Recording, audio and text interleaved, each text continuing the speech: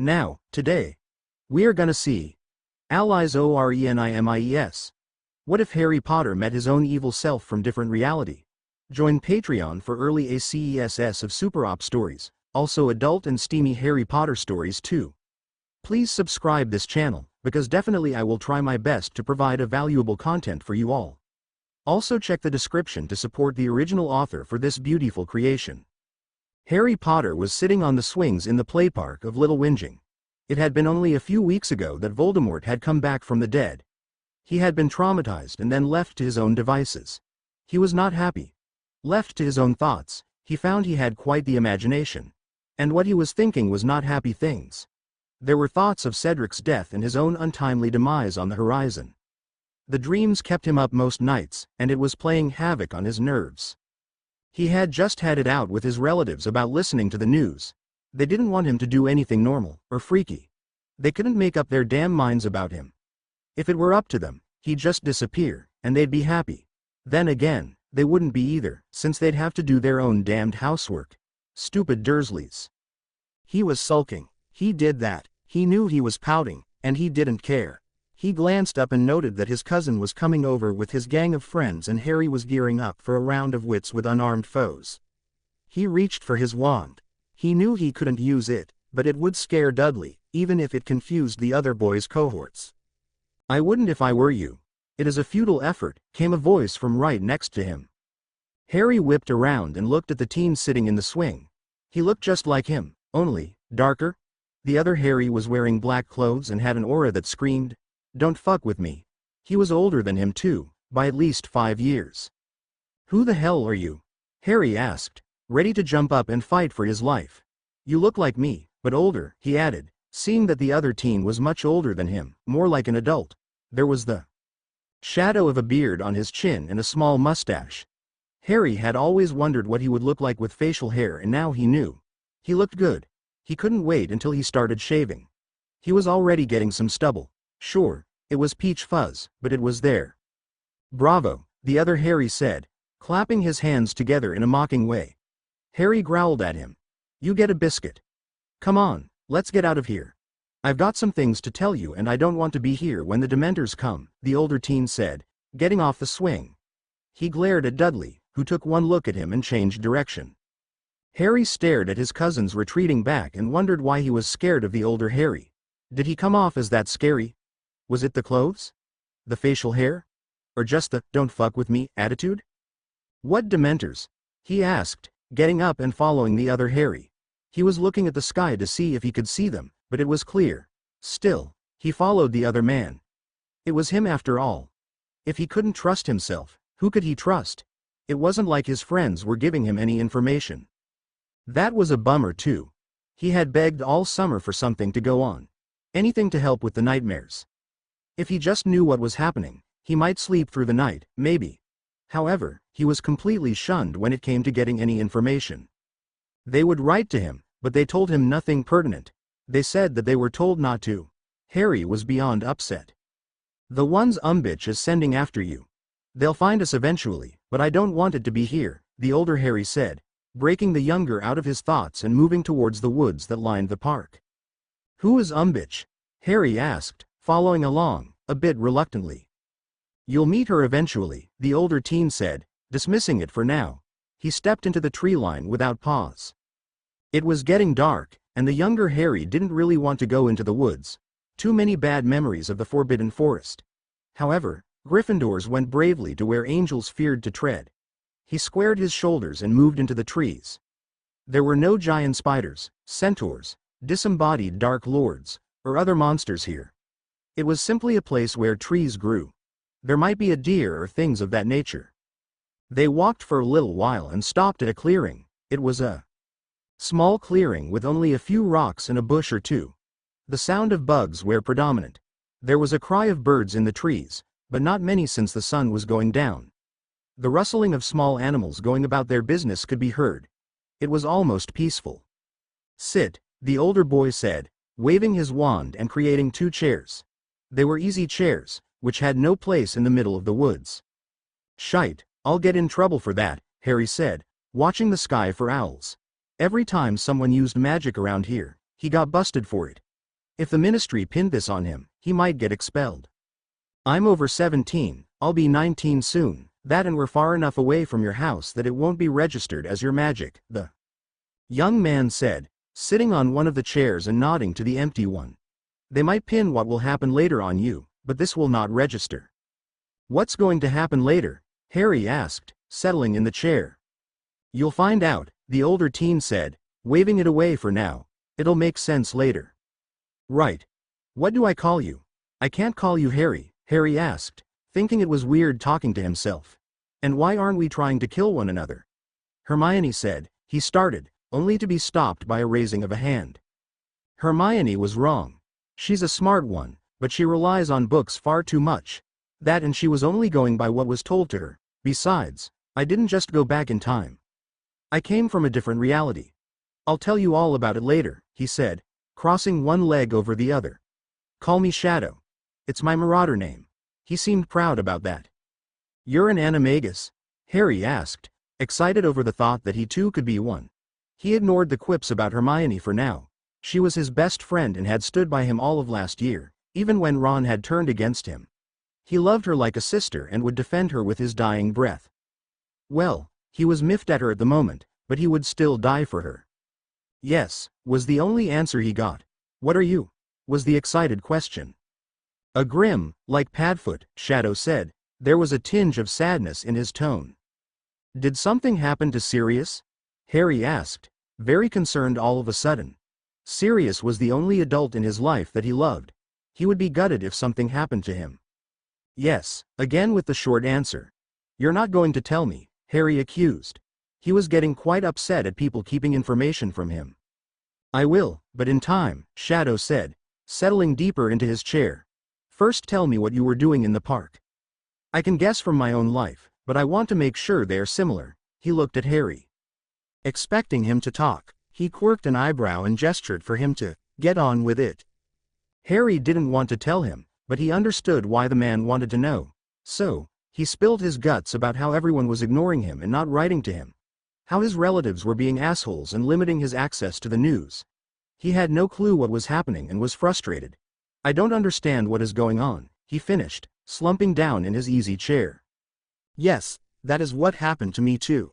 You can blame Dumbledore for the silence, Shadow said, picking at a piece of lint on his trousers. Don't worry, I'll tell you what's going on. Nothing. That's what. Dumbledore is guarding the prophecy, and you. That's it. Voldemort, and I suggest you start calling him something else soon, is laying low. He will go for the prophecy soon, but you don't have to worry about it. Yulani was the one who made it and we know what a fraud she is. She also predicted that Peter would escape, Harry pointed out. Remembering that night well, if only he had listened to her, then. Pettigrew wouldn't have escaped, and he'd be living with Sirius right now. He wouldn't be stuck here with the Dursleys. He might never have had to be in that damn tournament and Padfoot would have been there for him last year. She got lucky, Shadow said, sneering at the other boy. She predicts your death daily. Do you put stock in that? An eyebrow was lifted in a mocking manner.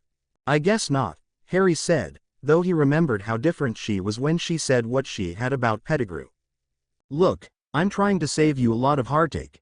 If you want to follow Dumbledore's plan and get killed, go for it. I'll just toddle off and empty your account at Gringotts and disappear, Shadow said, making as if to stand. I don't have to do anything. I am you. The goblins will let me take the money and go, he added in a voice that suggested he wouldn't break a sweat over it. Wait, Harry said, aghast that the other bloke would do that. I'm sorry. I get that you're trying to help, but what do you have against Dumbledore? He was desperate to not have him take his money. He wasn't sure he was serious, but it was worrying. He really needed his money to survive. He knew the Dursleys wouldn't support him past his adulthood, but Sirius might, so there was that. However, he couldn't rely on that. For starters, he puts too much faith in that fucking prophecy, Shadow said, glaring at the empty space between them. What is the prophecy? Harry asked, never having heard about it until now.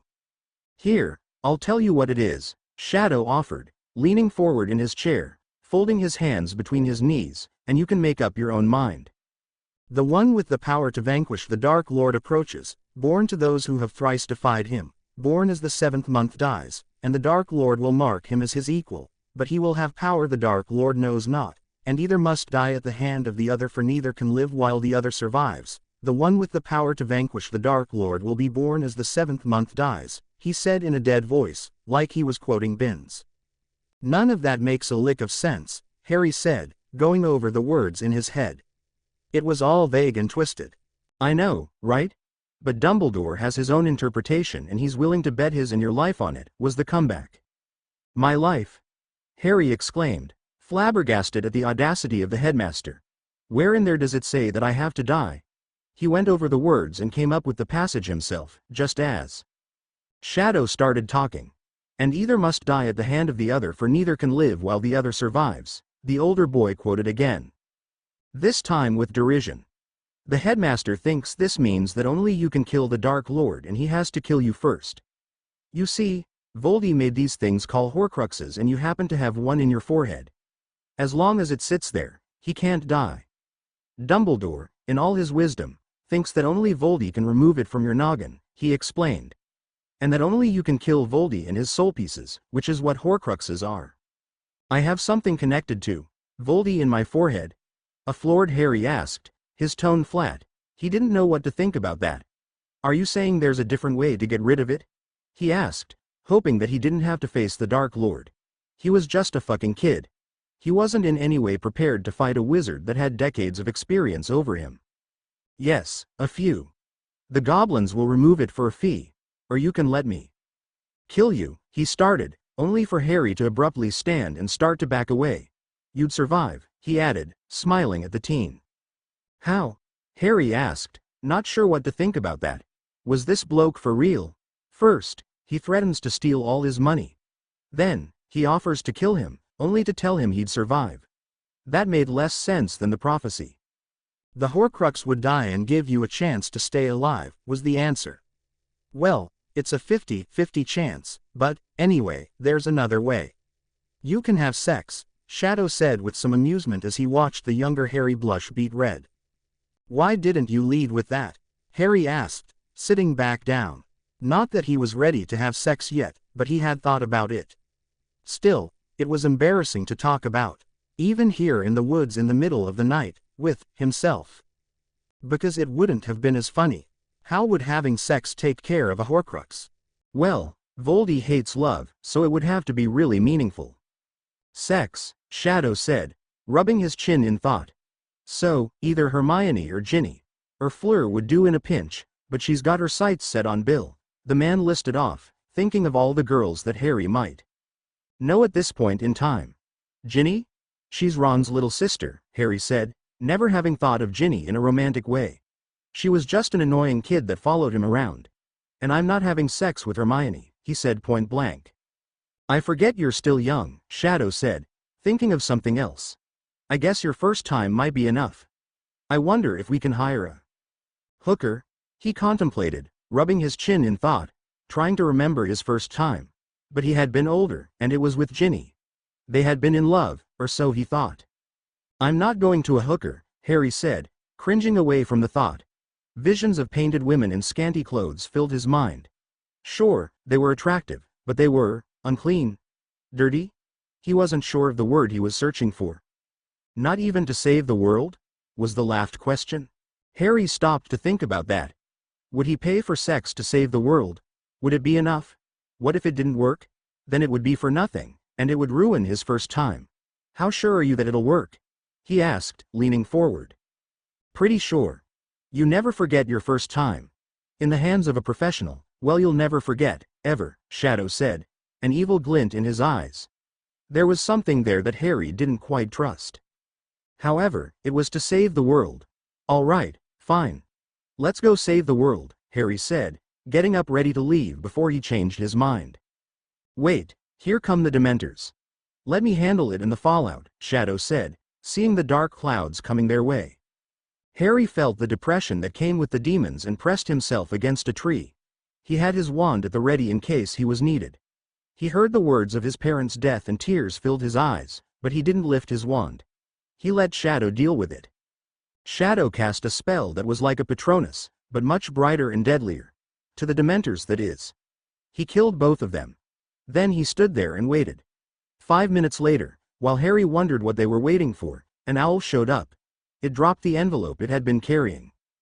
The message said that Harry had been expelled from Hogwarts, and that they were coming to snap his wand. Shadow held up his hand and indicated that he should wait. So, he did. Another letter came telling him to stay in his house, and not to give up his wand. Then another letter came telling him there would be a hearing. Then another letter came telling him not to do any more magic. Harry was beyond angry at everyone for their nerves at treating him like a naughty boy. He hadn't even done anything. He was madder at Sirius and Arthur Weasley for not asking about his health. He'd talk to them later. Shadow took out a letter, attached it to Hedwig, who had shown up when needed, and sent it to Amelia Bones. I let her know that I was the one who performed the magic. I told her that I am a cousin who was visiting when the Dementors attacked. I gave her the name. Shadow Potter. If asked, just tell them the truth, he said, waving Harry to follow him as they made his way out of the woods. Harry did, though he was still would help. He had heard it was a cure-all. You're an arsehole, Harry mumbled as they made their way to Gringotts. They were walking through the streets of London. It was dark out and there were some toughs about, but Shadow looked like he could take them, so they were left alone. You should have seen the look on your face, Shadow said, laughing his ass off. Harry had been quite the nervous wreck trying to ask a lady of the evening to take him on. The problem was he was only 14 and there wasn't enough money in Britain for any of them to be caught catering to a minor. They were kind enough to let him down easy, most of them, but it was a no-go from the get-go. Shadow found it hilarious. I'm sorry, I didn't think they'd turn you down, he said, still chuckling. Yeah, Harry said, never having been so embarrassed in all his life. Not even when Cho turned him down for the Yule Ball. Come on. Hopefully, the goblin's method is painless, Shadow said, tugging his sleeve to hurry him along. They were almost to their destination, so they moved faster. Diagon Alley only had one entrance, and it was open until 2 in the morning. It was going on 10 in the evening now. What? You don't know? Harry asked, not sure if this was a good idea anymore. He thought Shadow had gotten rid of his this way. Why would I know? I took a killing curse to the face, Shadow said, looking at him with a look that said it was still an option. What? Why? How? It wasn't planned, Shadow mumbled. I was there to fight, and someone said something to me, and I turned at the wrong moment. I got the curse to the face and that's how I know it might not kill you. I came back, he stated, but he sounded disgruntled about it. He didn't like to talk about it, that was obvious. Why aren't you happy about that? Harry wanted to know. He was a nosy bugger. It's what happened in the in-between that I didn't like. I don't want to talk about it, he said, moving faster, going to the door of the Leaky Cauldron. They had made it and were now going to the back of the pub. Tom, the bartender, was dutifully tending his bar. He waved Harry on and did a double-take at his company. Harry waved back and just shrugged. He hurried to the back of the bar, and into the alley. They went to Gringotts, which never closed, and accosted the nearest teller. How the night dwellers got into Gringotts when the Leaky Cauldron closed at 2 a.m. was a mystery, but they did. Gringotts was open 24/7 even on holidays. Good evening, teller, Shadow said, nodding his head. We need someone to examine Harry here, he said, getting straight to the point. He knew goblins never wasted time with frivolities. Why? The teller asked, taking up a quill to write a note. Shadow leaned forward and whispered, Horcrux. You don't say? The goblin said, looking at Harry's scar with a bit of awe. It's the truth, Shadow said with a shrug. They'd find out when they examined him. Very well. I'll send a message down. Go sit over there, the teller said, pointing to a set of benches near some double doors. The duo did just that and sat and waited. They watched the nighttime patrons of the bank, and they were some shady characters. Vampires, werewolves, and other dark creatures that couldn't do banking during the day. Well, that didn't make them shady, so much as their auras. Much like Shadows, they had that, don't fuck with me, aura. It took 10 minutes for someone to come and get them. Come, the goblin said as he waved them through the doors. Okay, Harry said, slowly. Didn't goblins introduce themselves first?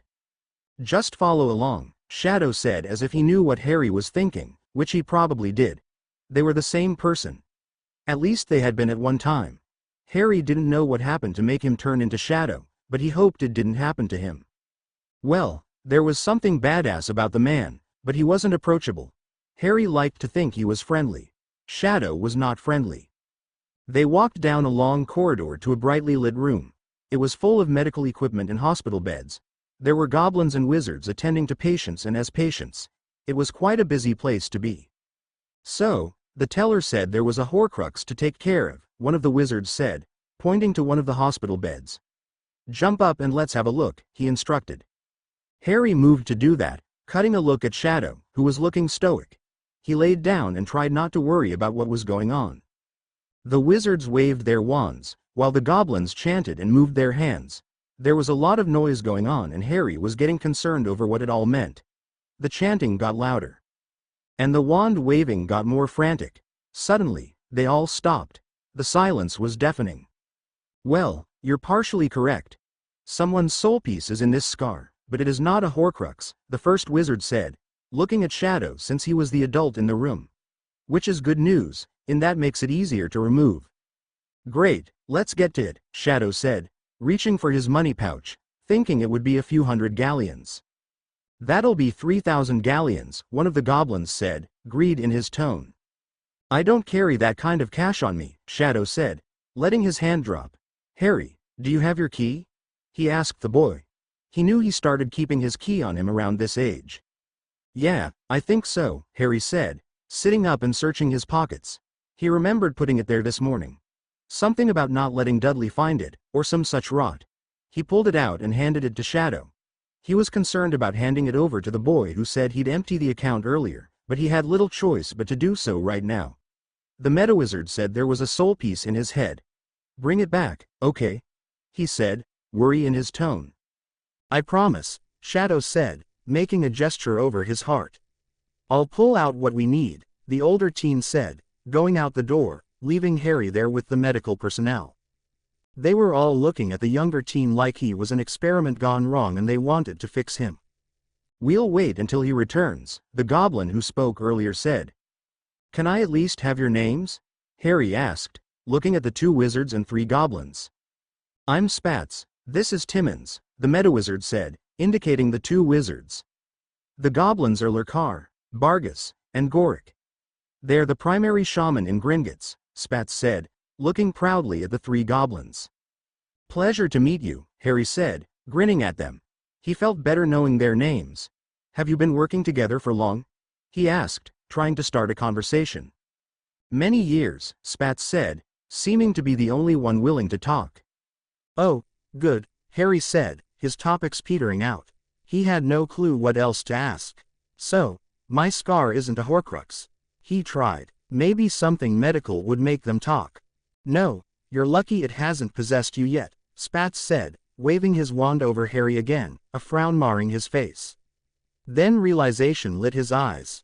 Ah, I see, a mother's protection. That is some powerful magic. That got the others talking among themselves. It would affect how they got the soul piece out. They would have to work with this protection so as not to rid the boy of it. Shadow came back just then with 2 coin pouches. He handed one to the goblins and one to Harry. Keep that one on you, he told the boy. He gave him back his key and went to stand by the wall. Harry gave him a queer look and nodded. He was relieved that the man had come back. He tucked the pouch in his trouser pocket and laid back down. They seemed to be ready to extract the soul piece. More wand waving and chanting, this time reaching a crescendo, and the nasty object was ejected from Harry's head. Ow, the teen said, grabbing where his scar burst open. Don't be a baby, Shadow said, seeing that it really didn't hurt that much. He knew the looks of pain on that face, and that wasn't one. It's all over now, he said as the soul piece came out. There was an unearthly scream and the soul piece floated into the purchase onto something else. The goblins waved their hands about and dissipated it. They did a lot of other ceremonial things, but it was over and all that was left was the cleanup. Harry was given a cloth to clean his forehead of the gunk. He did so and jumped off the bed. Thanks, he told Spats, trying to hand back the cloth. The man waved to the waste bin. Harry threw the soil cloth there and the thing burst into flame when it touched the brim. You're welcome, the distracted man said, waving his wand around the room, making sure the soul piece was gone. Shadow and Harry left them to it. They were just glad it was over. Harry's forehead was scar-free, and he was 3,000 galleons poorer. All was good with the world. So now what? Harry asked when they left Gringotts. Now you have choices to make, Shadow said, walking him towards Nocturne Alley. You can come with me, or you can stay and listen to Dumbledore and die when he wants you to. This time you don't have the horcrux to save you, he said, moving down the dark alley like he knew where he was going. Where are you going?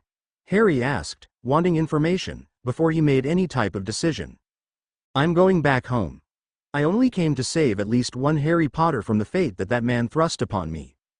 I plan on doing this as many times as I can. There is another option for you. You can disappear. You have enough money in your vault to just go. Take Sirius and vanish, Shadow said, tapping a wall at the end of the alley. A door appeared and they were back in Muggle London. How come we didn't come in that way? It's an exit only, was the answer. There are many of them throughout the alleys, he added, looking up and down the street to make sure they had not been seen. Not that it mattered, the door was there, like it was a house door. So, you can stay, go with me, or disappear. Those are your choices, he reiterated. Oh, Harry said as he settled down in thought. It was a tough choice. Did he want to fight in a war that had nothing to do with him anymore? He had just got rid of the reason for the prophecy. He was no longer marked. What about my friends? He asked, looking at Shadow. I can't make up your mind for you, the older teen said, stopping and looking at him. I can tell you that they will stay and fight. They're Dumbledore's people through and through. They didn't write you on his word. They will do anything he tells them to. Even spy on you, he added, giving him a knowing look. I know, Harry said, still unsure. They started walking again. But Hermione, he really thought about that. He loved her like a sister, but even he knew she didn't love him more than she loved authority. How much money did you put in that pouch? He asked, going over some ideas in his mind. Enough to support you for a month if need be. That's what took me so long. I had to get Muggle money, Shadow said, then thought of something. You won't be able to rent a room though. You need an adult. Damn it, Harry said, knowing going back to the Dursleys this late was asking for trouble. They never hit him, but verbally fighting with them was taxing. Come on, I'll get us a hotel for the night. You can ask your questions and do your thinking, Shadow said, going to a decent hotel down the street. I do need to think, Harry said, following along. He looked up to the sky and saw his owl following along and smiled. He knew he was going to be writing to at least one person tonight. It was going on midnight, but Hedwig would be up for waking a few people. She was a good bird like that. The next morning put many things into perspective. Harry didn't get a reply to his letters, bar one. That reply was a mangy dog scratching at his door first thing that morning. Well, it was more like noon, but it was first thing to him. He let his godfather in. How did you find me? He asked Sirius when the man changed back into a man. I followed your scent. You were in the alley last night, he stated, though there was a confused look on his face. There were two scents though, he said, tilting his head to the side. Yeah, hold on, Shadow is in the loo, Harry said, hearing the shower stop. He'll explain everything, he said, hoping that was true. Shadow came out of the restroom and froze. Padfoot, he said, softly, there was a longing in his tone. Like it was a dream that came true, but a nightmare at the same time. James, Sirius said, shock in his tone. No, the other man said, shaking his head. I'm Harry from a different reality. I'll explain more in a minute. Let me get dressed and call for breakfast, he said. He looked at his watch and amended that to lunch, and did just that. When the meal came, they sat and ate while Shadow explained why he was doing what he was doing. I got the raw end of the deal, he said, bitterness laced his voice. Dumbledore had planned my entire life. Who I married, who my friends were, what my career would be, when and how I died. All of it. I rebelled, and I was cast out. My money was confiscated, and I was labeled a Dark Lord. So, I gave them what they wanted and took over the magical world. It was then that I decided that I needed to help other Harry Potters to not have my life. I don't like who I am. It's not in my nature to be dark, he said with a heavy sigh. The other two looked on with pity and awe. Both of them were horrified with what the other man had been through. Harry was thinking that this was his life Shadow was talking about and that he was heading down the same path. Dumbledore was doing the same thing to him. Maybe not all Dumbledores are like yours. You know, one turned right, while the other turned left, Sirius said, thinking of the chaos theory. He didn't believe it, but he was going to throw it out there anyway. You're right, of course, which is why I asked questions and scouted Harry out before I approached him, Shadow said, scooping up some beans and eating them. They were having a full English breakfast for lunch. They were starved, having missed breakfast and dinner the night before. What are you thinking, Harry? Sirius asked, ready to support whatever Harry wanted to do. He had missed so much of the boy's life. He wasn't going to miss any more of it. He would back the boy no matter what his choice. There was nothing here for him, that was for sure. I want to leave. There's nothing for me here, Harry said, his tone firm. I mean, I'll miss Ron and Hermione, but they made their choice this summer, he added. He had thought about it all night. He didn't want to fight in a war. It gutted him about Hermione, but she wouldn't go with him, he knew that. She would stick with Dumbledore. He was 14 fucking years old, he wasn't going to be a hero. Okay. I can't go to Gringotts, but I can write a letter of authorization, Sirius said, looking to Shadow. He reached in his pocket and handed the young man his key. He kept it on him, so Fletcher didn't steal it. I can do that, the younger man agreed, knowing what Black wanted. I can clear out Harry's account too, he said, knowing that a blood test would let him do that. That and Harry could give him the key. We're really doing this? Harry asked, surprised that Sirius wasn't trying to talk him out of it. Though the older man would dig in harder. Yes, his godfather said, gesturing for him to finish his meal. Good, Harry said, picking up some bacon and eating it with gusto. Harry and Sirius disappeared from magical Britain and were never seen again. They left the Muggle Way and were safely in the outback of Australia. There was a magical community there that took refugees from Britain, and Sirius was promised a fair trial, after he begged for political asylum. They lived a full and happy life, married, and had children. The bonus was they never fought in a war. The prophecy was defunct the night the boy left. Shadow stuck around for a few days to make sure their trail got cold.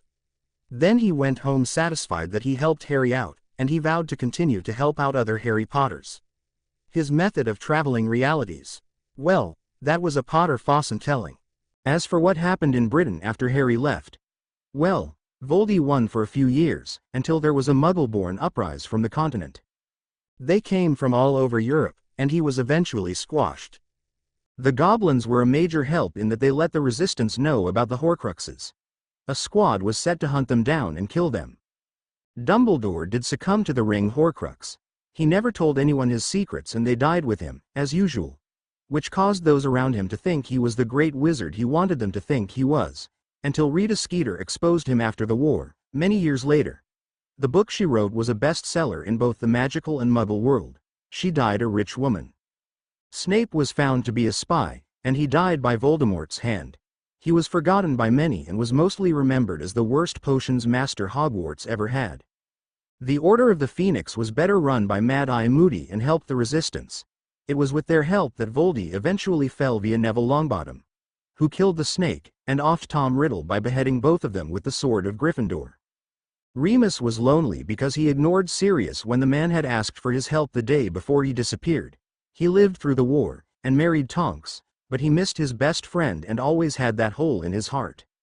Ron and Hermione were gutted that Harry left without so much as a by your leave. He had written to them the night before he left, asking them one last time for information, but they had ignored him, and they paid the price for that now. They survived the war, but their friendship didn't survive without Harry. They should never have listened to Albus Dumbledore. Hermione was the most hurt, and she learned that it was the price she paid for putting authority over friendship. She never made that mistake again. Part 2 Who the hell are you? Part 2 Another adventure of Shadow. Just something to while the time away. I don't expect much traffic on this one. Leave a review, it's the only payment I get. Suggestions for Shadow's next adventure would be appreciated and taken into consideration. This story is a continuation of Who the Hell Are You? Harry Potter was sitting in the swing set at the little park in Little Whinging, Surrey. He had just gotten out of his third year of Hogwarts and met his godfather, Sirius Black. Sirius had to go back on the run because he was wanted by the law. It was a disappointment because Harry thought he was going to take him in and now he was feeling sad for himself. He looked up and saw his cousin was coming for him and reached for his wand because he was going to scare him. "I wouldn't do that if I were you. It's a futile effort," said a voice next to him.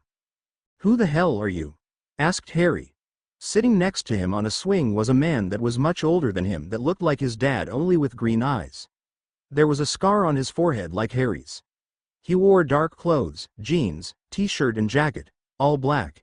It confused Harry a bit, because the man looked dark, mean, scary. Well, he didn't look like someone Harry wanted to meet in a dark alley. Like the kind your primary teacher warned you about taking candy from. "I'm you," said the man with a casual raise of his shoulder. His voice was rich and smooth. "You can't be me." "I'm me," said Harry indignantly. That didn't make any sense to him. He knew there were two of him running around last year but they were both the same age. He didn't think time turners worked on this level. However, there was the scar on the man's forehead. "I'm you from the future, idiot," said the man. "I've traveled back in time to help you out," he added, quirking an eyebrow. "I'm actually from a different reality," he added, leaning back in the swing and swinging a bit. It made him look relaxed and cool. "Are you here to take me away?" asked Harry, getting excited at the prospect. The man didn't look that scary now. He was him, and if he couldn't trust him, who could he trust? "Not quite," said the man, scrunching up his brow. "Then go away," said Harry, slumping in defeat. He really just wanted to get away from the Dursleys. That was his primary wish at the moment. It was all he thought about. "Don't be like that. I'm here to help you find your godfather," said the man, leaning sideways, causing the two swings to bump into each other. Like a playful nudge to brighten the boy up. "Are you really? How are we going to do that?" the young teen asked, his smile finally showing on his lips. "That would be great. Sirius could come and take him away.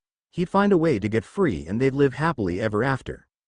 "Well, the first thing we're going to do is go back to your house and get your owl," the future Harry said, nodding in the direction of number 4 Privet Drive. "How's that going to help us?" asked Harry, furrowing his forehead. He didn't get how Hedwig would be helpful. Who would they be writing? He didn't know where Sirius was. Maybe Remus? "We're going to write to Sirius and tell him to get his bloody ass back to England," the man stated in a firm voice. Like it was a given. "I didn't know he was out of England," Harry said, a bit disappointed that Sirius had left the country. He thought the man would have stayed closer to him. "Yeah, he's on some tropical island right now, but he's going to come back because we're going to tell him to. Then we're going to go to Diagon Alley and stay at the Leaky Cauldron for a couple days," the older man said, laying out the plans for the next few days. "So you were here to take me away? Then why didn't you say so?" Harry said, getting really excited. He was all but bouncing in the swing now. "I'm not here to take you away, per se. I'm here to take you on vacation," the still unnamed man stated. Well, Harry knew his name, but he couldn't very well call him Harry. That would be confusing. "It's the same difference, moron," Harry said, shaking his head. "Hey, no need for name calling. Call me Shadow," the now named Shadow said, putting his hand out for Harry to shake. "You called me an idiot earlier," Harry said, shaking the proffered hand. He smirked to show he was just playing around. "I'm older than you are. I'm allowed," Shadow stated, getting up and dusting off his trousers. He looked at Dudley and his gang who were standing around waiting for him to go away so they could harass Harry. He narrowed his eyes at the group, and they all looked warily back at him. "That doesn't make any sense," Harry said, also eyeballing his cousin. "You're lucky I didn't call you anything stronger," Shadow stated, looking at his younger self with a raised eyebrow. "You seem to be meaner," Harry said, quirking an eyebrow in a questioning manner. Like he was wondering what happened in his life that turned him into such a Badarse. "Let's just say I went through a lot more shite than you have," the man offered with a shrug. "And I know the shite you've been through. So, you know it must have been worse," he added. "Must you cuss so?" Harry asked, frowning. He knew Hermione would chastise him if he cussed that much. "Like I said, I've been through a lot more shite than you have," the unrepenting man stated, turning back to the kids trying to lay ambush. He just glared at them. Then he made a stomping motion at them, and they scattered. "I see," said Harry as he laughed at Dudley's antics. He knew his cousin was a coward. "Come on, Let's get back to your house and get Hedwig, Shadow said, nudging him out of the swing. Harry complied and they made their way to Privet Drive. Who the hell are you? Asked Petunia as the two of them walked through the door of her house. She thought it was James Potter, but the man never looked that rugged. That and Potter was dead. You may call me Shadow, said Shadow, giving her a withered look. He didn't even pause as they made their way to the stairs. Harry was walking hurriedly in front of him. He didn't want to confront his aunt. He just wanted shot of the place. Why do you look like Harry? Asked Petunia, moving to the foot of the stairs to continue the conversation why this man was in her house. If he was going to take the freak, she needed to know why in case the head freak asked. And she was sure that Dumbledore would show up sooner or later asking where the boy had gone. Because I'm him from the future, was the answer as if it were obvious. Well, what are you doing here? She asked, gobsmacked by his answer, but blowing it off his cheek. Even with magic that was impossible. This man had to be a relative from that side of the family. We just came to use the owl, he said, standing at the top of the stairs, while Harry was in his room getting some ink and parchment out. Then I'm taking the brat for the rest of the summer, he stated, not giving her the rest of their plans. Well, use it and get out, she said, like she could order them about. So the two of them quickly wrote a letter to Sirius telling him to get his ass back into England. Then they rapidly packed Harry's trunk and hauled it downstairs. They went outside using Shadow's wand and called the night bus. It was only a matter of 10 minutes or so, and they were standing outside a hotel near the Leaky Cauldron. Shadow decided they would stay in the Muggle world. That way Dumbledore wouldn't find them. What are we going to do now, Shadow? Asked Harry as they sat in the room they rented. It was a nice room that had 2 beds and a desk. There were 2 comfortable chairs and a small table between them. There was a rug on the floor that had seen better days, but it kept the chill off the toes in the morning, so it did its job. There was a telly and a small refrigerator. Well, first thing we're going to do is get you a new wardrobe. You look like shite in those clothes, the man said, picking at Harry's too big shirt and wrinkling his nose. It was one of Dudley's cast-offs. It was at least 3 times too big on Harry. But then won't Uncle Vernon know that I have money? Harry asked, that being one of the reasons he never bought new clothes in the first place. He never wanted his relatives to know about all the gold he had.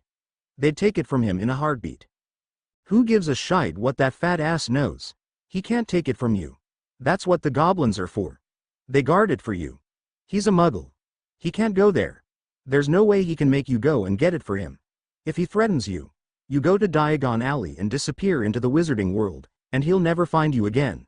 I don't know what you're worried about, Shadow said, shrugging his shoulders in a casual manner. It was all common sense to him. Seriously, must you cuss so much? Harry asked again. I'll speak as I like, was the comeback. Fine, we'll get me new clothes and then what? The teen said, resigned to listening to a potty mouth. Then you do your homework and then we'll figure it out from there, Shadow suggested. Even though he didn't want the boy to return to that school, he did want him to do his homework. He wanted him to engage his brain. Must I do my homework? Harry whinged. He hated doing his homework in the summer months. It was a time for relaxation, not homework. You want to be smart, don't you? Shadow asked, tilting his head to the side. Yeah, but it's divination and potions, came another whinge. He had done his other homework already, but potions meant thinking of Snape, and divinations was boring. You're the idiot that chose divinations. And potions are a must-to-know, was the unsympathetic reply. You chose it too, Harry countered, pointing a finger at his older self. And I was a fucking idiot for doing so, Shadow stated, with another casual shrug. He knew he was a lazy bugger for taking that class. He should have taken ancient runes. Well, what do you suggest?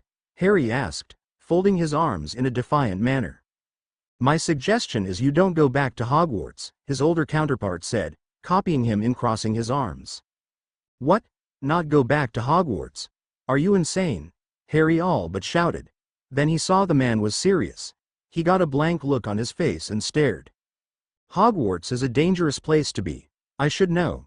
I went there for 6 years, Shadow said, with a deadly glare. 6? Hogwarts is a 7-year school, Harry pointed out. He was confused. Shows you how dangerous it is because I only went for 6 years, was the smug reply. What did you do during your 7th year? Harry asked, very curious as to what the other man had done during that year. Ran for my life, that's what. There was a war going on, Shadow said as if he were talking about the weather. A war? With who? Harry asked with a sinking feeling in his stomach. He didn't want it to be true. He knew who it was, but... You're not that stupid. You know who, Shadow said, giving him a withering look. You're telling me he comes back? Harry asked in a small voice. That's right. And you had to fight him. It wasn't a question. That's right. And it's all because of Hogwarts? This time it was a question.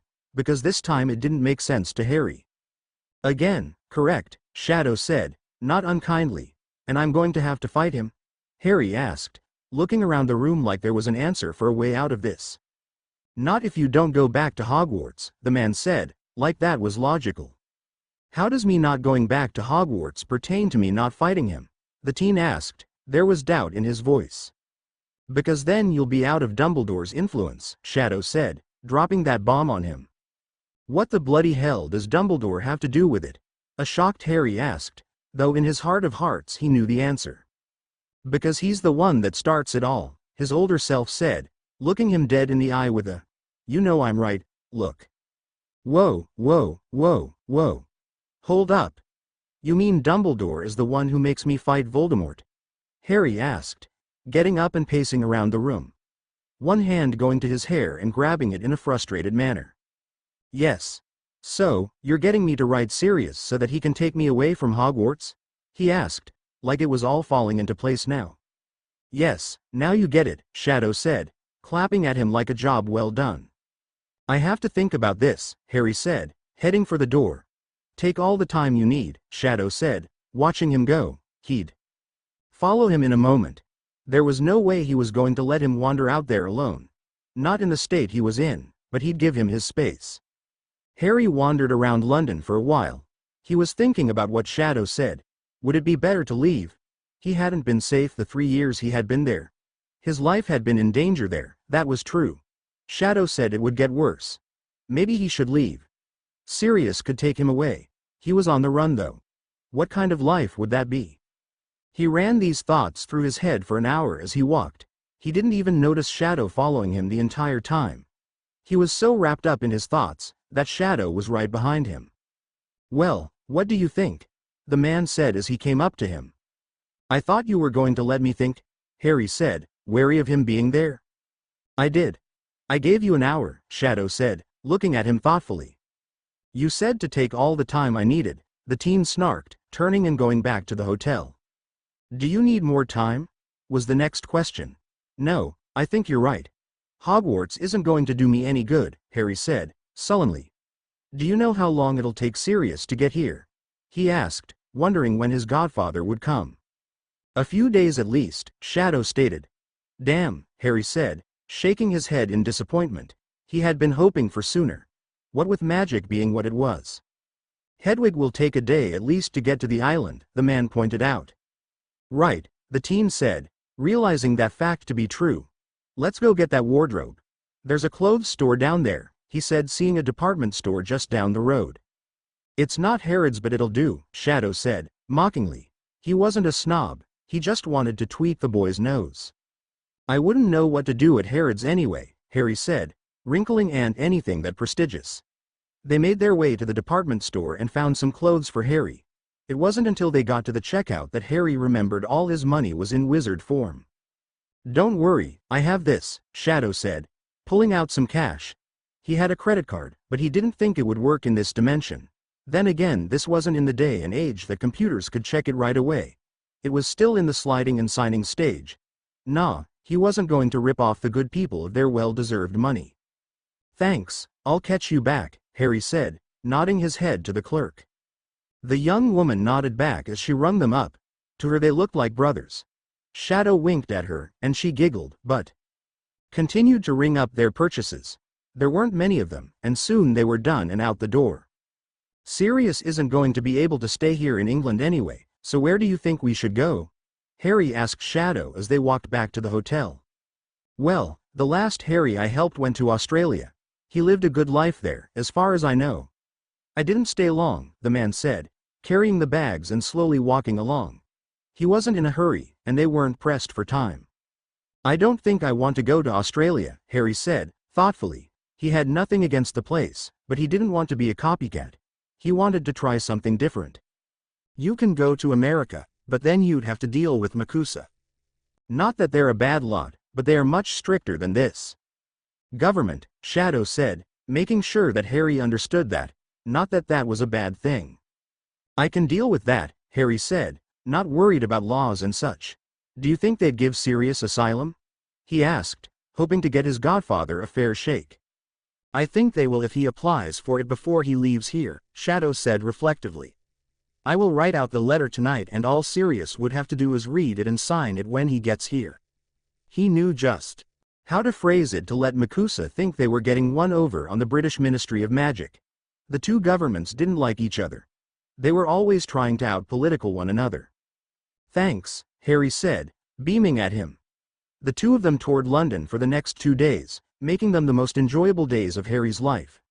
They did pick up some disguises and went into Diagon Alley and got Harry's gold out of the bank. Not all of it, since there were Gringotts in America, and he could transfer it to there. They spent very little of Harry's money, and Shadow lavished the teen with many small gifts. Nothing too extravagant, just touristy stuff. Things Harry always wanted, but never was allowed to have. Like stuffed animals, British flags on sticks, or ball caps with sports symbols on them. Harry soaked it all up like he wasn't a native. One day when they came back from touring the palace, there was a large black dog waiting for them near their hotel.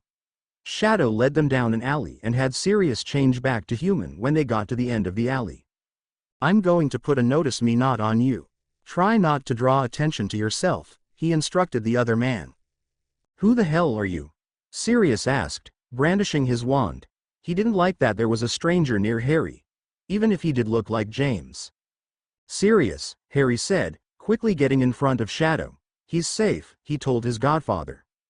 You don't know who he is, Sirius said, not lowering his wand, but moving it around, trying to get it angled to where it would be pointed at Shadow and not Harry. He wasn't having any luck. Harry kept moving so he was in front of the wand no matter what.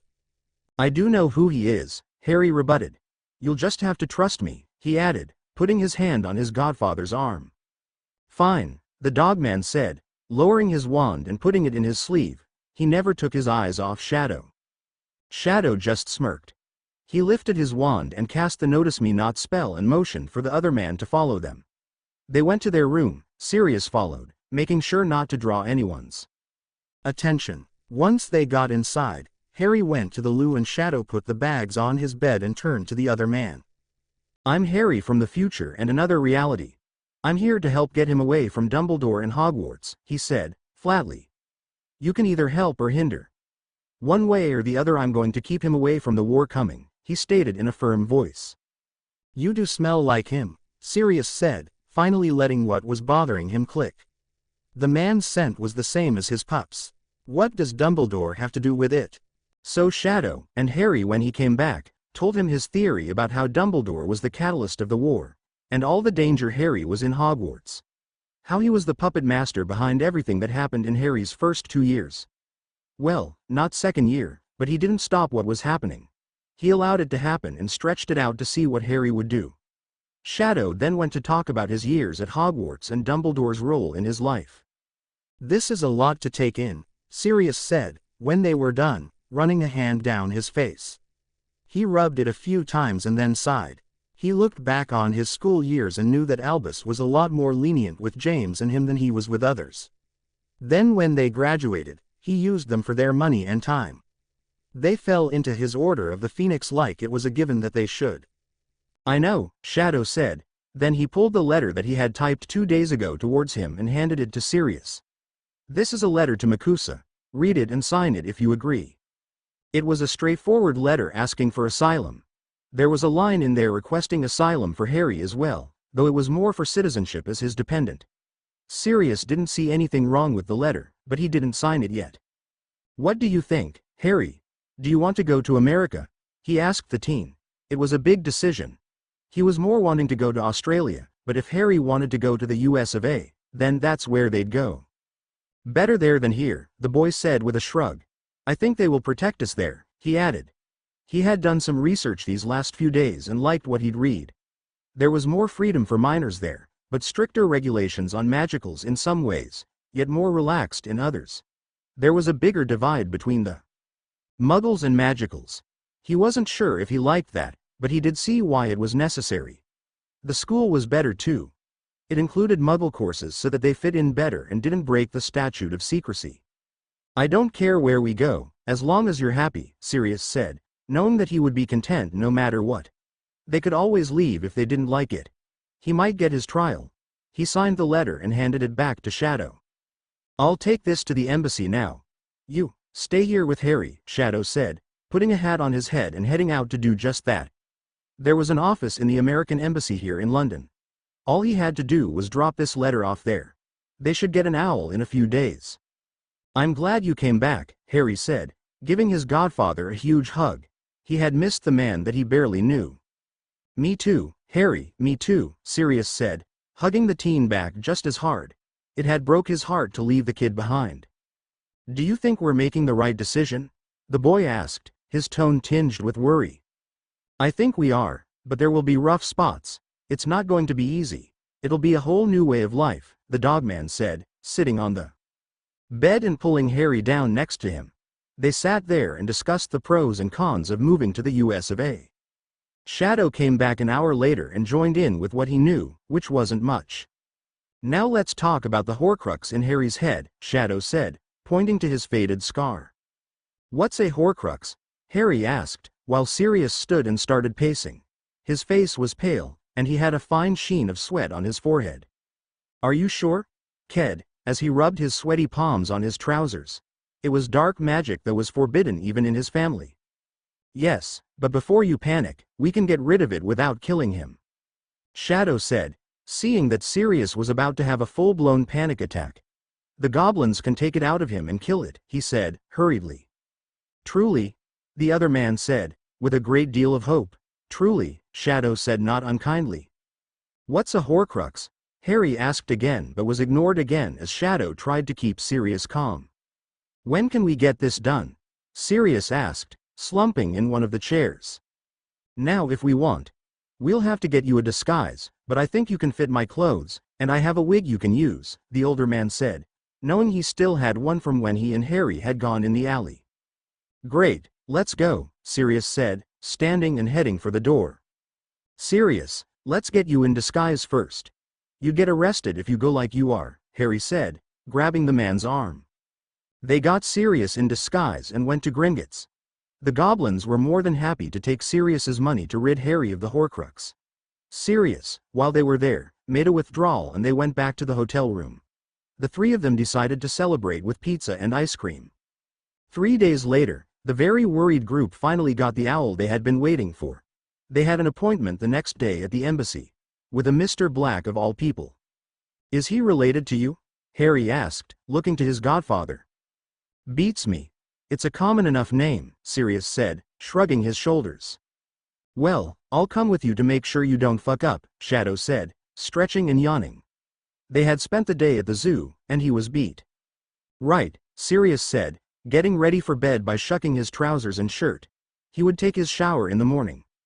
Harry was already heading for the bathroom. Sirius would use a pair of tracksuit bottoms and a t-shirt for pajamas.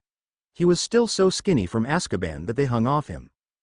Don't worry, you've got this, just don't do anything stupid, like prank anyone, Shadow said, also donning some tracksuit bottoms, but no shirt. Right, Sirius said again. He was getting nervous. He didn't think he'd get any sleep tonight. Here, the other man said, handing him a vial.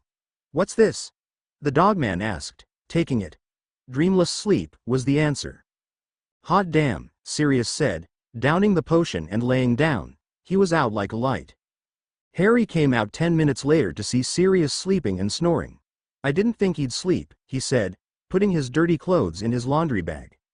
I gave him a potion. Do you want one? No, thank you, the teen said, knowing he would sleep just fine. Okay, Shadow said, going to the bathroom for his shower. Harry was out and sleeping next to Sirius when the other man came back from his ablutions. He just shrugged and went to bed. The next morning Sirius was up first and took his shower and ordered breakfast. He put his wig on and got dressed for the day. Then he woke Harry and Shadow and made sure they were up and ready for the meal. The appointment was at 10 in the morning, and they had to catch the night bus to get there on time. The embassy was a massive building. The magical office was in the back, and you had to go through the whole building to get to it. First you must get through the receptionist in front by giving a code Merlin. She would give you a badge that had a phoenix on it and you could pass through the building unmolested. The door to Mr. Black's office was just like everyone else's. It was wooden and glass with his name on it. They knocked. "Come in," was heard. So they entered. There was a man that vaguely looked like Sirius, with black hair and gray eyes. That was where the resemblance stopped. This bloke was tall and buff. "Welcome," he said, waving them to come and sit. He stood and held out his hand to Sirius and Shadow. The two men shook and sat. Harry nodded to the man. Introductions were made and they all sat and got comfortable. "Now I got your letter and I hear you want asylum," Mr. Black said, taking out some paperwork and going over some lines. "Yes, sir," Sirius said, nodding along. "You see, I'm innocent. I was framed. Peter Pettigrew was the one who sold out Harry's parents. He was the one who killed the Muggles. He's a rat animagus. We caught him last year, but he got away. Now, I'm on the run again. I never got a trial, so I escaped Azkaban when I saw Pettigrew in the newspaper and knew he was near Harry here," he got out in one breath. "I see," said Mr. Black, blinking at the other Black. "Do you have the memories to back your claims?" he asked, taking out some vials. "Yes, so does Harry," Sirius said, more than willing to part with them. "Let's get started then," the other man said, taking out his wand. The questioning started and lasted for over 2 hours. The memories were stored and looked over. Sirius was granted tentative asylum to America. They would be moving there within the week. For now, they could move into the embassy. It was considered American soil on British grounds. "Well," Shadow said, looking at the two he had come here to help, "it looks like you two are off to a good start. I'm off to help the next Harry Potter." "Why are you doing this?" Harry asked, knowing the answer. It was his saving people thing. "I told you my story, right?" Shadow said, frowning a bit. He was sure he had. "No, you never really did," Sirius said, settling down on the couch in the rooms they had been allotted. They were nice and comfortable. 2 bedrooms and a sitting room. There was a kitchenette as well. "You told us your years at Hogwarts, but stopped there," he added. "I was controlled by Dumbledore. I know I told you that, I know I did. Well, because I was so controlled, I turned into a Dark Lord and took over the British magical world. I didn't like that I had to do that, and I vowed that I would help other Harry Potters to not have that life." Shadow explained. "How did you know there were other Harry Potters? I mean, other realities?" Harry asked. He never even thought of different realities. He thought his world was the only one. "I died. When I died, I was taken to King's Cross and talked to Dumbledore. I had an epiphany. I just knew that if I didn't take the train back then it would affect other realities. So, I took the train," Shadow stated. It had been a weird sensation. "So it was a gut feeling?" Sirius asked, tilting his head. "That was weird." "I guess, but I was correct. So here we are," Shadow stated, looking around the room and smirking. "So now that you're done here, you're just going to keep going on until you get tired of hopping from realities? Won't you get bored?" Harry asked, knowing that doing the same thing over and over again would get tedious. "I try to come during different times in your life," the older man said, "mostly before Sirius dies," he added, nodding towards Sirius. "He is the catalyst that is needed to get you away. He is needed and wanted in your life. I would try to save your parents, but they are a fixed point in time. I will keep trying though," he vowed. "I'd like to think that you will succeed," Harry said, hoping that at least one of the Harry Potters in all the realities could have his parents. "Well, you two have fun in the States," Shadow said, standing and going to the doors. "How do you jump realities, anyway?" Harry asked, wondering about the procedure. He might want to do what Shadow is doing now. After he lived a bit first. If his life turned out well, that is. He wanted to finish his education first. "I use the swing set in Lil Whinging. That's why I met you there," Shadow said as he exited the room. "He's not the friendliest character," Sirius said, watching the man go. "He brought us together," Harry snarked back. "Besides, he went through a lot of shite," he paraphrased. Language, the dogman said with a laugh. Hopefully, now that we're leaving you won't go through any of what he did. Hopefully, Harry agreed. When Harry's name came out of the goblet of fire, Theta Crouch Jr. lost his magic on the first task when Harry didn't show. When the British Magical Ministry tried to sue the Makusa for stealing the boy who lived, they were laughed out of the courts. Voldy took over the Brits, and he ruled for 10 years. It wasn't as bad as it could have been, but it wasn't a parade of roses either. The Muggle Queen was the reason his reign came to an end, when he tried to take the palace. The horcruxes were taken care of after he was killed by the Muggles.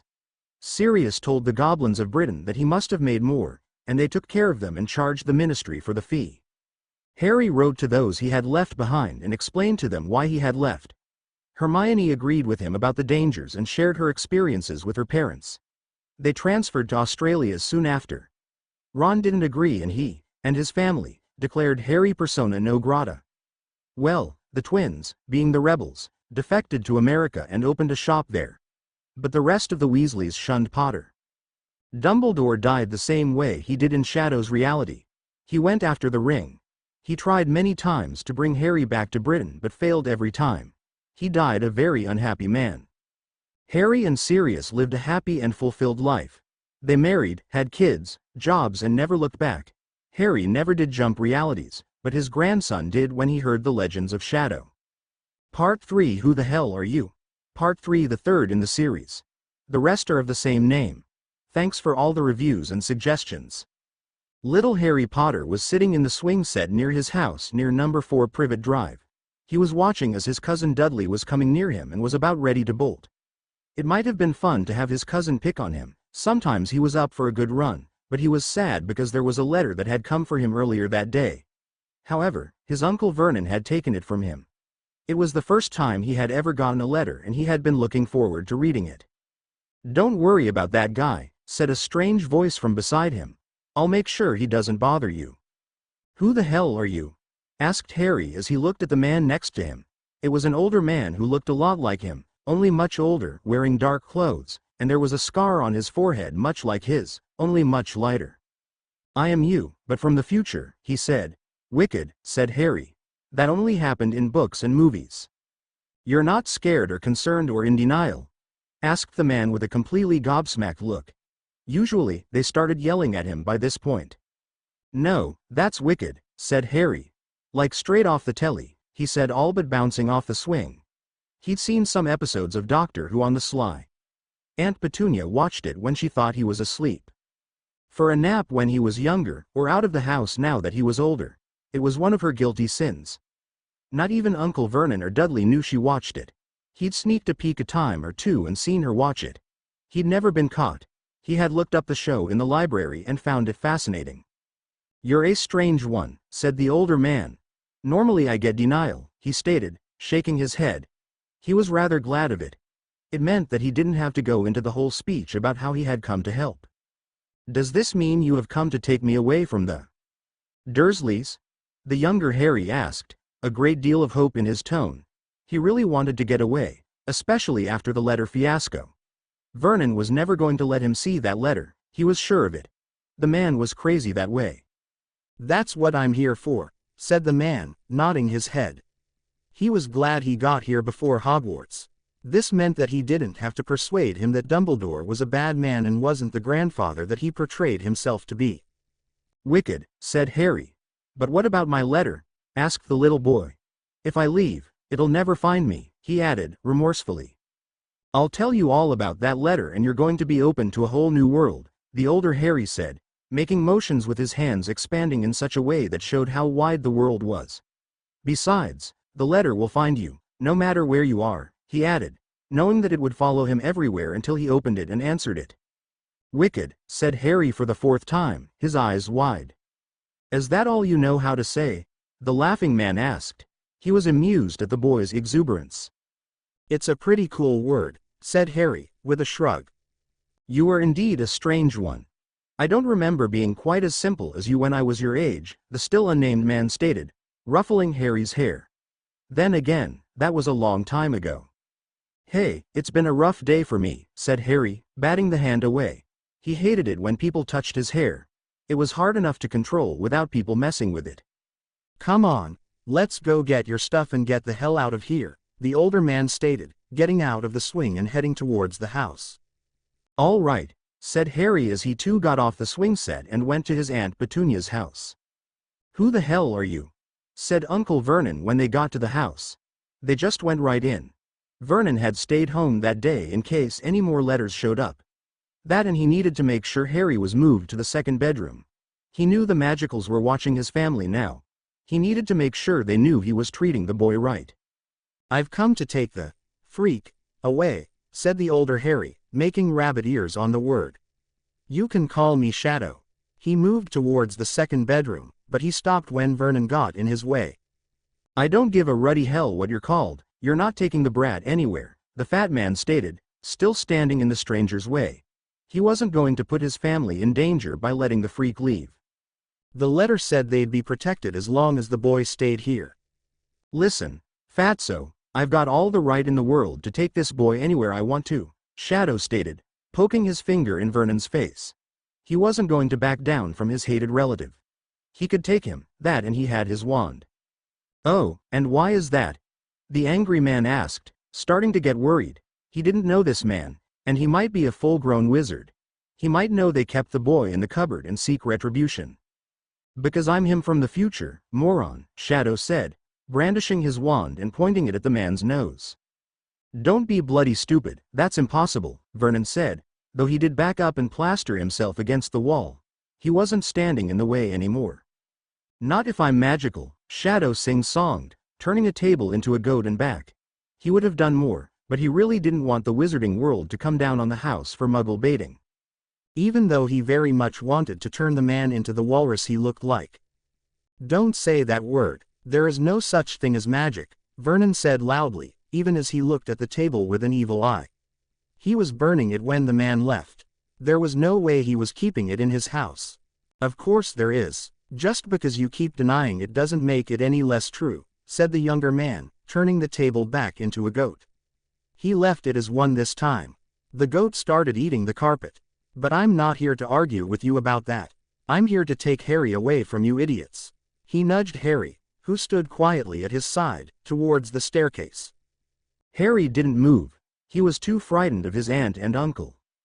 Take the boy, take him and leave, said Petunia. She was too miffed over the fact that one more of her family, not her, would be going to Hogwarts.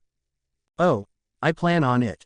I'm just here to get his stuff, Shadow said, once more heading to the stairs. He turned the goat back into a table again and nudged Harry again. Still the boy didn't move. He doesn't own anything. Everything he has belongs to us. Just take him and leave, she all but screeched. Her carpet was ruined, and the table was now a lost cause to her. It favorite pieces of furniture. Now she'd have to burn it. Fine, Harry, come along, said Shadow, making an abrupt about-face and headed to the door. With that, the two of them left the house and hurried down the walkway. Shadow flagged down the night bus, and the two of them went to the leaky cauldron. We need to get into Harry Potter's bank account, said Shadow to the nearest goblin as they entered Gringotts. They had gone there first, since they only had Shadow's money. Harry was insistent that since he had money, he'd pay his own way. The older Harry had told him all about himself on the bus ride there as he explained what they'd be doing for the next few days. Does Harry Potter have his key? Asked the goblin as he looked up from the book he had been writing in. No, but I have mine, said Shadow, producing the key from his pocket. He kept his key everywhere he went. It worked in any dimension. Well, it had so far. Are you Harry Potter? Asked the goblin, glaring at the older man. He did look like a Potter, but Harry Potter was an 11-year-old boy. As a matter of fact, I am, said Shadow with a shit-eating grin. How can you be Harry Potter and he be Harry Potter? Inquired the goblin, putting down the quill he had been using, knowing this line of questioning was going to give him a headache. Magic, said Shadow. Very well, human, present your key, said the teller, rubbing his forehead. He hated dealing with humans. Wizards especially. So Shadow presented his key and it played out that it was Harry Potter's key and they were taken down to Harry Potter's vault. The cart ride was like a park ride to Harry, and he had a blast. Harry looked upon the mounds and mounds of gold and asked, "Wow, Is this all mine? His eyes were blown wide as he took in his wealth. This is nothing. This is just your trust vault. Trust me, you have a lot more than this, said Shadow. This one melds into the other one on your 16th birthday, he added, knowing that the other Harrys hadn't known that. The first ones had merged when he was emancipated during the tournament. The second one, he explained it to when they were visiting all the sites. What do you mean, trust vault? I don't know what that is, the confused boy asked, his brow scrunched up in a cute manner. I'll explain it to you later, said Shadow, ruffling his hair. But I want to know what it is now, said Harry, stamping his foot and glaring at his older self. You're a pushy little sod, aren't you? The other Harry chuckled at the look. Only when I want something, said Harry, pouting that his pushiness wasn't getting him anywhere. Not that it ever did, but he had hoped it would with this man. He should have known better, he was a stubborn boy, he'd be a stubborn man. Look, I'll sit you down and explain the intricacies of finances later. For now, just understand that this is not all the money you have, and you have a bit more. You can't get to it until you're older. So, there's no point in your understanding now, Shadow said, looking down on him in a condescending manner. Fine, said Harry, throwing his hands in the air. He wasn't stupid, he just didn't like not knowing. All right, now we need to get you kitted out, the older man said, picking at the overly sized shirt on the younger boy. We don't have anything else for you to wear. He'd take him to Diagon Alley and get him some clothes, and then to the Muggle world for other things. You mean I get to get new clothes that actually fit and everything? Will they be magical clothes? Harry asked, jumping up and down at the prospect of it. For all magicals can do many great things, I don't think they have. Magical clothes, Shadow said, smiling at the very thought of clothes that could make you fly or other such rot. That would be quite a feat. You mean no clothes with pockets that are bigger on the inside or that can clean themselves? Or clothes that can resize themselves or anything like that? The innocent child asked, his eyes wide with disappointment. Well sure, they have that stuff. I thought you meant clothes that could walk around by themselves or make you fly, Shadow answered with a shrug. He was far too imaginative. No, I just meant general maintenance clothes, the boy said, not wanting to do laundry and such. Where did a kid like you learn words like general maintenance? Was the chuckled question. I heard Aunt Petunia say it once, was the solemn answer. Smart ass, Shadow said, thumping his nose. Harry just grinned impishly. We have one more thing to do while we're here, the older man said, turning to the goblin. We need to see the healers, he said, digging out a large sum of gold coins. He knew it was going to cost quite a bit to get the horcrux out of the boy's head. Why? Asked Harry, not liking that thought at all. He didn't like it when he went to the doctors. They always gave him shots, and those hurt. We need to heal your scar, Shadow said, not going into the reasons why. He didn't want to scare the child. But I'll like my scar, protested the boy, rubbing said scar. He thought it was cool and made him look different. You can keep it, but there's some dark magic in it that needs to be taken out, Shadow persisted. It didn't hurt to tell him that much. Oh, all right, Harry said, trusting his older self. They spent a half an hour in the healer's halls and Harry got to keep his scar, but the horcrux was gone. Harry felt the low-grade headache leave him. He didn't even know he had it until it was gone. His eyesight was a bit better too. Not perfect, but better. We need to get you a guardian, said Shadow after they went clothes shopping. They were in a Muggle hotel and going through Harry's purchases. He didn't buy too many, the boy was due for a growth spurt. Why do I need a guardian? Asked Harry. He thought Shadow was going to be his new keeper. He was dreading that he might have to go back to the Dursleys. You're too young to stay on your own, said Shadow, like it was obvious. Well, I get that, but why don't you just take me back to Aunt Petunia if you're not going to keep me? He asked. His tone was laced with disappointment and sadness. He liked Shadow, he was cool, and if this was what he was going to be like when he grew up, that was wicked. We burned that bridge when we took you away. She doesn't want you back, was the answer. Shadow came and sat next to him and put an arm around his shoulders. He knew what the boy was feeling. He too remembered how he always wanted his family to accept him. They never did, and never would, but he always wanted them to. That was until he was an adult himself. That's really very sad, said Harry. Not that I want to go back, and I always knew they didn't want me. I just didn't think they didn't want me. He stared at the wall. with tears rolling down his face. It hurt that they didn't want him back.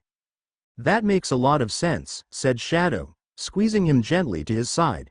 He just let the boy silently cry for a while. "Who are we going to get to look after me?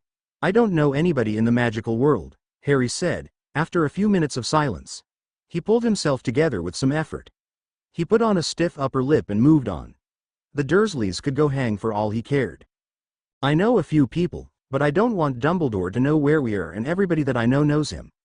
Let me think about it for a little while and see what I can do, and until then we're going to stay in the Muggle world, and you can't do magic here," Shadow said, moving to sort the clothes again.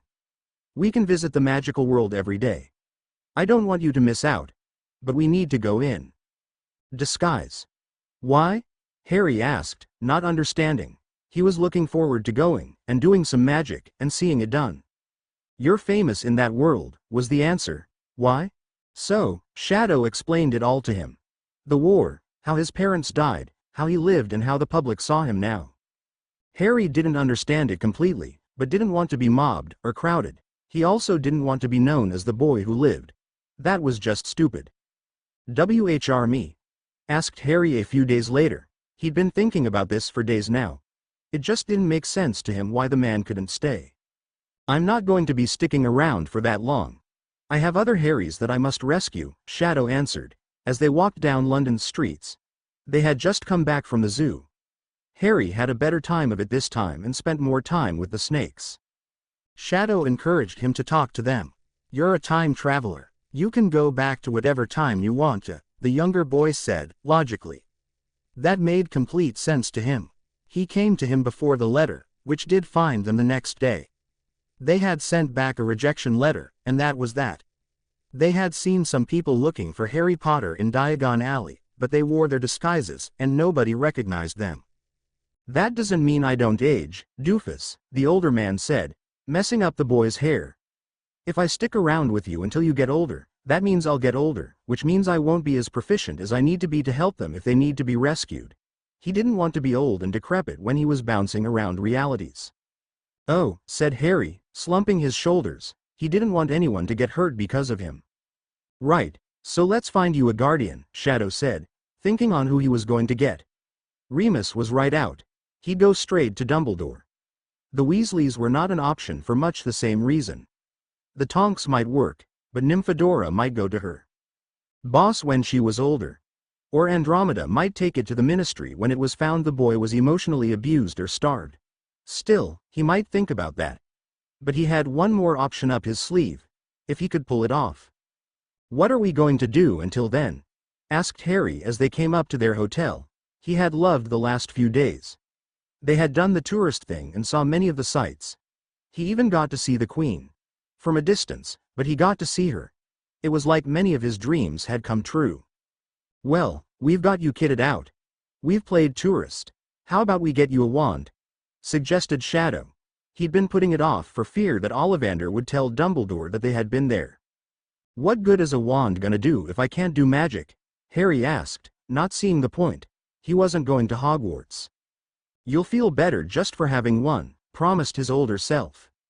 "Am I going to get books that I can read so at least I know how to do magic?" the eager boy asked. He was more than willing to get a wand if he could read about magic. "Of course we're going to get books. Right then, let's go." They went to Diagon Alley in disguise and bought many books and Harry's wand. Ollivander promised not to tell the headmaster until they left the alley that they had been. He recognized Shadow for who he was, and he made a vow to keep that secret. Well, Shadow threatened him into making the vow, but it was made. Then they went back to the hotel room, where Harry read and read and read some more. He absorbed the books like a sponge. He was fascinated with the new world he found himself in. He was a bit upset that he wasn't going to Hogwarts and hoped that his new guardian would find him a new school. 3 days later, Shadow showed up with the scraggly dog that looked like it had seen better days and hadn't eaten in weeks. It was large, shoulder-high to Harry. It looked like a Grim from Fantastic Beasts and Where to Find Them. "What's this then?" asked Harry, going up to the dog, trying to pet it. But the smell was just awful. "Oh God, what's that smell?" he said, putting his arm over his nose and mouth. It was just that rank. "This is Padfoot," said Shadow, having a bubblehead charm over his head. I'm just going to take him into the bathroom and get him washed off. He headed in that direction, patting his leg for the dog to follow. Padfoot looked at Harry with sad eyes but followed along, his head held low and a whinge in his mouth. "Oh, it's gonna take more than one bath to get rid of that stench," said Harry as he backed as far away as he could. "I'm surprised they let you through the lobby with that smell." "I cast the notice me not on him. They didn't even notice he was there," Shadow said, not stopping his trek to the bathroom. The people in the hotel had noticed the smell, but not where it was coming from. They probably thought an animal had died under the floorboards. "How come you get to do magic and I can't?" asked Harry, all but yelling the words from his side of the room. "Because I'm an adult," Shadow called back in a sing-song voice. "That's so ruddy unfair." "That's just the way it is," said Shadow as he took the dog into the bathroom. He closed the door with a smirk. It was 2 hours later when a clean dog came out of the bathroom and went up to Harry and started licking his face. Harry giggled and pushed the dog off. "So why did you bring this dog home?" he asked, wiping the drool off his face. He couldn't stop grinning though. "This is your new guardian," said Shadow. "He's a dog," deadpanned Harry. While he liked the dog, he couldn't be a guardian. That would be weird even for the magical world. That only worked in Peter Pan, and even then, they had a mom and dad. "Show him, Sirius," said Shadow to the dog. The dog morphed into a skinny, scraggly man whose hair and beard hung down to his elbows. He was wearing a prison outfit that had seen better days, but at least he was clean. "Holy shite," said Harry, scrambling off the chair and lifting his wand in front of him. "Harry Potter, meet Sirius Black. He's going to be your guardian. He's on the run and a prisoner here in Britain. But you guys aren't going to stay here. You're going to go to America. That's where my last Harry Potter went, but he got sanctuary there. I'm going to head over to the embassy right now to see if I can get him his freedom there again. If not, we'll see about getting him asylum in Australia or France," said Shadow all in one breath as if to get it out in one go. "I don't speak French," said Harry. He was never one to go to France, they seemed too prissy for his liking. At least what he knew of them. He might be wrong. He only had his Uncle Vernon's word for it, and his uncle was wrong about a lot of things. "I do," said Sirius brightly. "And I'll be more than happy to teach you," he added, moving to get nearer to his godson. Harry seemed wary of him though, so he was taking it slow. "That would be great," said Harry, lowering his wand. "But I think we would be better off if we were further away from England." He just didn't want to be near England. It would be too easy to be caught. "When did you get so smart?" said Sirius, in a joking manner. He didn't know Harry and wanted to ease into knowing him. So, he fell onto what he knew, jokes. "I've been hanging around with Shadow too long," Harry said, in a flat tone. "Smart ass," Shadow said. "So you keep saying," said Harry, grinning at the man. "I need to take a nap," said Sirius, yawning a jaw-cracking yawn. "That escape took a lot out of me." Not that he had done much, mostly just followed along. But he had been in Azkaban for over 10 years. That would take it out of anyone. "How did you even escape?" asked Harry, tucking his wand in its holster. He wasn't afraid anymore. "And where did you escape from?" He'd never heard of the wizarding prison. "I was a prisoner in Azkaban," said Sirius, shivering at the very memory. "And we didn't so much escape as made it look like I died. So, I don't know why I need to search for asylum, but Shadow here says it'd probably be best if I did that." His eyes drooped with weariness. They had left a homunculus in his place and walked out to the docks with him in his dog form, and portkeyed him to this hotel. He wasn't sure how Shadow had gotten through all the wards and protections of Azkaban, but he had. "That's just in case they ever figure out that you're not dead. That and so you can get your money out of Gringotts. The goblins can't proclaim you dead. And when the ministry tries to get your money out of the bank saying that you are due or not, you'll have refuge in another country. So, besides America and France, what other country do you think you want to go to?" Shadow asked, jotting down some notes. He wanted to have all his ducks in order for when he went to the embassies. "Well, I've never tried Austria," Sirius said, then he yawned. He wasn't kidding. He was dog-tired, pun intended. "Do you speak the language?" the other man asked, narrowing his eyes. "Don't be foolish, Harry Shadow. We have magic," the dogman said, laughing at him. Right, said Shadow, furrowing his brow, trying to remember if there was such a thing as a translation spell. There's such things as translation spells, the laughing man stated. Then why didn't they use them during my 4th year when all of us were bumbling around trying to understand what the other people were saying? Shadow asked, remembering that year quite well, when so many languages were being used. I don't even know what you're talking about, said Sirius, shaking his head. But it's mainly used by adults because it's a NEWT level spell. Oh, I see, said Shadow. He vaguely remembered Hermione saying that. Anyway, I'm going to go lay down on this nice comfortable bed I see over here. You think you two could keep it down for a little bit? I should only be out for about 3 days, Sirius said, flopping on the bed and was asleep before his head hit the pillow. Do you think he's serious? Asked Harry once he saw the escaped convict out like a light. I think he could probably sleep through a thunderstorm, said Shadow, shaking his head fondly. Well, I'm not going to be quiet just to let him sleep, but I won't disturb him purposely either, the 11-year-old stated, sitting on the other bed and flipping on the telly. Though he did keep the volume down. Right. You stay in the hotel room. I'll be back soon, Shadow said, going to the door and slipping out. Right, said Harry, just turning around and scrolling through the channels, which is what he was doing when Shadow went to get Sirius out of Azkaban, obviously. He had just woken up to being alone. Now here he was with an escaped convict, sleeping on the bed and Shadow playing political games. He'd just sit here and watch the telly and wait until one of them were here to tell him what the bloody hell was going on. So, Shadow tells me you're not going to Hogwarts, Sirius said, when he woke up 10 hours later. He felt much better now that he had slept for more than 3 hours straight. That's the plan, said Harry, nodding his head in agreement. That's kind of sad, said Sirius.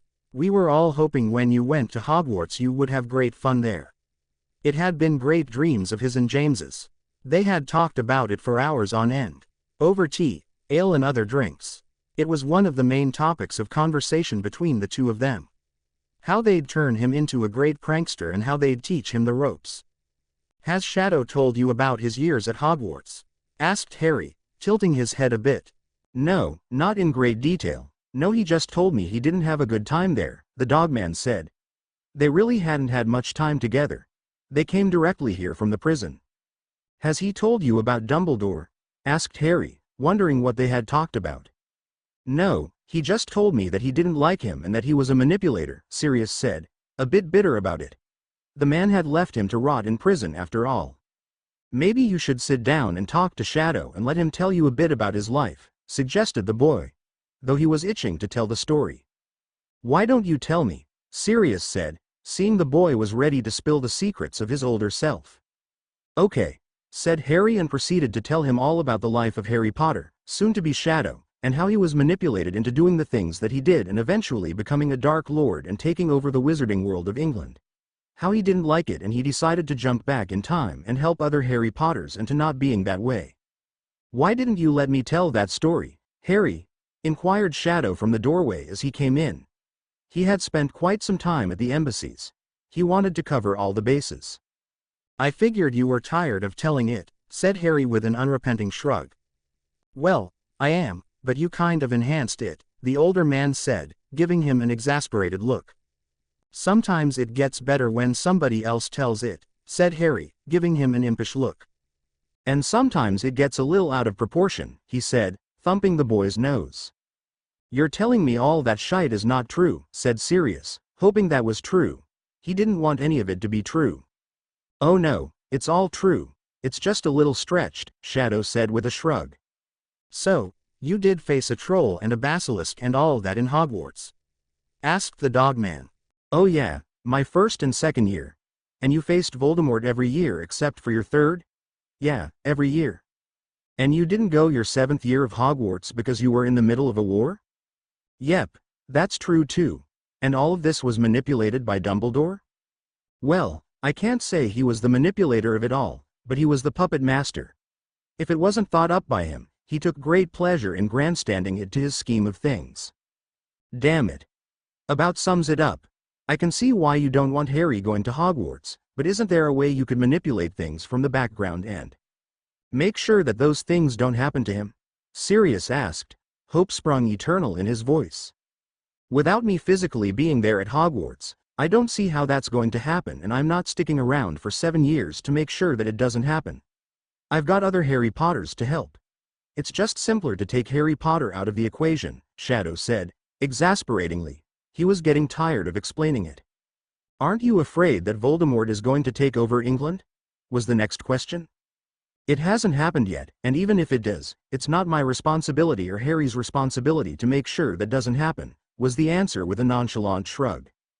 Whose responsibility is it then? Sirius asked, almost demanding. That would be the government's and Dumbledore's and the adults, Shadow said just as forcefully.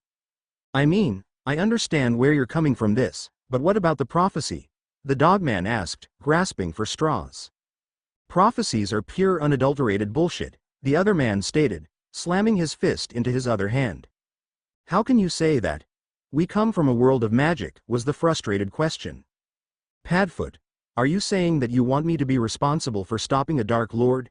Asked Harry with puppy dog eyes. He just wanted shot of the place. He didn't want to fight a war. He was just a kid.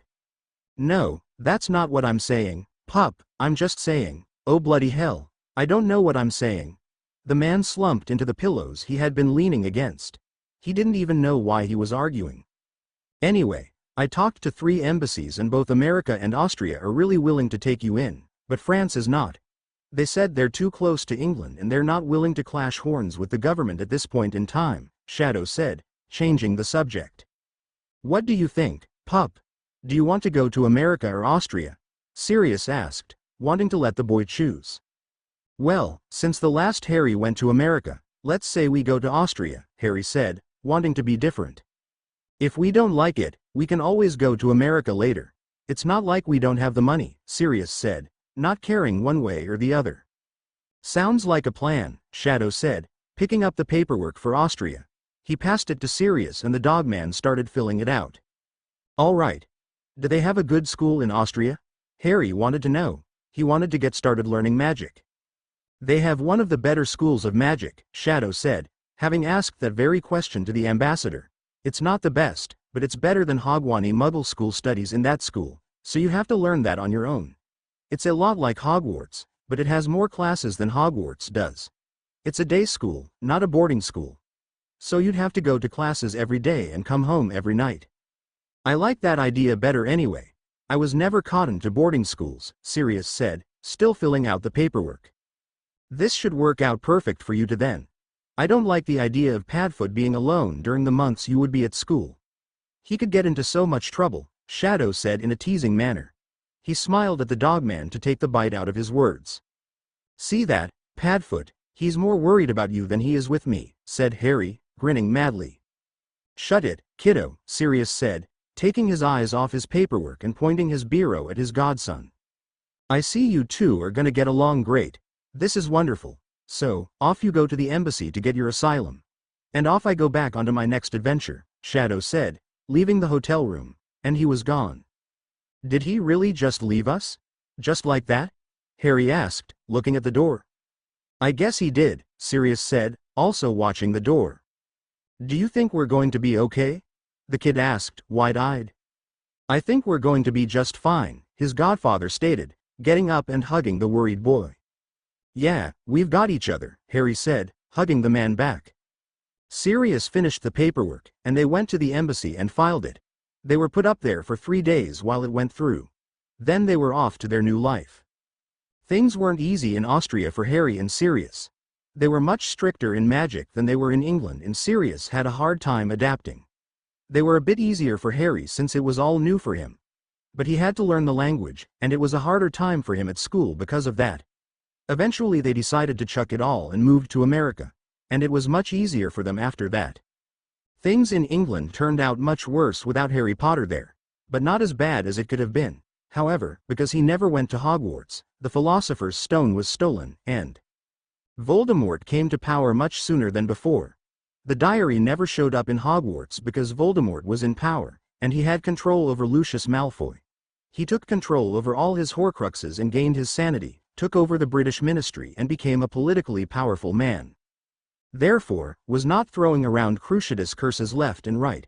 He still had his inner circle of people that would take care of business if things got out of control. But it was more like a controlled mafia than it was a Dark Lord. He became Minister of Magic and ruled over the magical world with an iron fist. The Muggleborn had to fight for their rights, and it was an upwards battle. They were second-class citizens but weren't subjugated.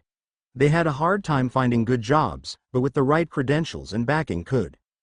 Dumbledore never found Harry Potter, though he looked. He never fought the war that never happened. He did fight the political battles, and won a few, lost a few. He fought for Muggleborn rights and lifted a few to new heights. He died a martyr, and many were under his banner. Voldemort never tried to take over the Muggle world, so nobody ever tried to overthrow him. He was in political power for 30 years, until he was outvoted by Hermione Granger, the second Muggleborn Minister of Magic. He bowed out gracefully because he realized that being the one in power was not all that was cracked up to be. He did not gain immortality when he realized that his sanity was the cost. Therefore, Harry Potter did vanquish the Dark Lord by not being there at all. Part 4 Who the hell are you? Part 4 Thanks for all the reviews. This one is different. There's no Sirius, for one. And Harry doesn't leave, for two. I'm not overly happy with this one. The use of the word stubborn is abundant. However, I couldn't think of any other word to use. My mind was just stuck on that word. Harry is being a stubborn git. Not determined, stubborn. Asshole. What can I say? Not all of them are going to have a happily ever after, or HEA. Anyway. Enjoy. Harry Potter was sitting on the swing set at the park near the residence at number 4 Privet Drive. The Dursleys are already gone. He was going to be leaving tomorrow for the Burrow on his 17th birthday. He wasn't sure how he was going to get there. The Order of the Phoenix was supposed to come get him. It was Bill's wedding soon. He was supposed to stay there for the rest of the summer, and then he didn't know what he was going to do. Go back to Hogwarts, maybe. But there was so much that needed to be done, he just wasn't sure what was going on. Dumbledore had left no clue as to what was going on and how he was supposed to win this war. As he sat there contemplating on this swing, a voice sounded next to him. So, clueless, are you? The voice said. Who the hell are you? Harry asked, jumping up and brandishing his wand.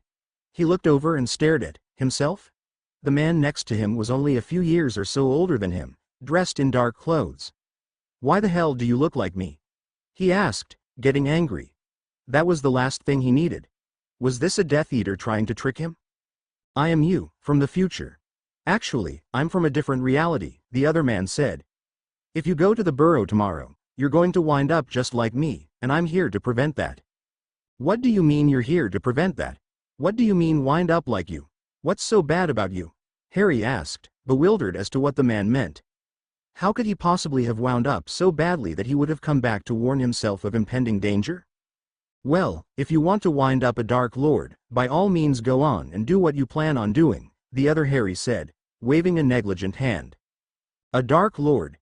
Yes, a Dark Lord. That's what happens if you continue the path you're headed down, the other man stated as fact. But we are light, the confused teen said, lowering his wand and sitting on the swing again. Can you really tell me right now that all your thoughts are pure? Was the question that brought Harry up short. Harry had to think about that for a moment. He had to really delve into his psyche and think about it. No, he said. I can't say that in all truth. He knew that there were some deep-rooted dark thoughts running through his noggin. I know you can't. I'm you, the other man said. So, what can I do to prevent this from happening? He asked, not wanting to be a Dark Lord. Well, there are a couple of things. You can leave, which, at this point in time, is not a good idea. You can hunt for the horcruxes, which is again not a good idea because it would be a long and tedious hunt.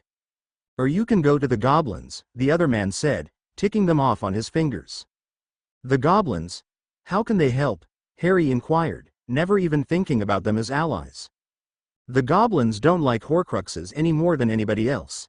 And if you pay them enough, they will do the dirty work for you. Once you get rid of the horcruxes, then you can leave and be shot of this entire war, the older man stated, nodding his head with the conclusion. It was the reasonable solution in his eyes. But what about Voldemort? The teen asked with a scrunched brow. What about him? Was the honest question. He'll come after me no matter what, was the defeated answer. True, That is very true, unless of course you are out of the equation, the other man said, with a wicked grin. What, you mean like fake my death? Harry said, wrinkling his forehead with concern and disgust. That's one possibility, said the other Harry. What can I call you? I can't just call you the other Harry in my head, Harry finally asked, getting tired of not knowing what to address the man as. You can call me Shadow, Shadow said, nodding his head in the boy's direction. I'm not going to fake my death or leave my friends to suffer at the hands of Voldemort, Harry said, firmly. He CLS hands like he would fight for his right to stand by his friends' sides. Fine, I figured you were too far into this anyway. I know where all the horcruxes are. I can give them to you. You can give them to the goblins and have them hunt them down. But don't go to Bill's wedding. That's the last place you need to be. If you do, then you'll turn into a Dark Lord, Shadow said with a sigh. He wasn't positive, but he was sure that the events that happened at the wedding would draw Harry into the war, and that was what he was here to prevent. Are you 100% positive about that? Harry asked, staring at the man's face to perceive a lie. Yes, I am 100% positive about that, Shadow said, lying through his teeth with a straight face. I don't believe you, Harry said, seeing something that made him not believe the other man. Come on, man. How can you not believe me? I'm you. I've lived that life, the older man stated, throwing his hands in the air. How can going to Bill's wedding turn me into a Dark Lord? Harry asked, his tone laced with disbelief. It just didn't make sense to him. If you attend Bill's wedding, Voldemort will attack the wedding. You will go on the run. You will be turned into the #1 most wanted fugitive in Britain. Ron and Hermione go with you. Ron will turn on you. You will get captured and tortured. Hermione will be tortured. Dobby will die. You will die. Remus will die. Tonks will die. Fred will die. Many other people will die. You will come back to life and finally win. You will be vaulted as the hero. And then people will turn on you once again, like they did so many times in your past. And you will turn into a Dark Lord, Shadow explained in short, succinct sentences.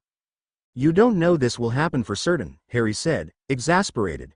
He threw his hands in the air. But there was doubt in his tone this time. Just because it happened to you, doesn't mean it will happen to me, he said, eyeing the man beside him. Oh my God, man, grow up. How many times has this happened to you in Hogwarts? Shadow stated, ready to throw curses at the stubborn teen.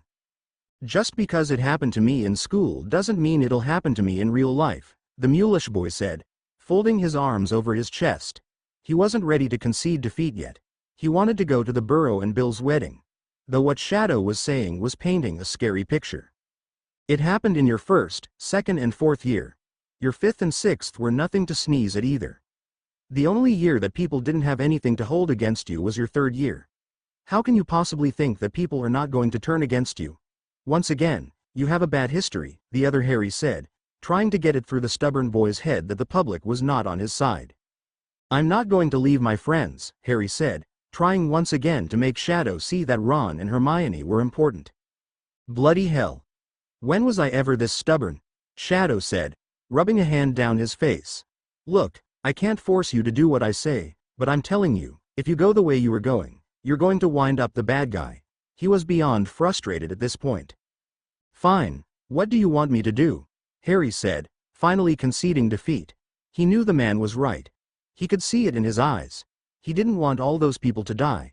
He didn't want to die and come back to life, and he was going to get the rest of that story from himself too. Just go to the goblins. It's that easy, Shadow said, relief in his tone. And you'll go with me? Harry asked, wanting reassurance. I said I would, didn't I? The other man said, getting up from the swing. Right. Do you need anything from your house, or do you have everything with you? He asked, knowing that this was about the time he started carrying everything with him. No, I've got everything with me. Hermione taught me to carry it all on me, Harry said, patting his pocket with his self-shrinking trunk in it. Right, let's go then. They walked down the walkway for blocks, with Shadow telling him all about what had happened during his 7th year, including the dying and coming back to life. Harry was properly appalled in all the right places and was glad he had decided to come along with Shadow. We really need to talk about the horcrux in your head, Shadow said, once they had made it to Diagon Alley. They were walking toward Gringotts. The alley was sparsely populated. There were only 3 people about and they were scurrying through the street like they were mice afraid of the cat. Bloody hell, I have a horcrux in my head, Harry Whisper shouted. His eyes were blown wide, and he stood stock still in the middle of the street. Yes, I thought I told you that earlier. Oh well, that's okay, we'll get it out once we get to the bank, Shadow stated, moving him along with a hand to his back. How many things did that man make? I know he made more than one, but Dumbledore never said how many, Harry questioned. He cursed the old headmaster for not telling him straight out just what they were looking for and how many. Well, let's see. You got the diary already. Dumbledore got the ring. That leaves the cup, the diadem, the necklace, the snake, and you. However, you were a mistake, so you don't really count, the older man said, ticking them off on his fingers, looking at a distance as if trying to remember them all. That's 7, including Voldemort and not including me, Harry said, doing the math. Right. And 7 is a magical number which you would know if you had taken arithmancy instead of divinations, Shadow said in a teasing manner, hoping to relieve some of the tension. You took it to Harry snapped back. It was a sore subject with him. He hated divinations. I've had this conversation before, and I'll tell you the same thing I told him. I was an idiot for doing it, Shadow said, getting snippy. He didn't like being snapped at by teenagers, it seemed. Whatever. So, all I have to do is tell the goblins where to find these things and for a price, they'll go after them. How sure are you of this? Harry asked, changing the topic. Almost positive. I haven't tried it before. Usually, I just get you guys to leave the country, but I have a feeling that you're not going to do that because you're a stubborn sod, the other man stated, giving him a withering look. You're an arsehole, Harry said, glaring at him. You'd be right, Shadow agreed. He had no qualms about being called one. He'd been called worse. I can't believe I turned out to be like you, Harry said, rolling his eyes. That's what you get when you let public opinion sway you, Shadow stated, shrugging his shoulders. He knew how he got to where he was. He was here to prevent that from happening. I've never let it sway me before. How come this happened? Harry said, waving his hand up and down to indicate Shadow's body. Let's just say they pushed the right buttons this time, the other man said, once again shrugging. He wasn't going to go into the nitty-gritty here on the streets. All right. You have to admit, we do have a short temper, Shadow said, stopping in front of the bank. They couldn't talk about this inside. I guess, Harry said, agreeing with his older self. Anyway, now that we're here, let's go inside and talk to the goblins, Shadow suggested, wanting to get this over with. He'd sit Harry down and tell him all about how he became the Dark Lord when they were done. All right. The two went inside, where there were more people than in the alley. They went to the nearest vacant teller station. I need to speak to somebody in charge of curse breaking, said Shadow a bit harshly. Not that he was being rude, he just knew that the goblins hated wasting time. May I ask what this is pertaining to? Said the goblin behind the counter. He looked up from the book he'd been writing in. Soul jars, Shadow said, trying to be discreet. He didn't whisper it, but he didn't shout it either. Blasphemy, said the goblin with a hiss, causing others to look their way. Hey now, I'm trying to be discreet, the old ep his hands. The goblin pushed a rune and spoke into it and then said, come with me. He then hopped down from his stool and moved to the door off to the side. Right, said Harry, following Shadow who was following the stomping goblin. What did you say to him to piss him off? It was a bit funny to watch the goblin stomp. Just told him about the horcruxes. I told you they didn't like them, Shadow said, trying not to laugh at the little being throwing a wobbly. Well, if I get killed because you decided to anger them, I'm gonna haunt you, the teen warned him. He'd been told that the goblins killed wizards for such things. So had Shadow, but the older man knew better now. I have a way of leaving this reality I doubt you can follow, Shadow said, rolling his eyes at the teen. Arsehole, Harry said, pouting for all he was worth. I keep telling you, you're correct. If you're going to insult me, call me something I'm not, Shadow said with a smirk. I just can't win with you, can I? Harry said, throwing his hands in the air as they continued to follow the goblin, who was miffed that they weren't taking him seriously. I just told you how, the still smirking Shadow said. In here, humans, said the goblin, coming to a stop and opening a door to a room. It was a conference room that held a table, 4 chairs and a stuffed wolf's head on the wall. "What do you want?" said the goblin inside the room. He looked like he had just arrived and was spreading parchments around the table. "These 2 humans said they know about some horcruxes," said the teller goblin, pointing to the chairs that Shadow and Harry should sit in. "What would you 2 know of these vile things?" the new goblin asked, picking up a quill and making notes. "We know that Voldemort has created 6 of them, and we would pay you to rid the world of them," Shadow said, taking control of the meeting. "We can do that for a fee. Are you sure you'll be able to pay that?" the still unnamed goblin asked, jotting down something else. "Harry Potter has the money for it," Shadow said, waving at Harry, who looked shocked, but nodded. "I thought you were Harry Potter," was the confused remark. "I am. I'm just not from this reality," was the firm answer. "I see," said the goblin. "You may call me Goldfist." "Thank you, Goldfist. I am Shadow. Now that we're properly introduced, Harry here will be paying you to get the one out of his scar, and finding the others. I will let you know where they are." We can get rid of them and get rid of Voldy once and for all," Shadow stated, leaning back in his chair with an air of someone who was in charge of all he saw. "That sounds like a viable plan," Goldfist said, scribbling down what the man said, and doing some figuring. He came up with the sum that Gringotts would charge. "Doesn't anybody want my opinion on this?" asked Harry, folding his arms in an affronted manner. "You have something against the plan I just laid out?" asked Shadow, laughing at the teen. "Well, no, I just felt like I should add my 2 cents worth," Harry said, pouting. "Don't you mean 2 nuts worth?" Shadow said, grinning like a fool. "Does it really matter?" the teen asked, tilting his head. "Well, we are in the wizarding world. You should use wizarding currency." "Whatever," Harry said, rolling his eyes once again. "Which do you want to do first?" Shadow said, to Goldfist, but Harry got there first. "Hey, I have a question. Will I lose my Parseltongue ability when I get rid of the horcrux?" he asked, wondering if that was something he wanted to lose. He never used it, but it made him different. "Actually, no, I thought I would too, but once it was gone, the ability was still there," Shadow said, winking at the teen as if he knew just what he was thinking. Which he did. "That's weird," Harry said, scrunching his forehead in thought. He thought it was something to do with the horcrux. "Yeah, I thought so too. But it was useful in the end because it got everybody to see that I was a Dark Lord, even though I sucked at it," the other man said, laughing aloud. "Yeah, I never understood how you said we were going to turn into a Dark Lord when we're not that dark," Harry said, still confused as to how that happened. "It worked out in the end. I got my point across. I took over England," Shadow said, shrugging his shoulders. "Did you have to kill people?" the teen questioned, not wanting to know if he had it in him to do that, but wanting to know the answer as well. "As fun as this conversation is, can you have it outside of Gringotts? We've got things we have to do," Goldfist said, even though he too wanted to know the answer. He really didn't. Ignorance was bliss in some things. "Sorry about that.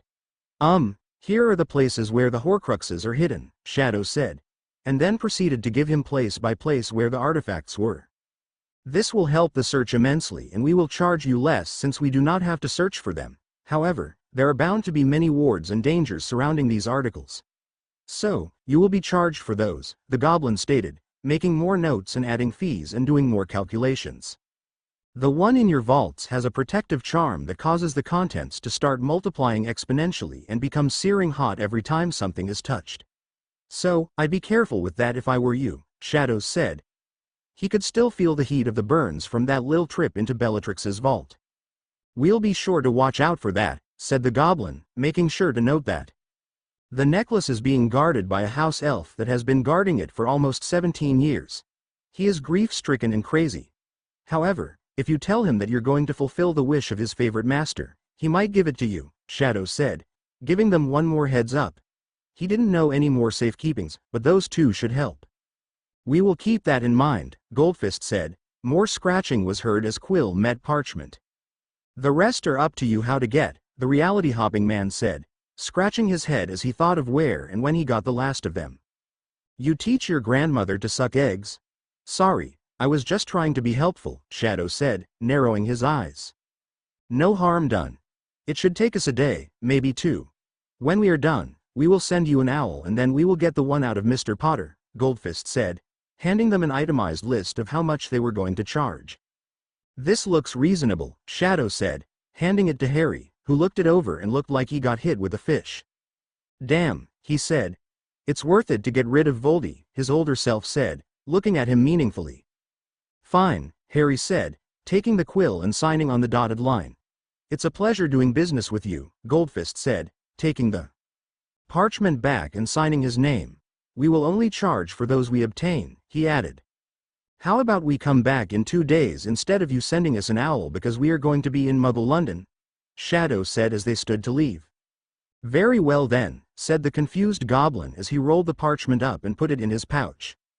Come on, Harry, the older man said, leaving the room. Why are we going to Muggle London? Harry asked as they left the bank. Because we don't want people to find us, Shadow said in his best duh voice. What about my friends? Asked Harry. He knew the Order of the Phoenix was supposed to pick him up later today and they were going to be worried about him when he wasn't there. He was going to miss the wedding. That sucked. You can hook back up with them after we get all of this done. Look, hooking up with them now, you're putting them in danger, Shadow said, trying once again to make him see that he needed to disappear for a while. They're in danger already, said Harry, stopping and glaring at the older man. More danger then, said Shadow, grabbing his arm and making him move along. Good God, you are but a stubborn bastard. You should know. Just come on. We've retrieved all the other horcruxes we could, and now one out of Mr. Potter's head, Goldfist stated, when Harry and Shadow came to the bank 2 days later. Unlike all the other Harrys that Shadow helped, these two just stayed in the hotel for those 2 days. They studied the books in Harry's trunk. Harry wanted to be prepared for the war. No matter how many times Shadow tried to talk him out of being in it. That and Harry was sulking about missing the wedding and his friends. Great, said Harry, moving to go to the healing halls. Let's get started. It shouldn't take but an hour, Goldfist stated, going to the doors to lead the way. I'll wait here, said Shadow. He was very put out about how stubborn the teen was.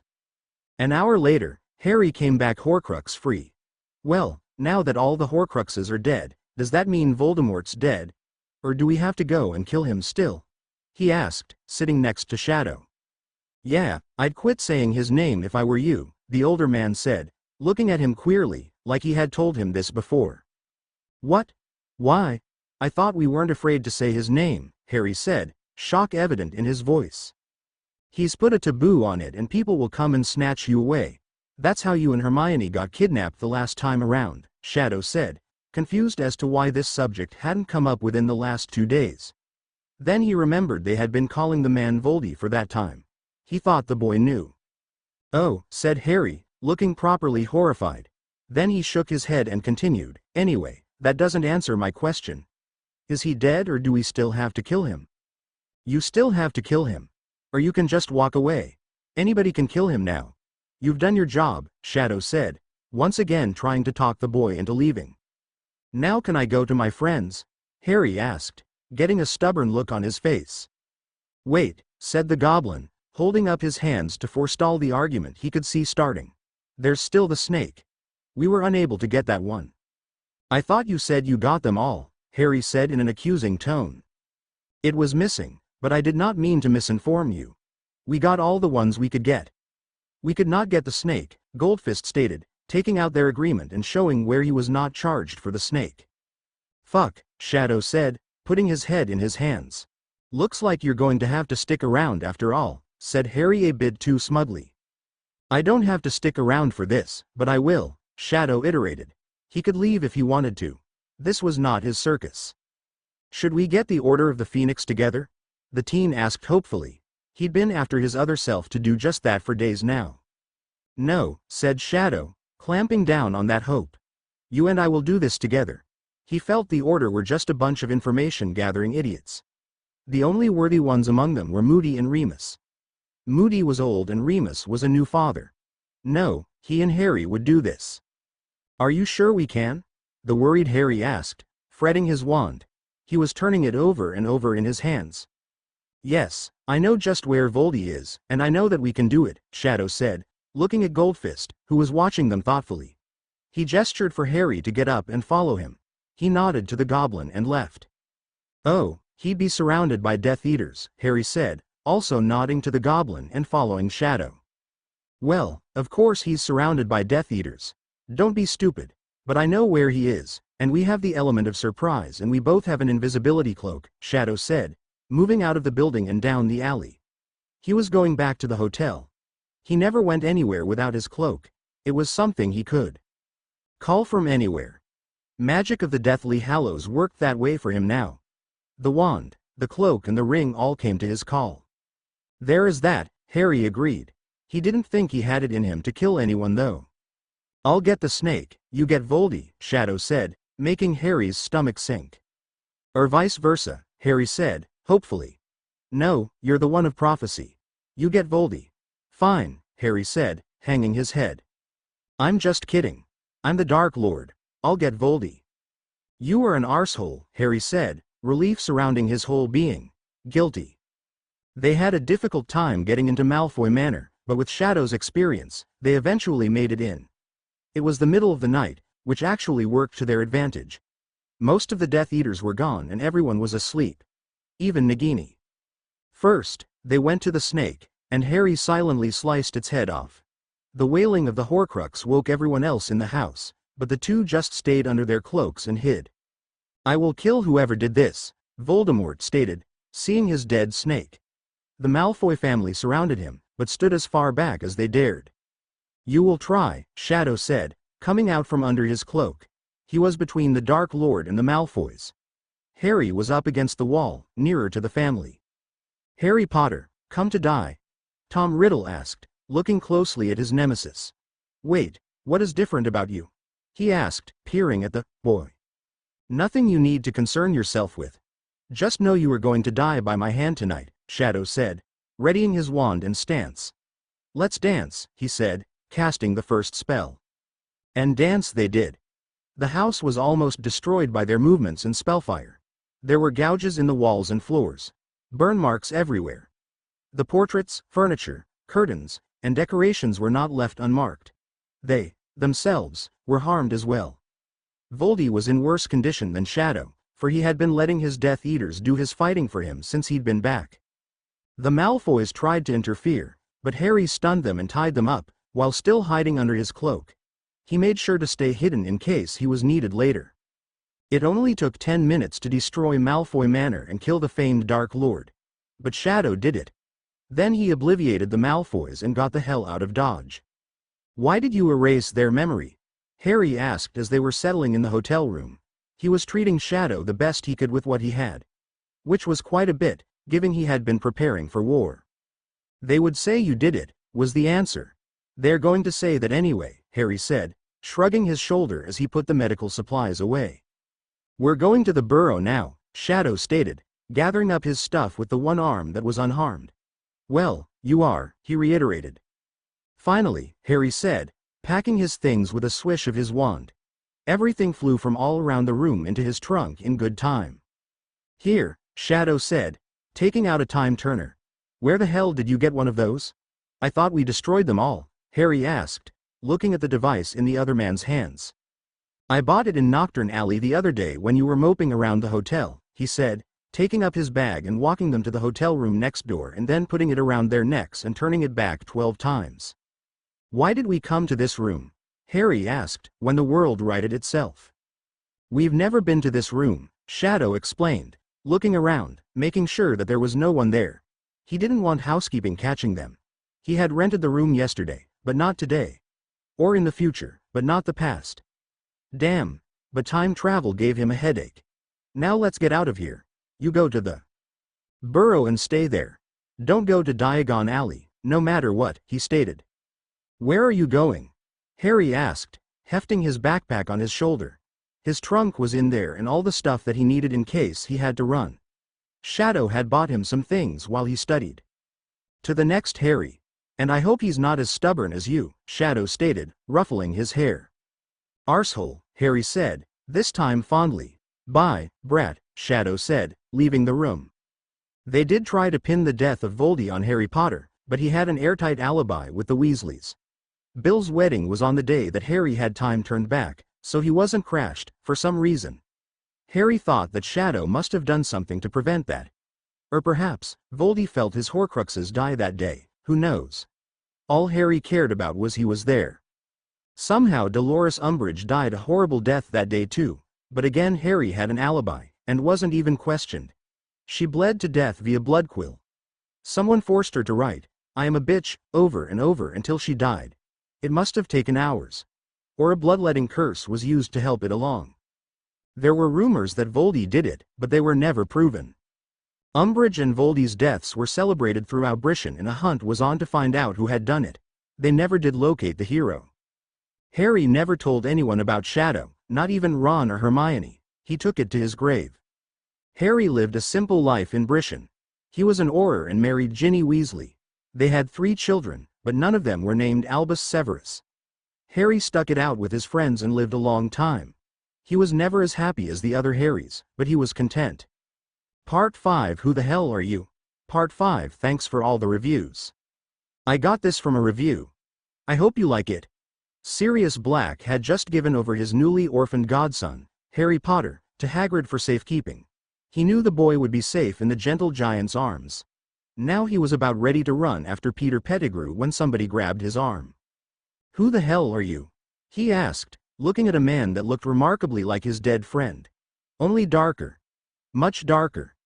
That, and the man was wearing muggle clothes. There was something that screamed, "Don't fuck with me," about him too.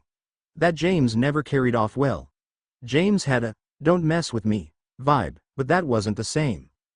"You can call me Shadow, and you were just about to make the biggest mistake of your life," said the man, using Sirius's elbow to maneuver them from the wreck that was the Potters' home to somewhere they could not be seen. "Well, the second biggest mistake," he muttered. "The first was letting Harry go." Why do you look like James? I know you're not him. I just saw him dead not 10 minutes ago, Sirius asked in a choked-up voice, letting himself be moved. He was confident that he could take the man in a fight.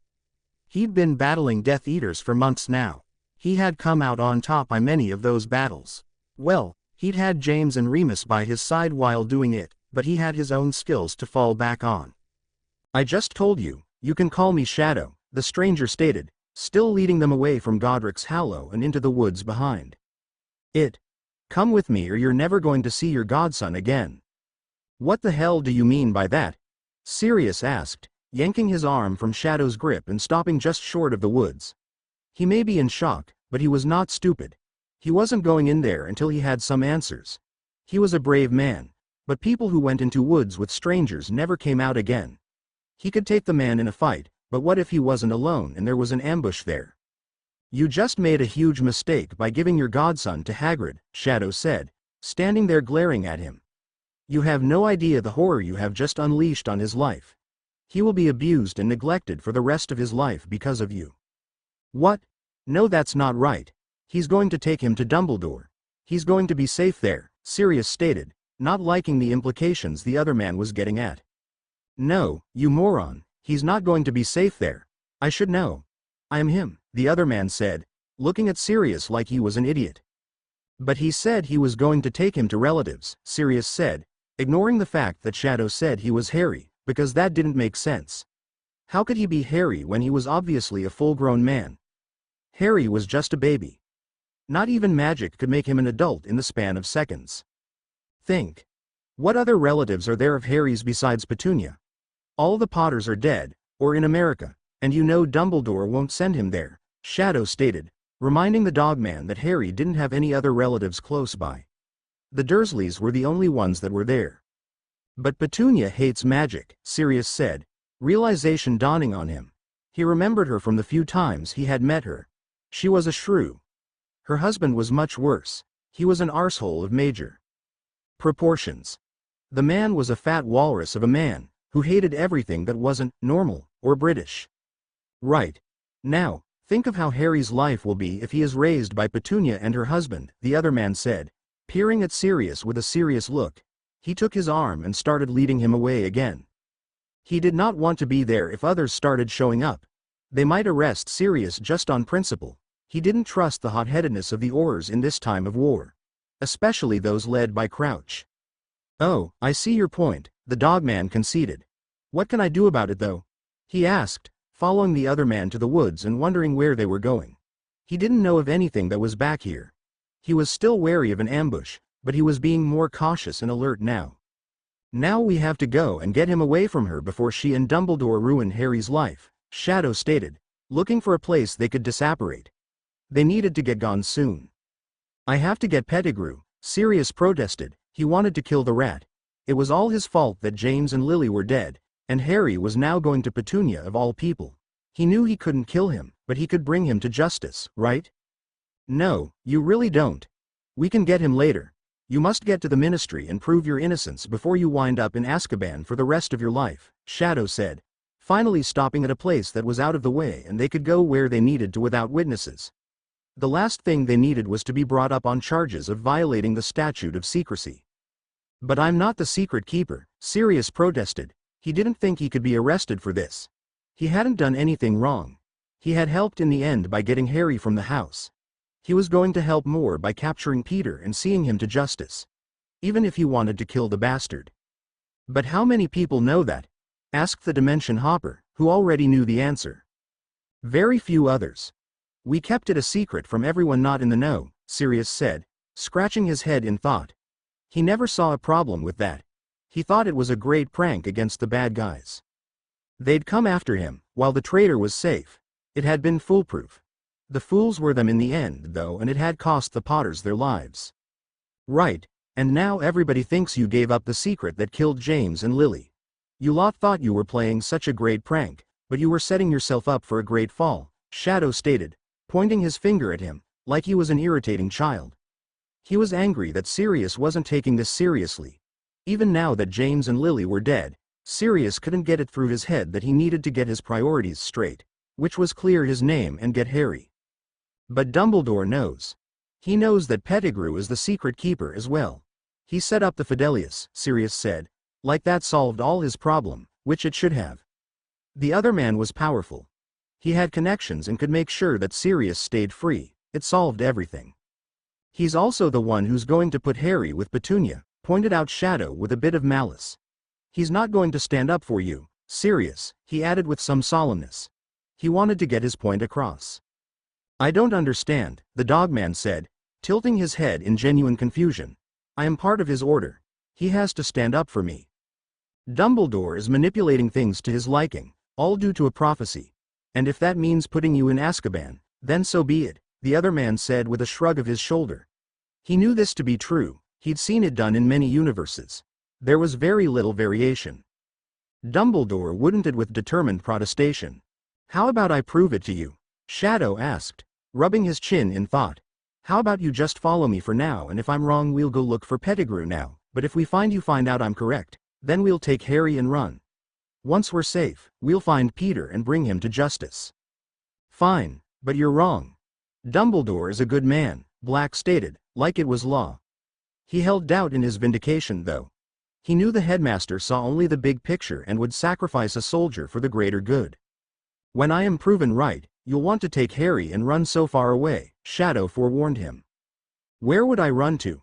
Sirius asked, like a kid wondering why the sky was blue. Anywhere not England, was the response. Why would I want to get out of England? Because that's where everything is happening. And if you stay here, it will probably ruin your life. I know it'll ruin Harry's, Shadow said, looking at him with a grave face. How do you know all this? Sirius asked. They were still standing in the woods and there were voices coming from the cottage area. They were calling out to Harry now, like the tyke had wandered off into the woods. Take a very close look at me and answer your own question. Shadow said, his eyes glancing towards the cottage as if judging how much time they had. He lifted his bangs and tilted his head so that Sirius could get a good look at his face. Like I said, you look like James, but you can't be James. You have green eyes and there's a scar on your forehead, Sirius said, peering closely at the man in front of him. He did look so much like his dead friend. Didn't you notice the wound on Harry's forehead earlier? Shadow said, raising an eyebrow. Now that you mentioned it, I did heal a cut on his forehead, Sirius said, his face a visage of surprise. And didn't it look remarkably similar to mine? Was the next question. This time there was some sarcasm in there. Like he'd been hinting at it the entire time. "So you're trying to tell me you're Harry?" the flabbergasted man asked, looking at him with new eyes. This couldn't be Harry. That was impossible. "Yes. I told you this earlier," Shadow said, shrugging his shoulder. It was not his fault the man was dense. "But time turners don't work that way," Sirius stated, thinking the only way he could come up with that Shadow could have been there. "Who said I came back via time turner? I used other methods," the time traveler stated, getting a smirk on his face. "I don't understand. And I don't have time to explain it to you." "Well, actually I do, because Dumbledore is going to keep Harry at Hogwarts for a day. However, let's get you to the Ministry and prove your innocence." "First," Shadow said, waving to the direction of the area he wanted to disapparate. "I'll apparate to the Ministry first and you follow me." "There," he suggested. The voices were getting closer now and it sounded like they were about to be spotted. "All right, I'm right behind you," Sirius said, nodding his head vacantly. He was still caught up on the thought that this was Harry that he was talking to. He wouldn't come around until much later. He was going through the motions, but he would only connect the dots when they were at the DMLE and Crouch was trying to arrest him. Bartimus Crouch Sr. did not want to listen to them, but Sirius convinced him that he was not the secret keeper and was not the reason why James and Lily Potter were dead. He offered his memories and to be questioned under Veritasirum. Sirius Black walked out of the department a free man. An angry man, but free. Crouch was a dick, and it had been quite a fight to get his story heard, and if it hadn't been for Shadow threatening to go to the press and obtaining a solicitor, then Sirius might be in Azkaban right now. "Now let's go get Harry," said Shadow as they left the building. He was glad that that had worked out as well as it had. Dumbledore was too busy with young Harry to care about Sirius right now. Or it would have been a much different outcome. He could take on Crouch and Bagnold, they were easily swayed by public opinion, but Dumbledore never cared what the public thought. "Yeah, okay. Are you sure he's going to be at Petunia's?" asked Sirius. He was still reeling from what had happened this night. James dead, Shadow was Harry, and Crouch wanting to send him to prison. It was all too much. Now Harry was going to Petunia. That just wasn't Quidditch. "Yes, I'm very sure he's going to be there," Shadow said, rolling his eyes at the thought of not knowing something he had experienced. "Are you sure that Albus is the one who's going to put him there?" the dogman asked, his tone almost pleading for it not to be true. "Yes," the other man said, firmly. "Look, we're going to be under the invisibility cloak and we're going to watch the entire thing. That way. You'll know the truth. It would be the only way Sirius would believe him." "Why can't we just confront him?" Sirius asked, never one to hide from a fight. He was always one to run headfirst into things. Even if he was fairly outmatched. "Do you really want to confront Albus Dumbledore?" Shadow asked, knowing he'd win, but he didn't think Sirius could. "No, I suppose not," Sirius said, hanging his head. He didn't even want to think of facing his old headmaster on opposite sides of the wand. He was still wrapping his head around the fact that the man didn't have good intentions for Harry. "Well, let's go then," Shadow said, leading the way to the flows.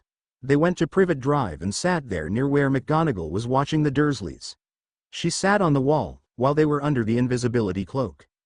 It was a cold night, but they watched the Dursleys with McGonagall for the rest of the night until Dumbledore showed up. They watched the whole scene play out until Dumbledore left the baby on the front porch.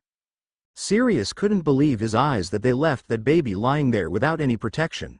They didn't even knock to let the Dursleys know that Harry was there. "I can't believe they did that," he finally said as Shadow took the cloak off them and they started walking towards the baby on the porch. "I told you, I'm him. I knew they were going to do that. I don't understand why you didn't believe me," the other man said, going to the child and picking it up and cuddling it. He looked at the sleeping baby inside. He'd have to get the horcrux taken care of sooner rather than later. It would be easier now that Harry was a baby. "Well, now what are we going to do?" "I don't know anything about taking care of a baby," Sirius said, with a whinge in his voice. He was scared that he was going to mess it up. He took Harry from Shadow and rocked the baby up and down on his shoulder. They were walking down the street now. Harry on Sirius's shoulder with the invisibility cloak being used as a blanket. Shadow was walking at his side, near the road. He'd act as a barrier for cars and foes. "You and every new parent who ever lived," Shadow said with a scoff. "I suppose you're right," Sirius said with a sigh. It was true after all, no one went into parenthood knowing what to do. If they did, life would be much simpler, and kids would come with instruction manuals. That and his mum wouldn't have been abusive, and Petunia wouldn't have abused Shadow. Just take Harry somewhere safe and don't come back to England, because if you come back here, you'll fall into the manipulations of Dumbledore again, the time traveler said, making wide gestures with his hands as if to encompass the whole world. You can access your accounts from anywhere, so there's no reason for you to pull your money from Gringotts. That had been something he learned after the third reality. There was no reason to empty the accounts. There was such a thing as magical transfer between banks, for a fee. Think it'll be just as simple as that? Sirius asked, still rocking Harry who was fussing in his sleep. No, of course not. Is it ever that simple? Was the rhetorical question. Will you come with me? Sirius asked, sounding lost. He'd been GHT. For a short bit, the other man said, putting a hand on his shoulder. Thanks, I don't think I can do it on my own, the dogman said, sagging in relief. He had lost so many friends tonight, James dead, Peter was a traitor and on the run, and who knew where Remus was? He'd have to contact him. No problem, but then I'd have to go and help other Harrys, Shadow warned. He never stayed more than a few days in any reality. Will you tell me a bit about yourself? Sirius asked, sounding like a kid wanting a bedtime story. Sure, if only to prevent this Harry from growing up anything like me. You can tell him when he gets older, Shadow said. By now they were several blocks away from the Dursleys, but they didn't feel the need to stop walking, so continued on. Well, tell me what your life was like if I hadn't picked you up from the doorstep. Well, for one, I grew up unloved and was shoved in the cupboard under the stairs. That was my bedroom for 11 years. Petunia and Vernon would call me a freak. I didn't even know my real name until I went to school. I learned how to cook when I was 5 years old. When I was 11, I went to Hogwarts and thought everything would get better, and in fact it actually got worse even though I thought that the school was my home, Shadow said, getting a faraway look in his eyes. I can relate to that, Sirius said, nodding his head. His childhood was much worse, in some ways, better in others. I get that, the other man said. Anyway, I was in life-threatening situations every year I was there. From trolls to basilisk to dark lords. And even you. Let's not forget the werewolves, the dementors, and the government officials. There was an endless supply of life-threatening things that happened to me every year, the time traveler said, ticking them off on his fingers and getting angrier with each mention of the things he went through. And all this happened under Dumbledore's crooked nose? The shocked godfather asked. To him this couldn't have been. It was a school. It was supposed to be safe. He perpetrated most of it. He's the one who brought the tournament into the school. And that was the most life-threatening thing that I faced, Shadow stated, his face clouding over remembering that year unkindly. Well, that's not completely true. The Basilisk and the Dark Lord were up there, but the tournament was a year-long stress fest. You'll have to give me the full story one day. So what happened that made you want to jump back into time to help other Harrys? Sirius wanted to know. He wanted to be able to tell Harry about his double when he was older. Or even as he grew.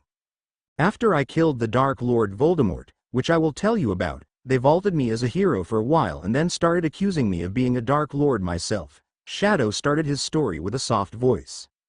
All because I could speak to snakes. So, I started giving them what they wanted.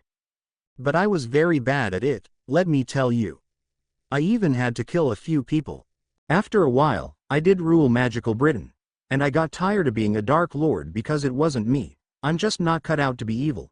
So, I decided to jump back in time, so the other Harrys didn't have to do this.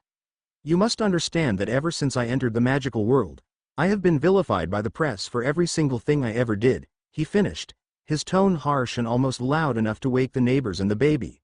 When he saw that he disturbed Harry, he quieted. How so? Sirius asked, looking around and rocking Harry. The tyke settled down, so they continued walking. Sirius cast a warming charm on all of them.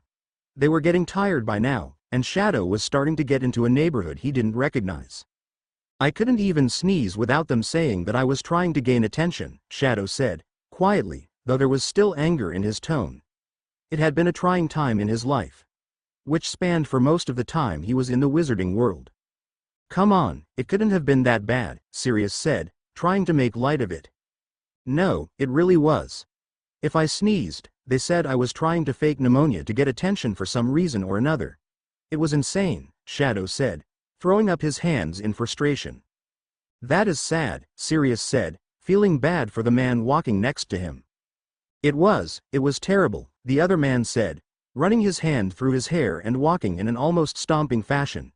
And I think it had to do with the fact that I didn't answer any fan mail growing up because there was a post-redirect ward. So, people thought I was some stuck-up kid that didn't want anything to do with the public. Now, I'm sure Dumbledore had his reasons for keeping my mail from me. I'm not sure what they were. Perhaps he didn't want me to get a big head. Perhaps he didn't want Petunia to have to deal with the mail.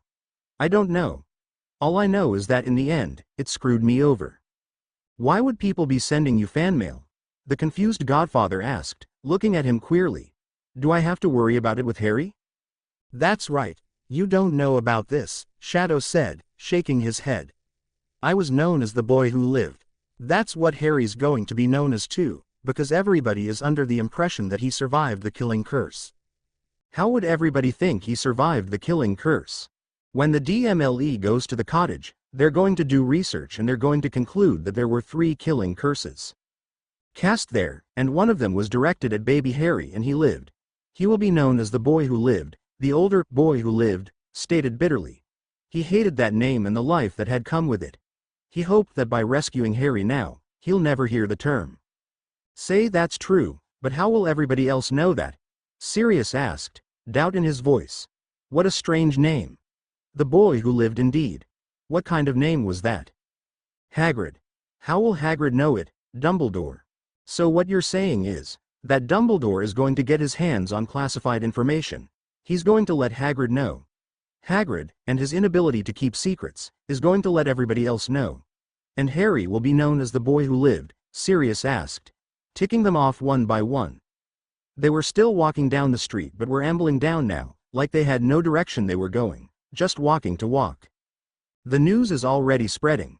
They're celebrating in the streets, Shadow said, gesturing to the fireworks that were still being set off in the night sky. Don't you remember the news reports on the Muggle News? He asked, tilting his head. They had heard them through the windows at the Dursleys. This is bullshit, Padfoot hissed harshly. It's one of the reasons why you have to leave England, Shadow said, suddenly changing directions and heading towards Surrey proper. He'll never know a moment's peace in his life. He's going to be hounded his entire life by the press, by the public, by Dumbledore, by the Dark Lord, by everybody. He wanted to get a hotel for the night and knew there were some good one in a nearby neighborhood. He recognized where he was now. Won't he be hounded for that in other countries too? The worried godfather asked, now concerned about Harry's life as a celebrity. He thought raising a normal boy would be strenuous, but a famous boy, that was a whole different story. Maybe, but you can still reduce that impact by having him anywhere besides England because they won't know him as well there as they do here, Shadow said, waving the thought that Harry's fame would follow him. If he remembered correctly, most countries thought Britain was foolish for thinking Harry could rid the world of Voldy at such a young age. I see, Sirius said, rocking Harry a bit, though his feet were starting to hurt, not used to walking this much. Well, there is an island that the Blacks own near the Caribbean. We can go there. It's fairly isolated. That sounds like a good place to go, the reality traveler said, knowing the island he was talking about. Sirius had gone to. Will still come with us for a while, the other man asked, very tiredly. Yeah, I can do that, Shadow said. He had always wanted to go there. He'd never had the chance to see the island. Great. But after that I must leave. I need to go help other Harrys. He was firm on that. There was no way he was going to hang around for fun and games. He had work to do. Okay. I understand that. Well, let's go. First we have to go to Gringotts, Shadow said, still heading to the hotel area. Why? Black asked, following along. We need to remove the dark magic from his forehead, was the answer. What kind of magic? Sirius asked, wanting to know. He knew all kinds of dark magic and wanted to know if he should be worried. Horcrux, was all Shadow said to get a reaction from Sirius. Fuck, the other man said, looking at the baby's forehead. Yeah, we need to get it out of him, the time traveler stated. There are more, but let Dumbledore deal with that, he added, waving his hand in the air. The goblins will take care of them if we pay them, but that could be in the future, He tacked on carelessly, like he could care less if they did so or not. "You don't like England, do you?" Sirius asked, tucking his cloak around Harry. Now that the charm had worn off, he could cast it again, but they were almost at the hotels. Well, he hoped they were. "I could care less about this country," admitted Shadow. "Well, I happen to love it, so I will be asking the goblins to hunt down the horcruxes," Sirius stated. He had the money and was more than willing to part with it. He might not be the lord of his house, but his uncle had left him well off. That and his grandfather had not booted him from the family, no matter what his mother thought. So when the old man kicked the bucket, he would inherit. At least he thought so, now that Regulus was dead. "Do what you will," the other man said, waving his hand at him. "Just don't use Harry's money to do it." "I would never," Sirius said, shocked at the accusation. "I'm just saying," Shadow said, shrugging his shoulders. "Whatever," the dogman said, adjusting Harry on his shoulders, and they walked on. They got to the hotel and checked in. They'd only be staying one night, then they'd go to London in the morning. They got funny looks for not having any luggage. Shadow said they had had a fight with Sirius's missus, and she had booted them out for the night. The woman took pity on them and gave them the room at a discount. They got the horcrux out and Sirius left the UK. He and Harry went to his island and lived a fruitful life. Harry grew to be a powerful wizard and never set foot in England. He grew up listening to stories about Shadow and told them to his kids. A few of them decided to reality hop to help their Uncle Shadow. Remus joined them a few years later, and he learned about Shadow too. He didn't go reality hopping, but his grandkids joined Harry's kids. Soon there was a contingent of Potters and Lupins reality hopping, looking for their original Shadow. The goblins took care of the horcruxes, and the Dark Lord Voldemort never rose. His followers never rebelled or created havoc. They remained docile and maintained the status quo. Try as they might, they never got the Muggleborn lowered to second-class citizens. They remained equals in the eyes of the law, if not in the eyes of the public. No trolls bashed their way in, no basilisk slithered the halls, no tournament was ever held, and no Umbridge ever set foot in Hogwarts. It was a nice quiet school of learning. Bullies still ran rapid, including one Severus Snape. But other than that, there were no complaints about the school. Dumbledore tried for years to find Harry Potter but failed miserably. He died of a heart attack due to stress in what would have been Harry's first year.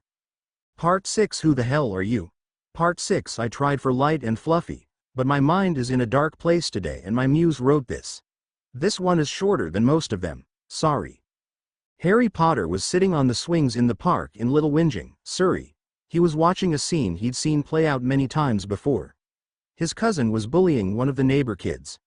He thought about interfering but knew from past experience that nothing would come of it. Except for his own beating. He was 10 years old, in body, but in his mind, he was 36. That's right, Harry Potter was a time traveler. He had come back in time to take care of all those nasty things that should have been taken care of the last time. He was about to leave his house and go back to the magical world. He needed to take care of a few things here in Little Whinging first. He wanted to exact his revenge against the Dursleys. "I wouldn't bother if I were you," said a voice next to him. The same scene that had played out in many universes many times before. "Who the hell are you?" squeaked Harry, staring at the dark man who seemed to pop up out of nowhere. He didn't remember having this conversation in his past before. And he certainly didn't remember this man. A man that looked exactly like an older version of himself, only dressed in clothes that he'd never dress in. "I'm you, from the future," the man stated, looking amused. "Well, I don't need me from the future to be here. I'm me from the future," Harry said, waving him away dismissively. That explained why he didn't remember the man. Too many time travelers could confuse the timeline. He needed to get rid of the guy as soon as possible, or find out why he was here. There might be a better solution than what he planned. "Wait, what?" Shadow asked, completely flummoxed. "That's right, I'm from the future," Harry said, still trying to make the man go away. "I don't need you from the future." Why didn't the man leave? Didn't he see that he was not wanted here? "You're from the future?" Shadow asked, not having run into this before. "Yes, I came from the future to take care of the Dursleys and to make sure that Voldemort falls," the young boy stated with sadistic glee. Like he was happy to be there to dish out revenge. "I came to rescue you," the dark man said, looking completely out of place for once. He felt he was too late this time. This boy was dark already and he felt he might not be able to bring him back to the light side. I can rescue myself, the non-child insisted. How are you going to do that? Shadow asked with a sense of foreboding. Well, first I'm gonna kill the Dursleys, the boy said, only to be forestalled with Shadow raising his hand. That's gotta be the dumbest thing I've ever heard. First of all, you'll get caught, the dark man said, all but slapping the boy on the back of his head. How can that be stupid? I take care of the Dursleys. I disappear into the magic world. They'll never find me, Harry said, as if it were the simplest thing. He had it all planned out. It was reasonable. The Muggles would never find him there. When Dumbledore finds out that the Dursleys are dead, the first place they're going to look for you is in the magic world, shithead, Shadow stated like it was fact. You will be the only person who will have known the Dursleys that disappeared. Yeah, but they'll never pin it on me, Harry said, waving the accusations away. You're gonna be their number one suspect, idiot, Shadow said, wondering what the Dursleys did to this Harry to make him want to kill them in the first place. Sure, they were despicable humans, but they weren't that bad. They'll never suspect a 10-year-old person to have murdered the Dursleys, Harry said, dismissively. You really are an idiot. What happened to you to make you think that exacting revenge on the Dursleys is the way to go? Shadow asked, finally putting his thoughts to voice. I don't know about where you came from, but these assholes are the ones who beat the hell out of me almost every day, Harry snarled, glaring at Dudley, who was still picking on the neighborhood children.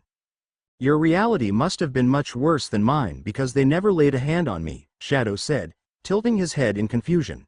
He did wonder what had changed in the realities. He did wandescuing all the Harrys. Or if he was making some of their lives worse by what he was doing. He might have to investigate a bit more before he rescues them. Well, they did lay hands on me, Harry said, sulkily. He folded his arms in a very childlike manner. Are these the same Dursleys as your Dursleys? Because when you came back in time, did you land in the same reality? Shadow asked.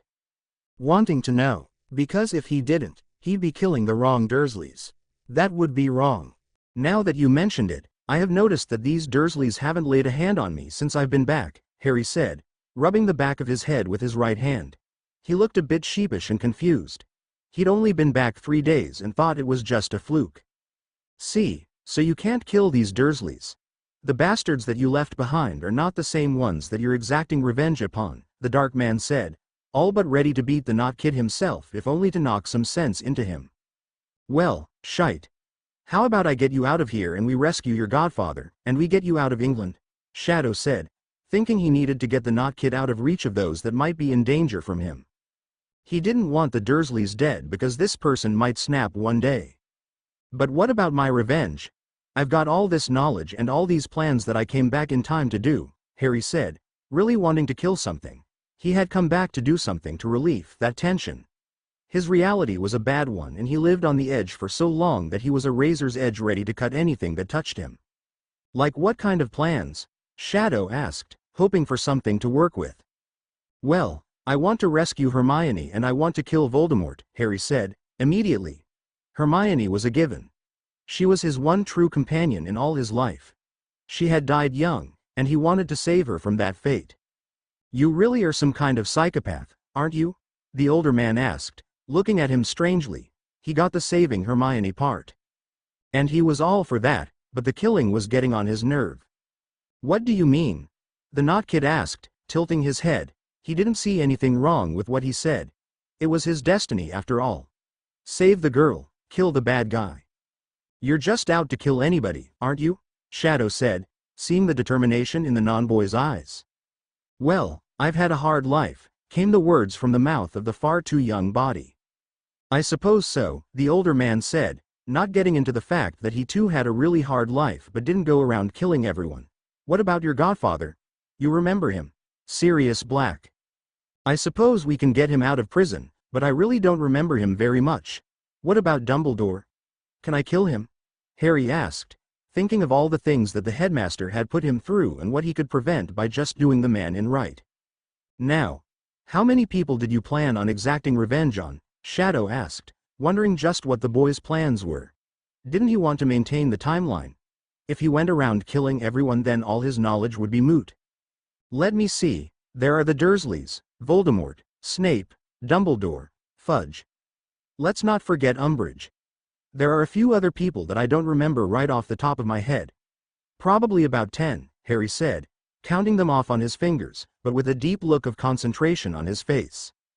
And how did you plan on getting away with all this when you're, what, 11? Shadow asked, looking at him like he was insane. How did the Not Kid hope to get away with all this murder? I'm only 10. Thank you very much, but I have the mind of a 36-year-old, the Not Kid said, smugly. Like that was an accomplishment. Which in a way it was. There had to have been a great feat of magic to get him here in the first place. And you have no wand. You have no money. You have no hopes of pulling all this off, the second-time traveler stated, throwing up his hands in the air. I was gonna let things play out until I got my wand and my money, Harry said, mulishly. Like it had been his plan all along. He really had been trying to do that too. Then this man came along. Now things were all up in the air. He was seeing that maybe his plans might not be the way to go. Maybe Sirius might be helpful. Do you honestly think you could pretend to be an 11-year-old? Shadow asked, not believing that for a moment. I am a very good actor, Harry said, looking everywhere but at the man in front of him. Nobody's that good, kid, Shadow stated, looking down his nose at the non-child. I just told you I'm not a kid, Harry all but shouted at him. He was getting tired of the man not taking him seriously. He had plans and he was going to do them.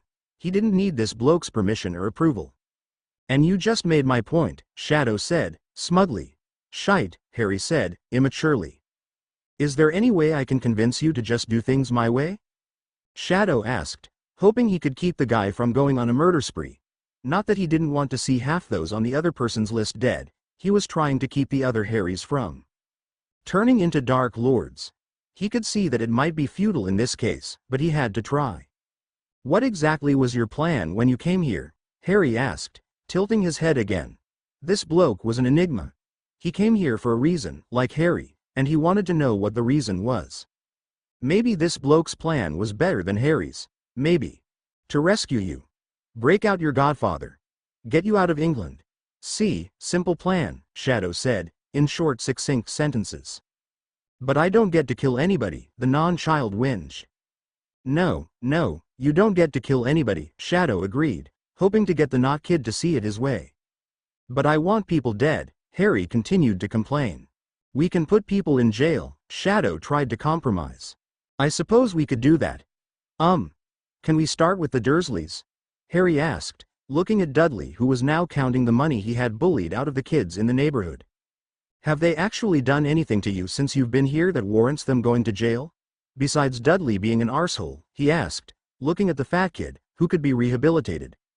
Well, no, Harry said, trying to recall anything that the Dursleys had done since he'd been here that would indicate that they were abusive in any way. Then no, we can't put them in jail, Shadow said, looking at him like he was simple. What about Dudley? Look at him picking on that kid over there, Harry said, seeing Dudley going after a new kid. It seemed Dudley just couldn't help but pick on the kids in the neighborhood. Do you see a copper anywhere? Shadow asked, looking around himself and seeing one walking down the opposite side of the park. Yeah, there's one right over there, Harry said, seeing the same one. Well, go over there and tell him about it, was the suggestion. With that, little Harry Potter ran over there and told the Bobby about Dudley picking on the little kid. The cop came over and scared the hell out of Dudley. For about 5 minutes. All was right with Harry's world. For about 5 minutes. There was no bloodshed, therefore it didn't last long. By the way, what the hell can I call you? Harry finally got around to asking once the Bobby left. Just call me Shadow. I'm gonna call you Harry. I don't care what you say your name is now. Your name is gonna be Harry, Shadow said, thinking the non-child might want to call himself something weird. Why would I go by anything else? Harry asked, looking at him queerly. Forget it, Shadow said, not wanting to get into it. So, what are we going to do now? Harry asked, getting up and walking towards the Dursleys thinking they were going to confront the family. Well, if your relatives are anything like any other universes, they're gonna say you don't own anything in their house. So, we're just going to leave and go to a hotel room and see about getting your godfather out of prison. We can do this legally or we can do it, hoping to do it illegally. That might appease the non-child enough to keep him from killing anyone. Oh, let's break him out, the non-child said, in childlike glee. If we do that, you guys will have to live on the run for the rest of your life, Shadow warned. He thought they could do it, though they wouldn't have to. He knew Sirius could get asylum in America or Australia. They wouldn't live on the run for long. Harry didn't need to know that though. I can do that, Harry said, like it would be an adventure.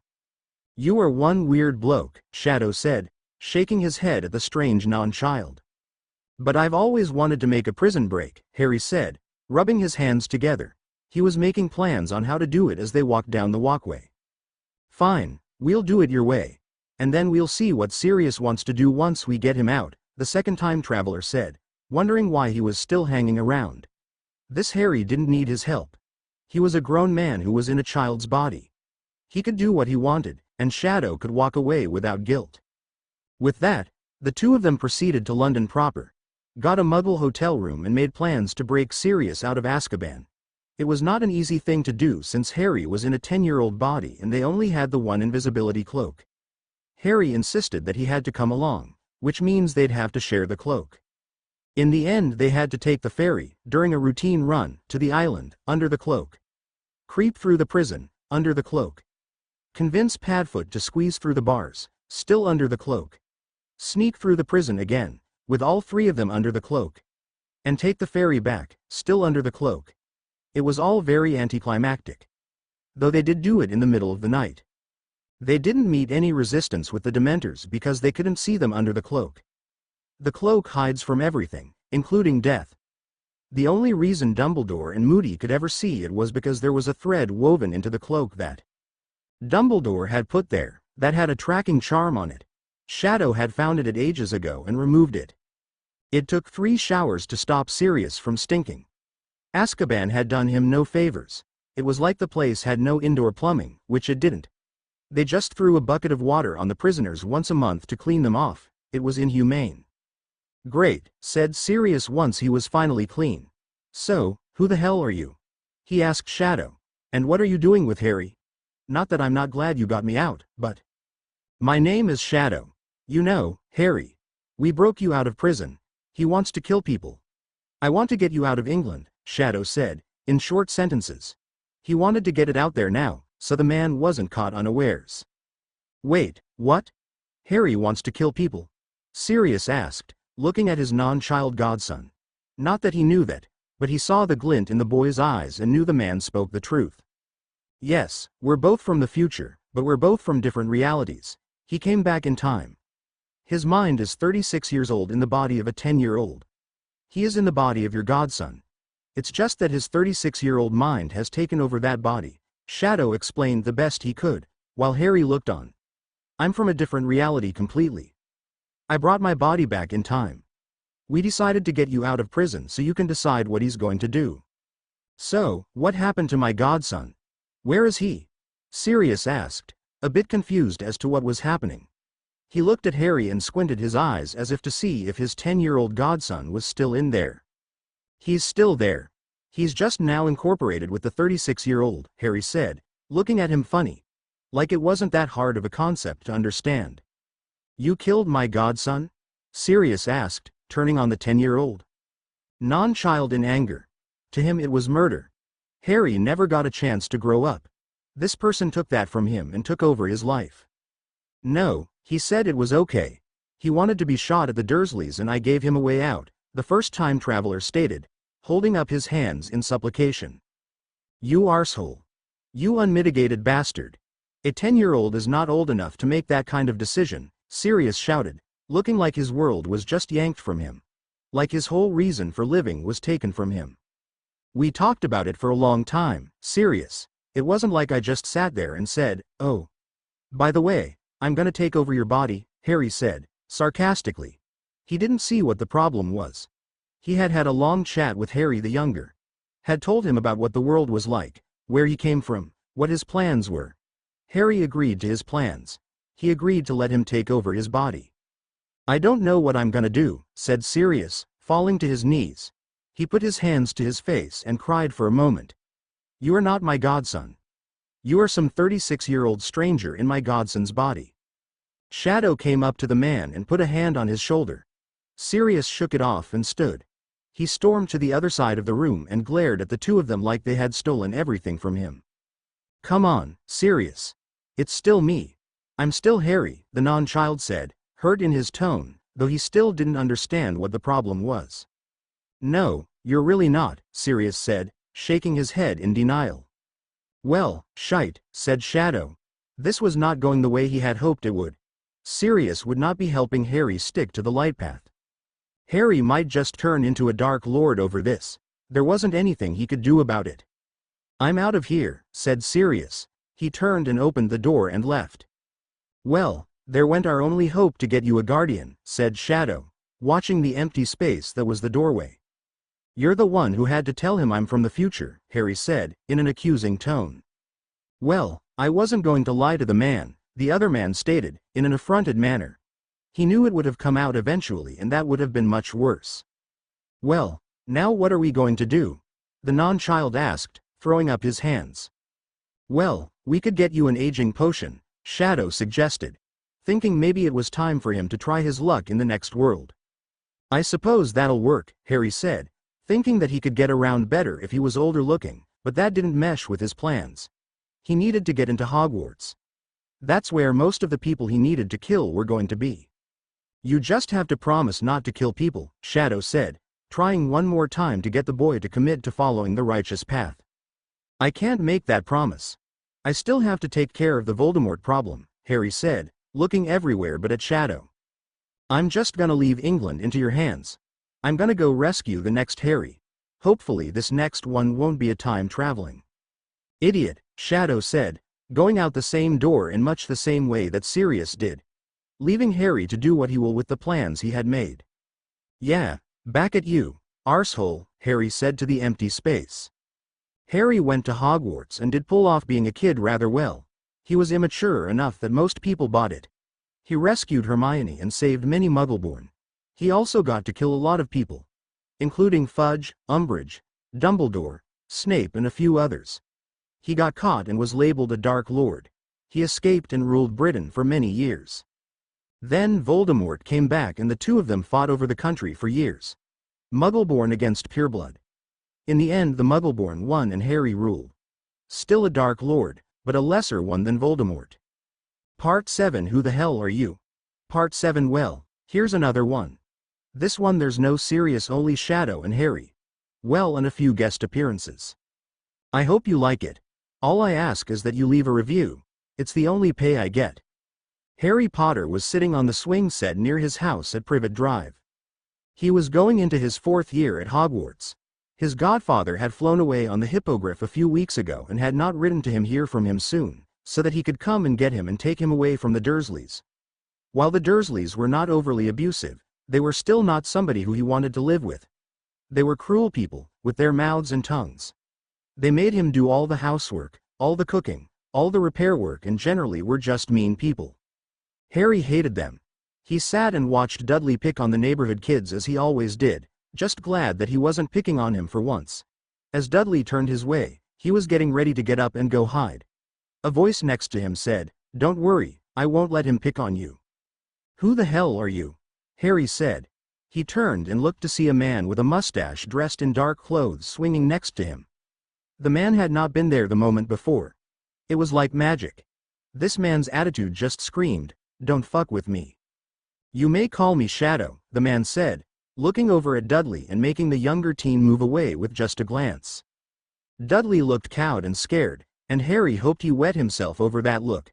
Then again, Harry might get in trouble for being near the man who scared the little Duddekins. "Why do you look like me?" Harry asked, looking at the man with fascination. It was weird looking at the man. It was like looking at a picture of his dad, but with green eyes and facial hair. "I am you from the future, and I've come to rescue you."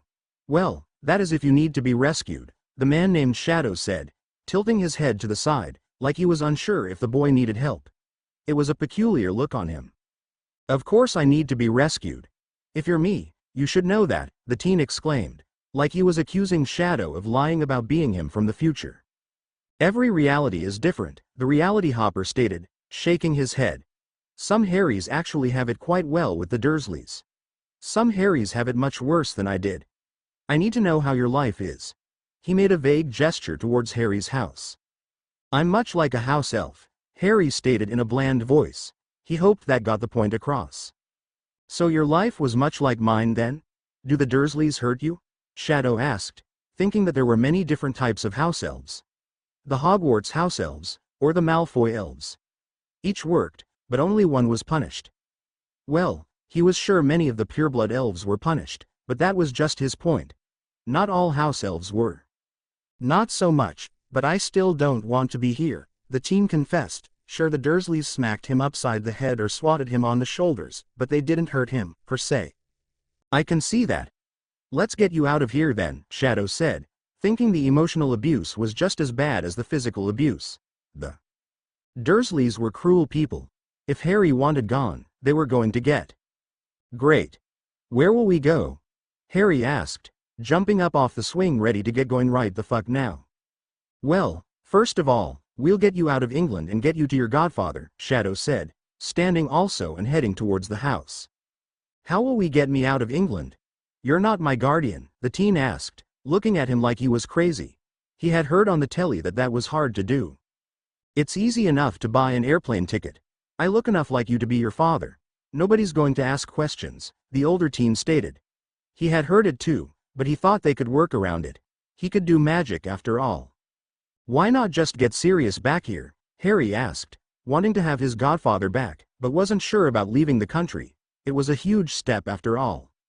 I've tried that in a bunch of realities and it's just easier for us to go to him, Shadow said, knowing how hard it was for Sirius to sneak back into Britain. It took a lot of Confundus charms and Obliviates.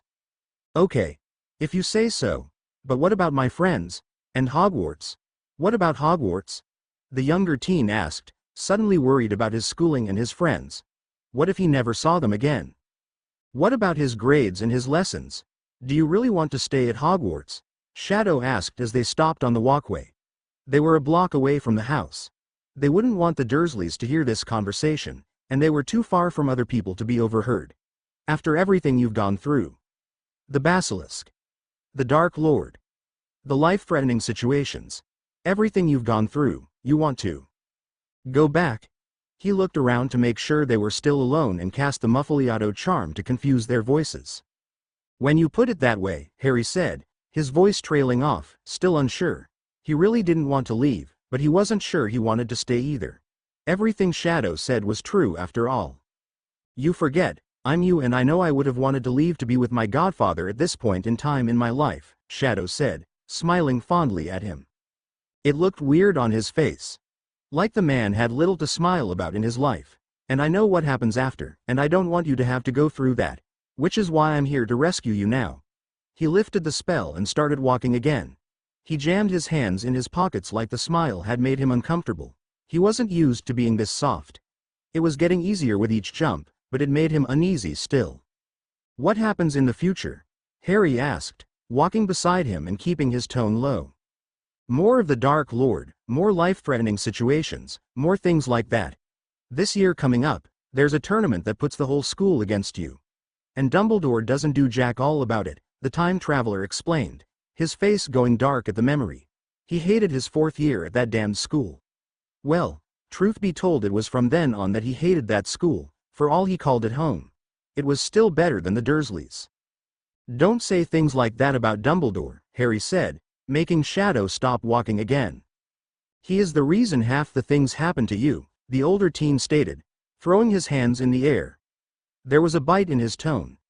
He could have Sirius's name clear tonight if he wanted to, but no, he has him running off in fear for his life. That's some bullshit right there. It's a power play and he knows it. How could he have Sirius's name cleared? Harry asked, confusion laced his voice. He's the chief warlock, was the explanation. What does that even mean? He's in charge of the Wizengamot, Shadow said, like that explained everything, forgetting that Harry didn't know what that was until he was given his trial. And they are? Was the exasperated question. The governing body of the magical world, Shadow explained, a bit apologetically. He had to remember that he was so ignorant of the wizarding world until he grew up and studied it all when he was the Dark Lord. Why don't they teach us this at school? A frustrated Harry asked, getting angry at Hogwarts for keeping him ignorant. You're asking the wrong person. I'm you, remember? Shadow said, knowing just how the other teen felt. Oh yeah, right, Harry said, sheepishly. It was easy to forget this dark man was him. He was just so formidable.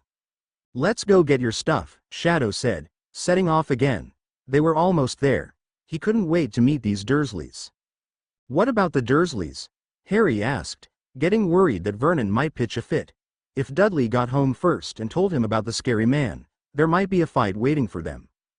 Don't worry about them, I'll take care of them, Shadow said, pulling his wand. He wasn't going to take any chances. Vernon Dursley was a coward and a fool. All right then, Harry said with a grin. They went to the house and Harry ran up the stairs and got his things while Shadow stood guard. Vernon tried to intimidate Shadow, but he was turned into a teacup for his trouble. He was left that way for the entire visit. Petunia yelled and screamed, but she was too scared to do anything else. When Shadow left, he reversed the transfiguration, and they left Privet Drive for good. It's going to be easy to get me a plane ticket, a laughing Harry said, as they sat in a cafe in the airport. Shadow found out it wasn't going to be as easy as he thought it would be. There were too many people around for him to just confound everyone into letting him purchase a ticket for Harry.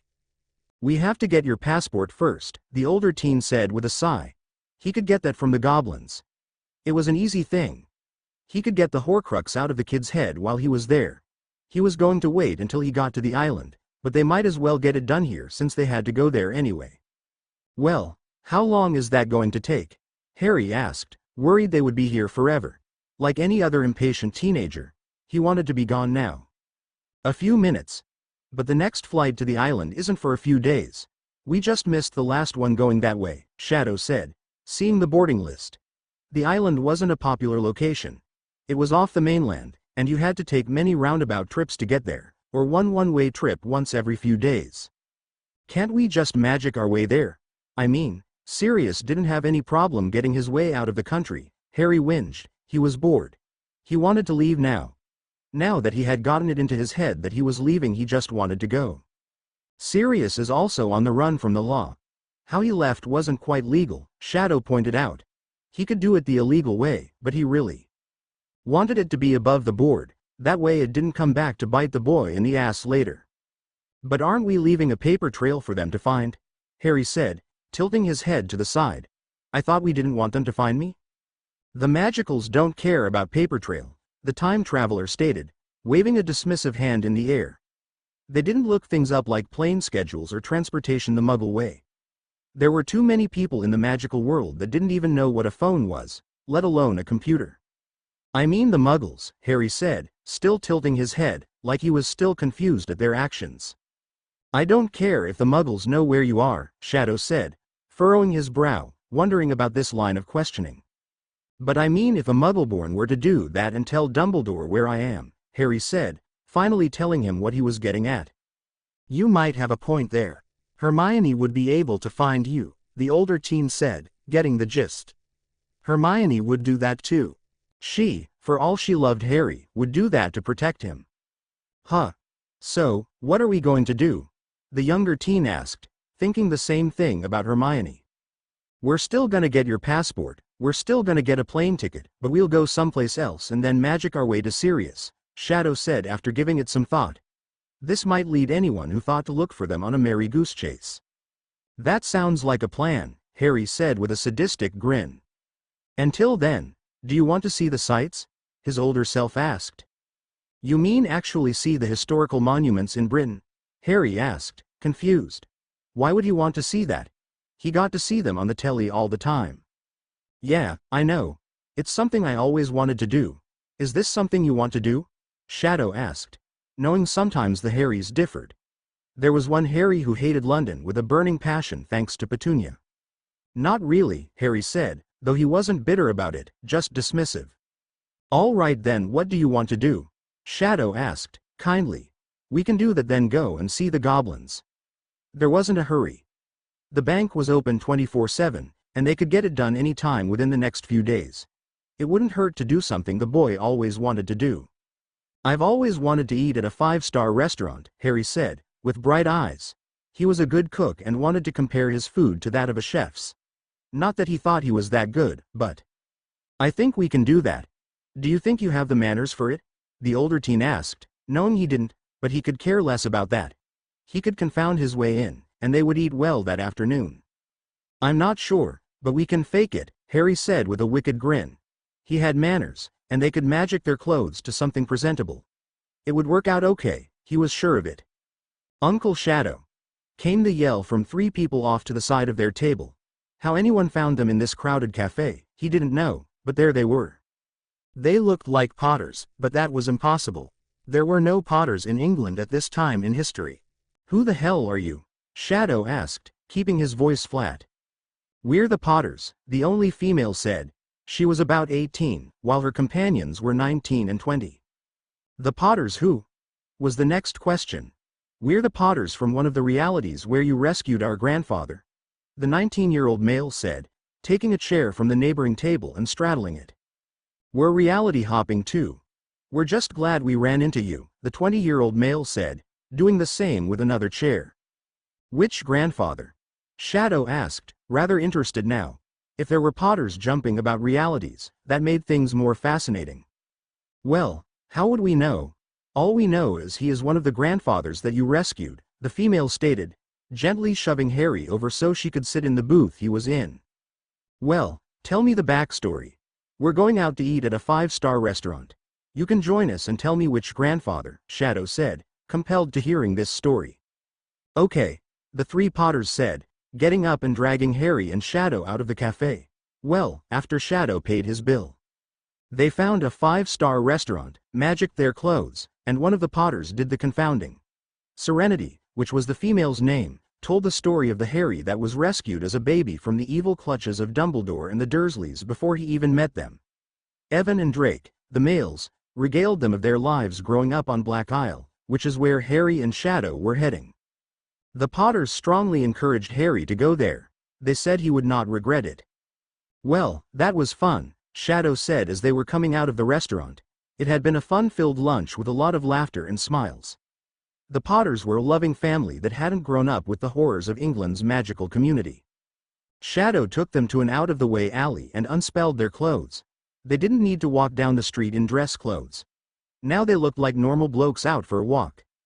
"What happened to the other Potters?" Harry asked, feeling weird calling them that. "They went off to rescue other Harrys," Shadow said, shrugging his shoulder. That was confusing to say for him.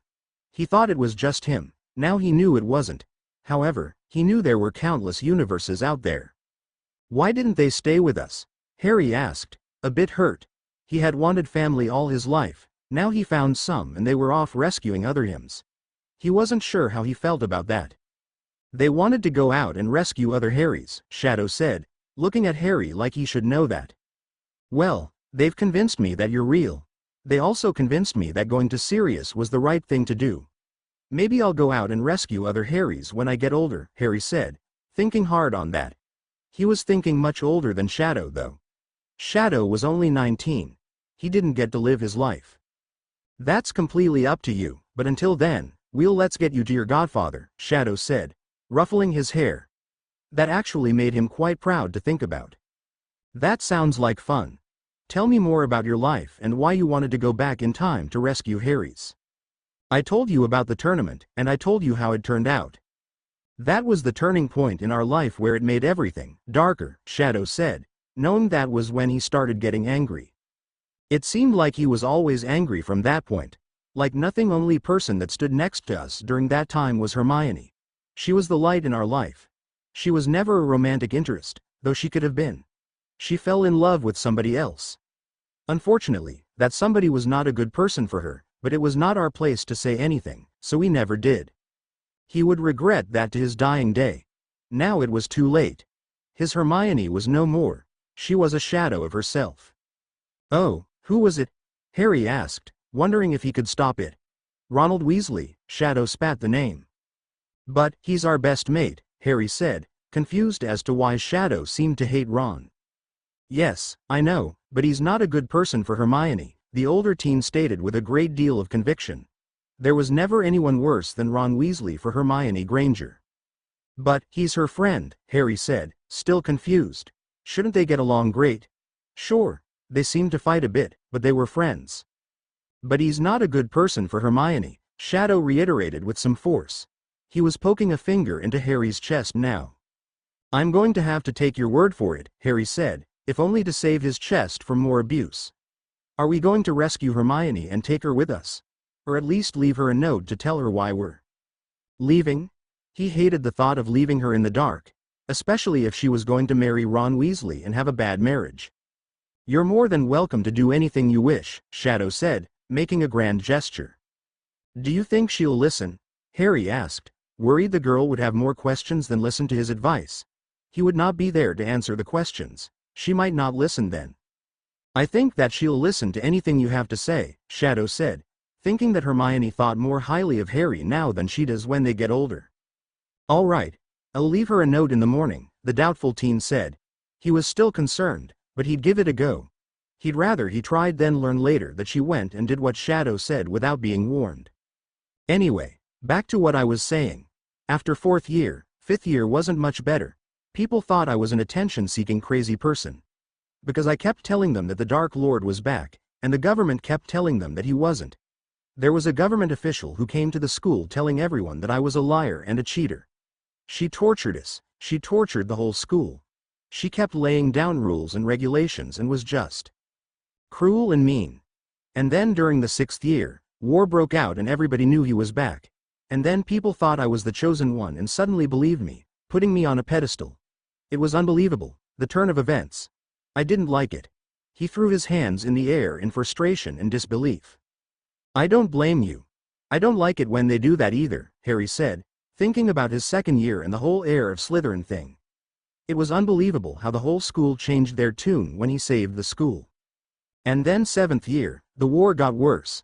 I was on the run with Hermione and Ron. We were looking for horcruxes. Which reminds me, you have to get the one out of your head, Shadow said, only to stop when Harry stopped and stared at him.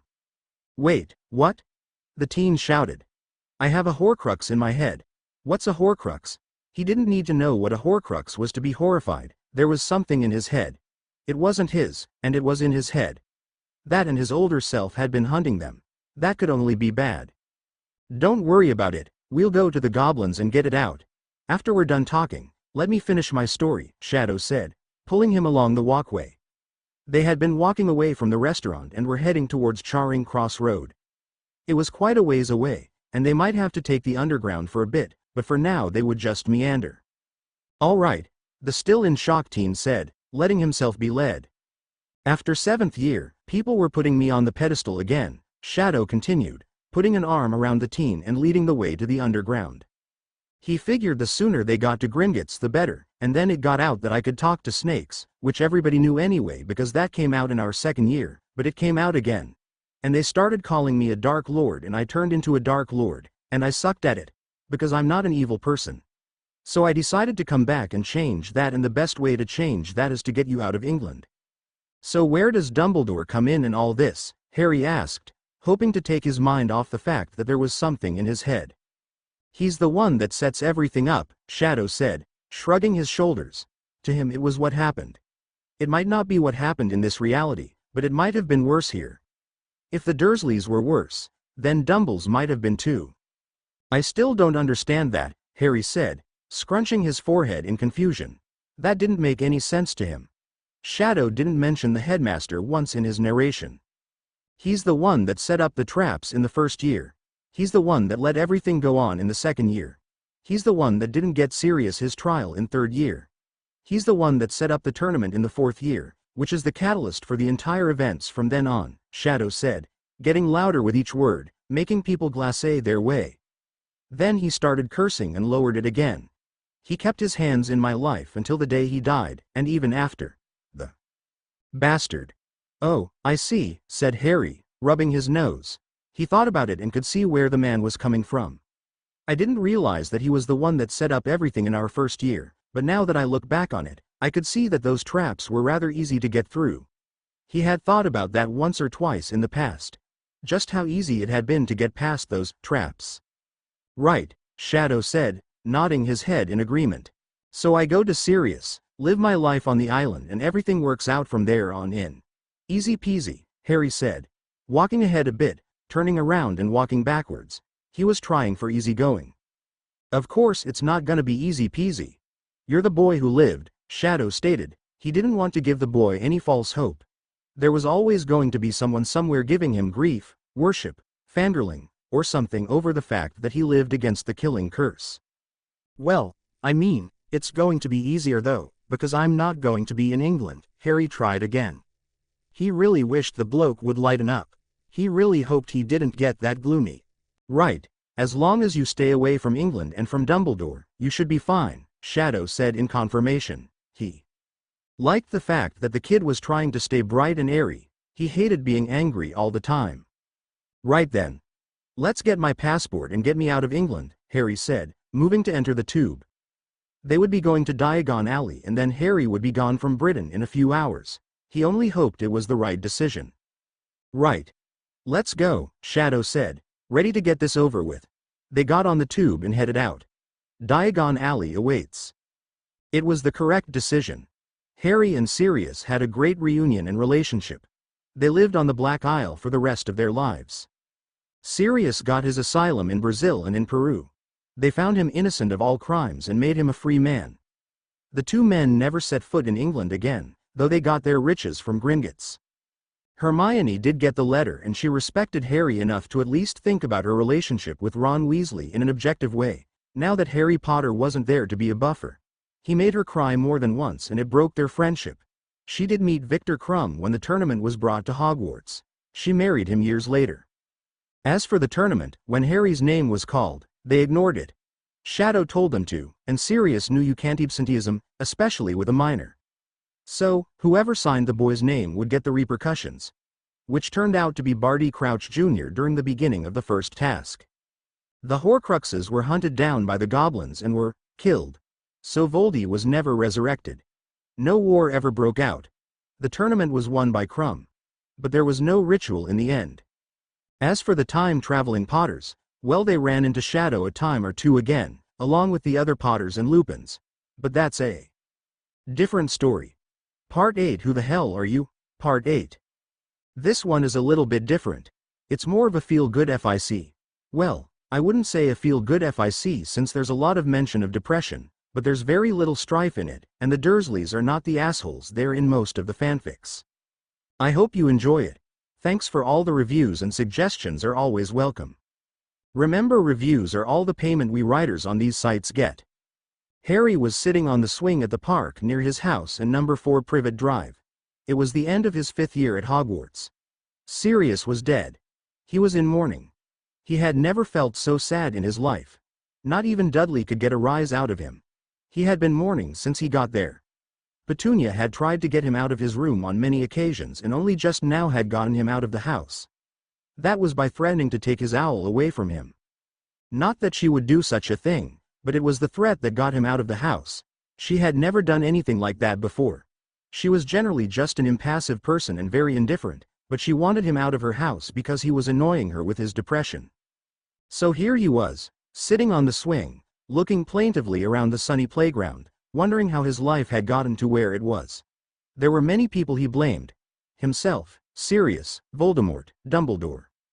That's the one person he blamed above all was Albus Dumbledore. If it wasn't for the headmaster, none of this would have happened.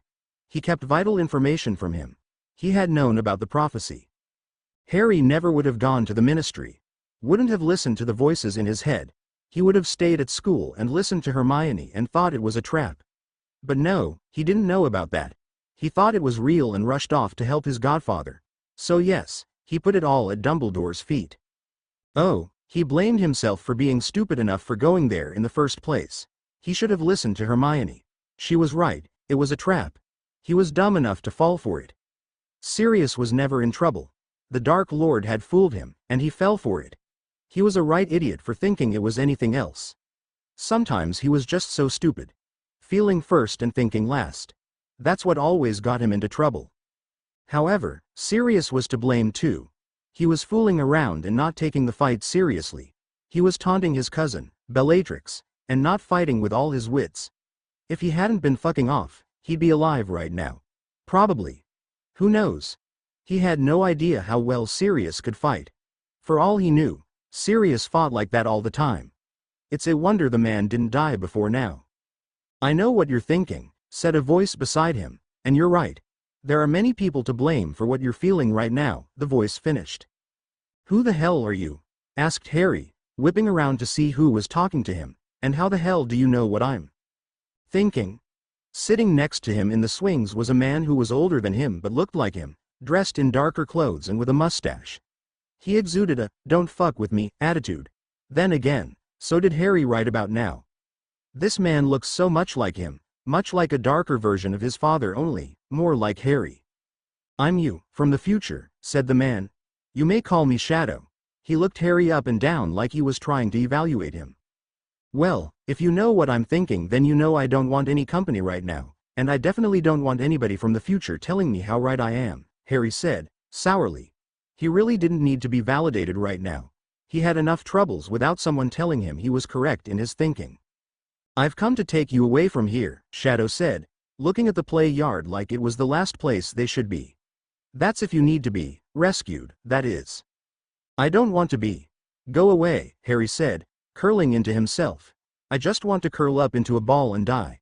His voice cracked and tears rolled down his face. He really missed Sirius, for all he really didn't know the man. It was what his godfather represented that he missed the most. It was the only family that he had. Now that was gone. Well, he had the Dursleys, and they weren't that bad, but they weren't really what he considered family. They didn't love him, he didn't love them.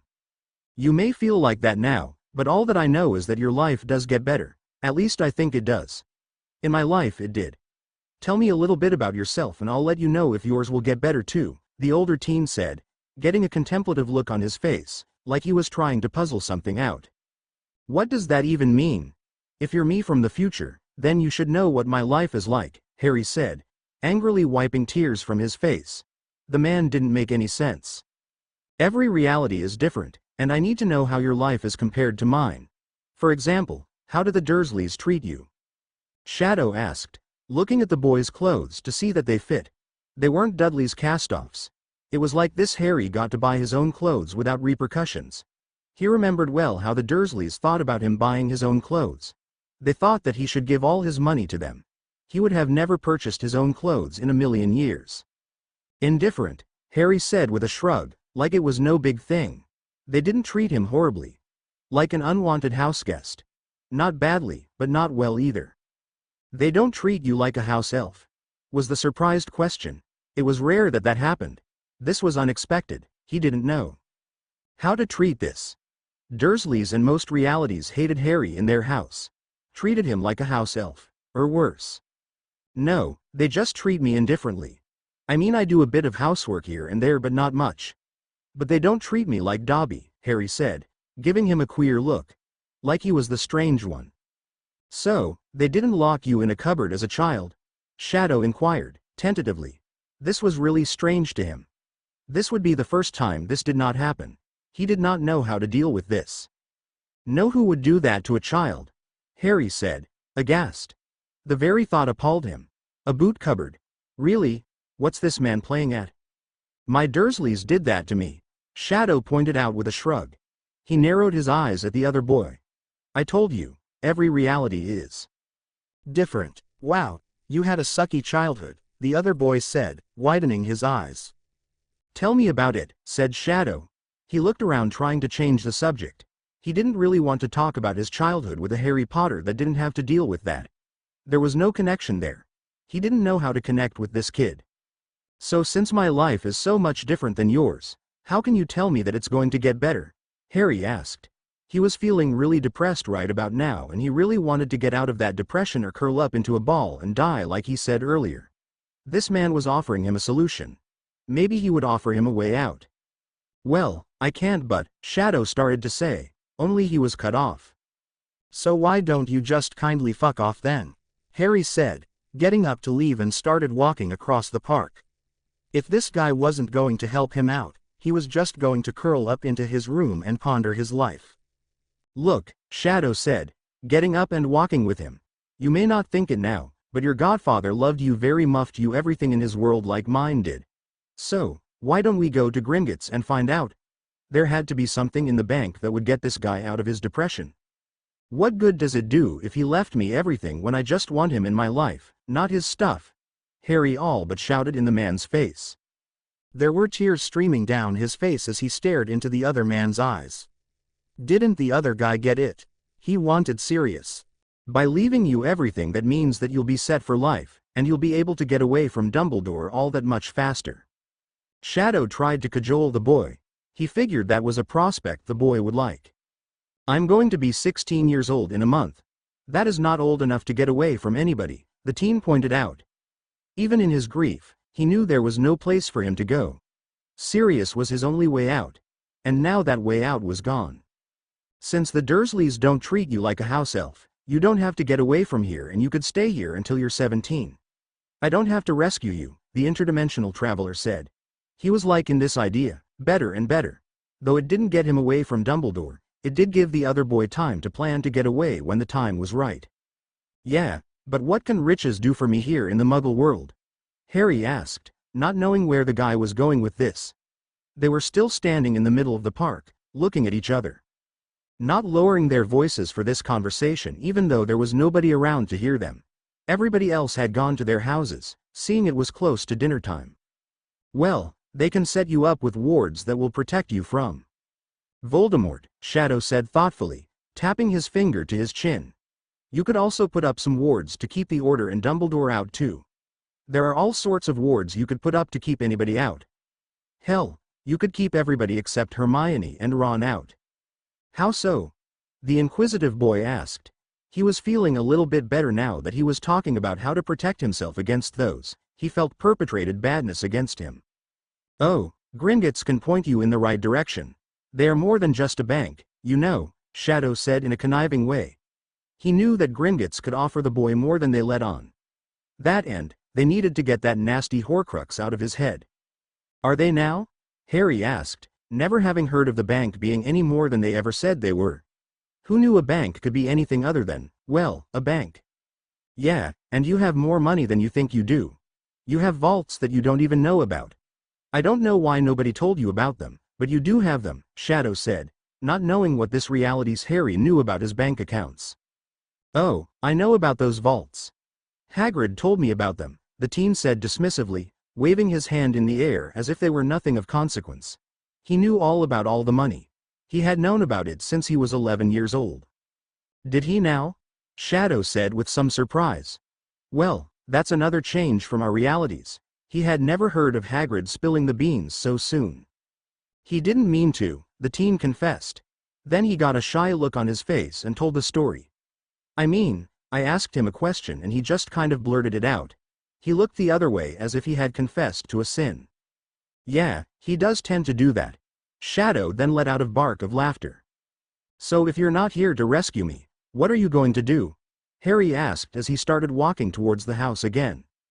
Well, let's go to the bank and see what to do from there, was the suggestion. All right then, Harry agreed amicably. He had nothing better to do but sit in his room very depressed and he was feeling better about it now. Sure, he was still upset that Sirius was dead, but the man was gone, and it was time to get his head out of his ass and get back into reality. The two of them went to the bank and saw that Sirius did indeed leave Harry all his money and the title to the Black family. Which Harry was very shocked over because he didn't even know he had black blood. But he was related to Doria Black. She was his great-grandmother. That, and Sirius was his godfather. Which put him in the next in line. Well, not the next in line, but well enough in line. The will could be contested, but it would still hold up in court. It should hold up in court, but there was a lot of money that could be thrown at it that it could be held up in court for many, many, many years. As it was, the Malfoys were in jail and nobody else was there to contest it. Narcissa could. But would she? Harry left out of that bank a very rich man. Before he left, he talked to the goblins about putting wards over his relative's house to keep out Voldemort and his Death Eaters. Dumbledore and his crazy order. He thought about putting up wards to keep all magicals out, But then he thought that his friends wouldn't be able to join him and others that he might want to invite over to his house and thought that was just crazy. So he figured he'd just keep the two nut jobs that were after him out. Now that that's settled, what do you want to do? Asked Shadow as they sat on the steps of the bank. I don't know, I'm still unsettled about the fact that Sirius is dead, Harry said. He looked over the people of Diagon Alley that were rushing around everywhere. As if the Death Eaters were going to pop out any minute and fire curses at them. He didn't know whether to be mad at them or not. Last year they were calling him a nut job. This year they were calling him the chosen one. Now they're scurrying around like little mice. I'm not sure how to help you with that. What do you want to do? Shadow asked one more time. He was still unsure how to treat the situation because the kid had a viable place to stay and really had no one else to look after him. Sirius was gone. Remus was out of the question. Well, maybe not out of the question. He didn't know the guy from this reality. For all he knew, he was an upstanding bloke. You've already asked me that question, and I've already told you I don't know, Harry said, giving him a put-upon sigh. You're not very good at handling depressed people, are you? He gave him a sidelong look that said, you're really bad at this. No, when I was depressed, I just wanted to blow things up. Shadow said with a bit of a chuckle, and I don't think it's a good idea for you to go around blowing things up right now. I mean, look at these people running around like somebody's about to do just that. You might cause a riot. Maybe that's what I want to do, Harry said, giving them all a baleful eye. He was still undecided about how he felt about these people. Maybe stirring up trouble was just what he wanted. It was something Sirius would do. Well, we can't really go around using magic to blow things up, because that's against the law. Do you want to go see the sights? The older man said, hoping that that would be something the kid would want to do. It was something he was used to. Most of the other Harrys liked to go around London, seeing things like Big Ben and London Bridge. How boring can you be? The teen said with a roll of his eyes. Fine, Shadow said, rolling his own eyes. You want to go shopping? You have all this money now. Even though Harry's clothes were well-fitting, he could use some new ones. I have an idea, said a voice from behind them. Who the hell are you? Asked Shadow, standing up and whipping out his wand at the group of redheads standing behind them. We're the Weasleys, said the lead redhead, who was a girl of approximately 18 years old. There were 3 of them. The other 2 were boys. They were both about 17 and twins. But they definitely weren't Fred and George. These 2 were short and stocky. You're no Weasleys, that I know, said Harry, giving them the hairy eyeball. We're Weasleys from the future, one of the boys said with a big grin on his face. Well, what are you doing here? Shadow asks, even though he had a SL going on. Even though he never involved the Weasleys in any of his capers, he had to wonder how they had gotten involved in reality hopping. Fred and George had never been part of his future. Well, Fred had. George had died. So maybe Fred had gotten involved. We've come to cheer you up. We knew this was the time when you were upset, so we decided to take you on a pranking tour, the girl said, bouncing up and down, making every man there, besides her brothers, appreciate it. She was quite well endowed. Pranking who? Harry asked, still giving her a stinking eyeball. He didn't understand how prank war was going to cheer him up if it was going to be against his friends. Well, maybe if it was against the Order, but even then. Death Eaters, of course, one of the boys said. They'd switch places so he couldn't tell if it was the original boy or not. You want to prank the Death Eaters? Shadow inquired, and then got a curious look on his face and tilted his head to the side and asked, why don't we just kill them? Because we're pacifists, all 3 of them said together as if it were the obvious answer.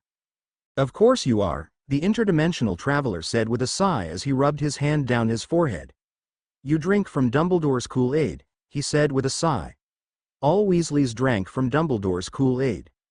What does that even mean? The girl asked, tilting her head to the side. Never mind. So you want to go prank the Death Eaters? Shadow asked, rubbing his hands together as if this was going to be something that was going to be fun. He was going to get Harry to do something that was going to make him happy, or he was going to die trying. How do we go about doing this? Damn it. First, we have to go visit our grandpa's store, the girl said. She did seem to be in charge, so she seemed to be speaker of the group. She hadn't given her name yet, and they had to wonder why she wasn't introducing herself or her brothers. I only gave them the money not too long ago. I don't think they're open, said Harry, looking down the streets of Diagon Alley to see if the store was open. He didn't see any new stores on his side of the alley, but then he couldn't see very far from the street, from the stairs of Gringotts. Their grand opening was just last week, says one of the boys. Well, let's go find them, Shadow said, leading them off the steps and down into the alley. With that, the group of Weasleys, Harry and Shadow went to go find the Weasleys' wizard wheezes and see the wonders the twins had come up with in the short time they had been open. Then again, they had had years of research and development at Hogwarts under their belt. They found it open, and Fred and George standing there, in all their splendid glory. They were watching everybody buy all their pranks. There were huge satisfied grins on their faces as they watched all their product fly off their shelves. Harry, the two redheads said as they rushed down to hug their friend. What are you doing here? Shouldn't you be at home? They asked, looking around the room as if there were Death Eaters about to rush in and kidnap their friend. I'd like you to meet some relatives of yours from the future, said Harry, pointing to the three redheads behind him, diverting the two in front of him from their questions. From the future, you say? Well, isn't that the treat, said George, not believing it for a minute. Don't go telling everybody we're from the future, Harry, said one of the boys. But they're relatives of yours, said Harry. He didn't understand what the problem was. Besides, Fred and George were open-minded enough to get it. Ah, but we can't tell people that we're from the future, the girl stated, with a wise nod of her head. The older twins looked on, starting to believe they were from the future. That would create a paradox. Let's just say that we're relatives from a distant land. Anyway, we've come to buy pranks. That I can get behind, says Fred, more than willing to deal with pranks than he was to dealing with paradoxes. With that, the future Weasleys and Harry went through the WWW and emptied the shelves of everything that they can afford. Which was quite a bit because they brought a lot of money. It seems that they had done well for themselves in the future. Harry, Shadow and the Weasleys from the future spent the rest of the week pranking the Death Eaters, bringing Harry's spirits up quite a bit. They did everything from exploding front doors in their faces by knocking on them and running away.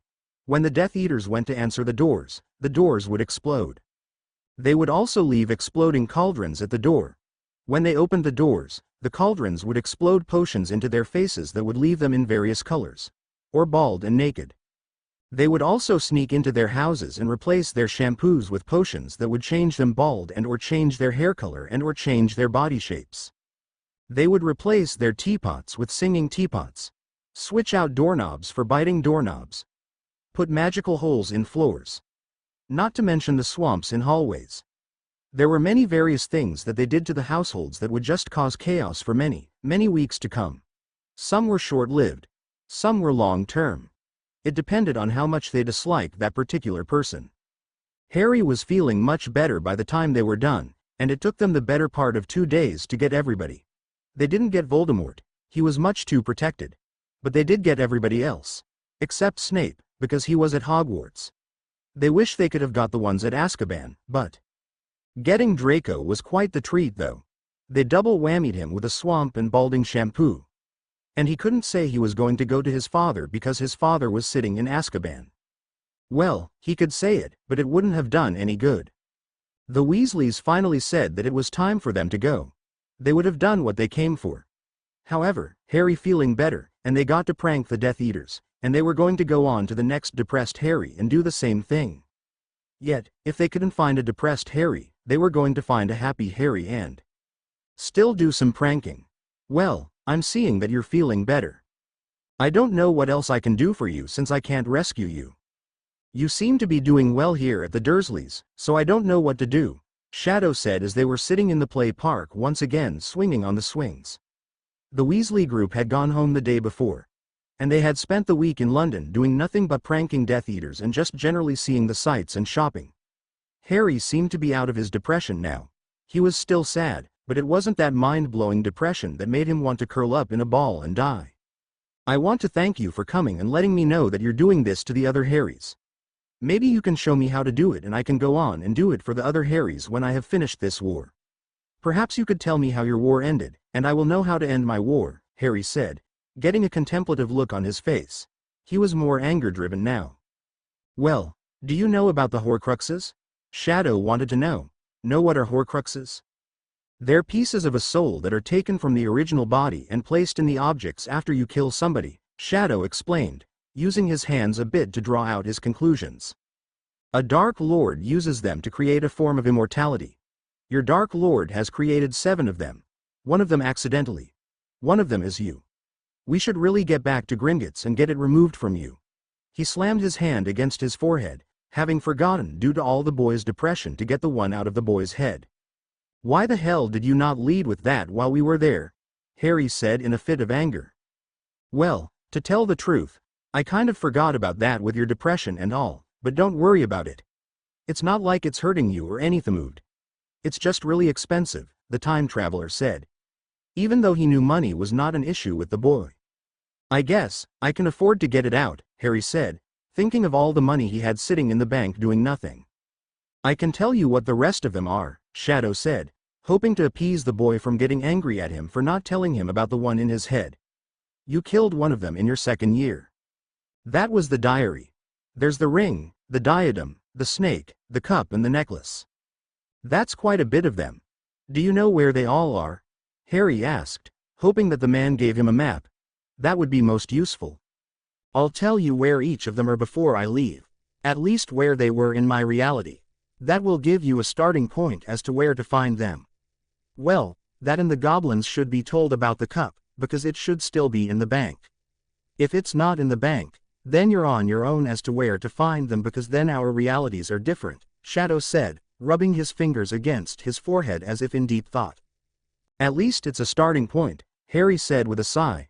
Can't you stay and help me find them? He asked, almost in a desperate voice. He really didn't want to go it on his own. He might involve Hermione and Ron, but then again, not. Well, mostly I usually try and get the Harrys out of war and get him out of England. But you seem to be content in staying and don't want to leave, so I'm just gonna do my best to give you a foot up on how to get through your war, Shadow explained. He was still at a loss for what to do with this one. He just didn't feel comfortable leaving the team here, but he couldn't stay either. No, I get that. There's really no place for me to go and I can just stay and fight. And it's not like my Dumbledore is evil or anything. He's just an arsehole. I'll just tell you, don't trust Dumbledore. Use your money to the best of your ability. And keep close to your friends. Don't trust the Weasleys overly much. In some realities, they're known to potion you to marry Ginny, Shadow warned him, though he wasn't quite sure that that was something that was going to happen in this reality. It was something to give him a heads up about. Okay, when we're out, I'm sure there's some form of jewelry that I can wear that'll prevent me from being potioned. I don't feel like being married anytime soon anyway. I'm still too depressed to fall in love, Harry said thoughtfully, thinking he had heard somebody mention something about a ring that would detect potions. This is the best time to get you when you're all emotionally upset, was the warning. And it was, too. Getting somebody who was depressed was the ultimate time to get them to fall in love. Seeming to be there for them was the best con game there was. You're probably right. Oh, I'll go to the jeweler and see if I can't find a ring or a necklace or something that'll protect me from that, he said with determination. We can do that after we get the horcrux out of your head, Shadow said, getting up off the swing and heading towards the house. It was still the middle of the morning, and they just needed to get some things from the house before they headed out. That and let the Dursleys know that they'd be back. Sounds like a plan. Is there anything else you can tell me? Harry asked. He liked all this information that he was getting. It was unlike talking to Dumbledore where he got nothing but cryptic nonsense. No, but are you sure this is what you want to do? Stay in England, Shadow asked one last time. He could do something to get the boy out of England. Even if the kid was a runaway in the streets of America, it would still be far better than staying here in England.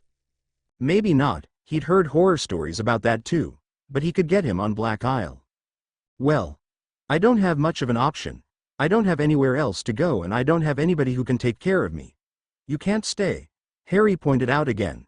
They've been over this quite a few times in the last week. It's only for a year or so. You're right, I can't stay. Sirius is dead. Remus is less than useful, so he can't be your guardian. If the Dursleys are just indifferent and not hurting you in any way, then your best bet is to just stay with them. I would suggest you get the hell out of England as soon as you turn 17 or pass your newts, Shadow stated. He wanted the boy out as soon as possible. "You bet your sweet ass I'm going to. We should get my passport now so nobody would be suspicious of it," Harry reminded him. They already had escape plans in place for him to run if the going got tough. "Probably a good idea. If you want to make it look like the horcrux taken out of your forehead hasn't looked like it's been removed, the goblins can make it look that way. That way nobody will think twice as to your trying to leave the war," Shadow said, thinking. Dumbledore would contemplate his existence if Harry didn't have the horcrux in his head. "That's probably a good idea too," Harry said, thinking the same thing. Dumbledore was just too invested in him. "Cover all your bases, I say. Also, if I were you, I'd make an emergency bug-out bag," the time traveler said, scratching the back of his head in thought. "What's a bug-out bag?" "It's a bag that has every essential in it that in case your house is attacked. You can grab it, and you'll have everything you need to bug out. That way, if you have to run, you'll have the bare essentials. A change of clothes, emergency food, a tent, water. You know, the stuff you need to survive," Shadow said, looking at him as if he were simple. "Oh, I see what you're saying. Is there a magical one? That way I can put more in there," Harry said, thinking that if he could get something like that that would be more useful. He could keep it around his neck and keep it on him at all times. "Yeah, of course we can go into the junk shop and see what we can scrounge up, or make our own," the older man said, looking at him as if he had just said something smart. "That sounds like a plan. See if we can find one that holds more than it looks like," Harry said, wondering if they could find something like that in the junk shop. It would be old, and why would someone give up something like that? "I'm sure there is one we can get, one that could hold a tent and some clothes and food, water and all that, and it will probably be big enough to put in your palm," Shadow said, getting excited. Maybe he could find one for himself too. "That's an even better idea," Harry agreed. "I'm glad you like it," the reality hopper stated, patting him on the shoulder. "Well, I'm still depressed, but I'm feeling a lot better than I was when you first came. So thanks for showing up, Shadow," Harry said as they finally got to the Dursleys' house and Harry opened the door to go up to his room to get what they needed to go to Diagon Alley. "That's what I'm here for, kid. That's what I'm here for," Shadow said, clapping him on the back. They did find what they needed at the junk shop, and then Shadow left. He didn't feel the accomplishments he usually felt, but he left anyway. In the end, Harry wound up staying until he was 17 years old. Everything played out pretty much the way it did in canon. Up until Dumbledore died. And just when the camping trip from hell was about to happen, Harry disappeared. Nobody heard from him again. What nobody knew was in the background while everybody thought Harry was playing the good little boy. He was actually hunting the horcruxes down and destroying them. The only one he didn't get was Nagini. But he let Neville Longbottom know about it. And it was up to that boy to take care of it, because he was the other boy known in prophecy. Now both swore on his grave that it would be the last thing he did was to take care of the Dark Lord. Harry took off for Black Isle off the South American coastline. Nobody knew about it. Nobody heard about it. Nobody ever heard from him again. And he lived out the rest of his life in splendid glory. He married a native when he was about 35 years old. He went back and helped a few Harrys. But he only did this for about 5 years because he had children he needed to take care of and a wife that he loved. But she understood, and they understood. His kids also did this when they were older. Because there's an infinite number of universes and an infinite number of Harrys. And they all need a shadow. Part 9. Who the hell are you? Part 9. Thanks for reading and reviewing. It's a short one and deals with post-traumatic stress disorder. So, it might be a trigger. Harry Potter was sitting on the swing in the park down from his aunt's house. He had just finished his first year at Hogwarts and he was in shock. He had killed a man, and they had just sent him home. They didn't even question him about it.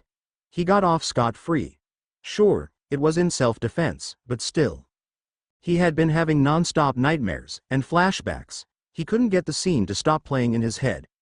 The man wouldn't stop disintegrating in front of him. It just kept happening over and over again. Every time he closed his eyes, Quirrell's face was there, accusing him of killing him. Voldemort's voice was mocking him and laughing at him. Sure, Quirrell had been about to kill him, and he had Voldemort on the back of his head, but Harry had killed him. Now he was plagued with nightmares and guilt, and no one was talking to him about it, and he didn't know what to do. He couldn't talk to the Dursleys. They'd lock him up and call him a killer. What's got you so down? Asked a voice from the swing next to him. Who the hell are you? Harry asked, jumping off the swing in fright. He looked at the man he hadn't heard coming. He was a tall man, young, dark and mean-looking. He looked like his dad with green eyes and facial hair. He had this, "don't fuck with me," aura about him that Harry didn't like.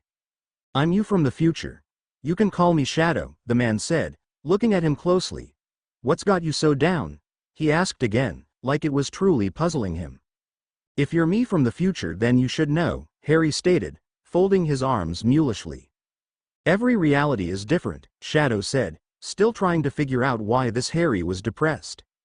I killed a man not too long ago, Harry said, a tear trickling down his face. I don't remember it affecting me this way, the man said, quite shocked. He leaned forward and touched Harry's face like the tears fascinated him. Did you tell Madame Pomfrey? No, I didn't know I had to, Harry confessed, thinking she was a nurse and why would he tell her? She's a healer, a Medowitch. She would have given you some potions that would have helped you sleep at night, Shadow stated, sitting back up and looking at him with a tilted head. Well, it can't be helped now. I've come to rescue you, if you need to be rescued. How do your Dursleys treat you? He asked, changing the subject. Badly, Harry said, crying a bit more. They didn't out and out hit him, much, but they made him do all the housework and cooking. They didn't have anything nice to say to him or about him. It had gotten worse since he'd come back. The nightmares and his zoning out didn't help either. They just laughed at him and called him more names. Okay, we'll go and get your stuff and get you out of here, the older man stated, standing and starting to walk towards number 4 Privet Drive. He could see his other self needed to leave this place, now. Brilliant, Harry said, smiling for the first time since he went down the trapdoor. I'm going to get your godfather out of jail and then get you both out of England, Shadow explained to him as they walked. Okay, Harry said, nodding along with this. He didn't want to stay here. Sure, he had 2 friends, but they would understand, he was sure of it. What? No argument? The reality hopper asked. That was a first. Nope. I don't like it here, the boy said, almost skipping. He was so ready to leave. Anything to get away from the Dursleys and the trauma that was his first year. Alrighty then. Let's get your stuff, Shadow said, smiling at the kid. Who the hell are you? Petunia asked when Shadow came through the door without so much as a, by your leave. None of your business, he said rudely as he went to the cupboard under the stairs. He pulled out his wand and opened the door. He took out the trunk and looked at Harry. Go get your things, he told the boy. He then turned his wand on Petunia, just to prevent her from stopping him. Harry ran as fast as his legs would let him and got his treasures from under his bed. He took Hedwig's cage down and hauled her with him. He carried all this back down the stairs. Got it, he said. Let's go, Shadow said, not giving his aunt a chance to say anything. The 2 of them left. They released Hedwig and told her to find them later. Shrunk the cage and went to the curb. Shadow called the night bus right there and they got on and headed to the Leaky Cauldron. They didn't go in. Shadow turned them around and headed to a hotel down the street. He rarely stayed in the magical world. Where are we going? I thought we were going to go into the magical world, Harry asked, looking back the way they came. He wasn't sure if he was happy or not that they weren't going there or not. He was sure they weren't going to mob him like last time. No, they'll recognize you there, Shadow stated, moving Harry along with a hand on his back. The kid was just so lackluster. It was like moving a sloth. He thought the boy was happy to be leaving, but the turnaround was confusing. It was disturbing, these mood swings. Do you think so? I mean, I'm just Harry Potter, the preteen said, looking at Shadow with such wistfulness. He really hoped all that boy who lived crap had died down. Didn't they have better things to worship, like Quidditch players or someone? Wasn't there a singing group or something? The Weird Sisters. Couldn't people just go and talk about them? You know better than that. Everybody will know what you did last year. If you thought how they treated you before was bad, think of how they treat you now. They might not know you killed Old Quirrell, but they'll know you did something, the older man said, though he wasn't completely sure about that. He wasn't going to take the chance. The boy didn't deserve to be mobbed by all those people when he was feeling this way.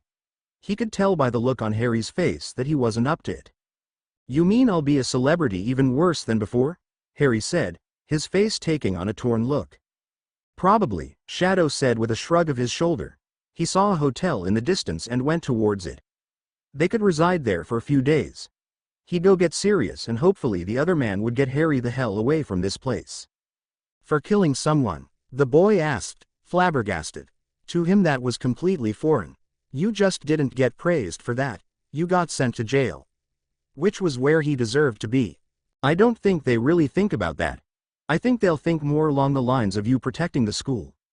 Or at least winning the House Cup. Shadow tried to explain. He didn't get it either. The sheep of magical Britain were brain dead as far as he was concerned. They thought a baby killed a Dark Lord after all. That's so stupid. A man died, and he died by my hands. Literally, complained Harry loudly, making a few people look at them queerly. He ducked his head to hide his watery eyes in guilt, but Shadow moved them along and glared at the passers-by. You're really beat up about this, aren't you? The reality hopper stated, rubbing the poor kid's back. He really didn't think Harry was this torn up. He hadn't been. He had just moved on and went on with his life. Quirrell was just a blimp in his memory. I guess, Harry said, sniffing and trying to put on his stiff upper lip. He was British and a Gryffindor. He wasn't supposed to be weepy. We're going to have to see if we can get you some help, Shadow stated, wondering if he had time for that. PTSD took a long time to get over, and he wondered if it was even treatable in the magic world. Ian, I'm just a kid. Let me see what I can do about getting your godfather out of jail. Do you think you'll be okay for a couple of days? He asked, knowing the easiest way to get in and out of Azkaban was by himself. He didn't think the kid was suicidal, but he kind of felt bad for leaving him alone with his thoughts for any length of time. Do you mean by myself? Harry asked incredulously. Well, it's gonna take me a minute to do what I need to do, the older man explained. I'll wait a few days, we'll see the sights and I'll explain who I am, where I'm from and all that. But then I'm going to go and get your godfather, he added, not wanting to just get the room and dump the kid. All right, yeah, sure, I'm a big kid. I think I can handle it by myself for a couple of days, Harry said, squaring his shoulders and firming his jaw. He could do this. All right, let's get you set up, Shadow stated, going to check into the hotel. They spent the next few days getting to know one another. They toured London, and Shadow told Harry all about himself. What his years at Hogwarts had been like, what had happened after, how he had become a Dark Lord, and everything during his reality hopping. Shadow did take Harry once into Diagon Alley under disguise to get the horcrux removed from his head, but other than that they left the magical world alone. Harry ate it up and was feeling a bit better when Shadow left. A couple of days later, Shadow showed back up with the large black dog that was in desperate need of a bath. They quickly took care of that, and Harry was introduced to his godfather, Sirius Black. Hey, Harry, how did you handle the last couple days? Shadow asked. He had been worried about the kid. He had been in a good mood when he left, but all this time to himself, he might have fallen back into depression. All right, I guess, Harry said, looking a little melancholy. A house elf showed up and seemed right happy that I was not going back to Hogwarts, he stated with a perplexed look. He said something bad was going to happen there. I remember you said something about a basilisk, so I told him I already knew and wasn't going, he finished. Damn, I was hoping to catch him, Shadow said, snapping his fingers. He never told Harry about Dobby. Just about the Chamber of Secrets. Shite, he really wanted to catch the little guy. Fuck. You know this house elf? Harry inquired. He had liked the house elf in a quirky kind of way. He had been polite and had wanted to save Harry from danger. What wasn't there to like? Yeah, that's Dobby. I was hoping to set him free, the older man said, looking around the room like Dobby might pop back in. No such luck. Well, he was really happy when I told him I wasn't going back to Hogwarts, the preteen said, hoping that would cheer the man up. It didn't. Huh. I wonder if I can catch him and get him free, Shadow said, thinking of ways to get into Malfoy Manor and talk to Dobby or call him and talk to him. It wasn't a top priority, but he would have to think about it. I don't know. I don't know anything about house elves, Harry said with a small shrug. He was just there. He could care less about what happened to this elf. Sure, it would be great if one elf got free, but he didn't know the little guy. Anyway, this is your godfather, Sirius Black. He's going to take you out of England. You'll probably go over to the Black Isle. It's really a fascinating place and you'll never have to set foot in England again, Shadow said, waving to the man who had been silent this whole time. Really? That's brilliant. It's good to meet you, Sirius, Harry said, finally showing some emotion other than sadness. He was smiling brightly and holding out his hand to Sirius. It's good to meet you too, pup, the dapper dark-haired man said, shaking Harry's hand. Shadow here tells me you're having a rough time of it. He had been told to be kind, that Harry was going through a rough time and needed kid gloves. Did he tell you that I killed a man? Harry said, despondent again. No, we didn't quite get into that.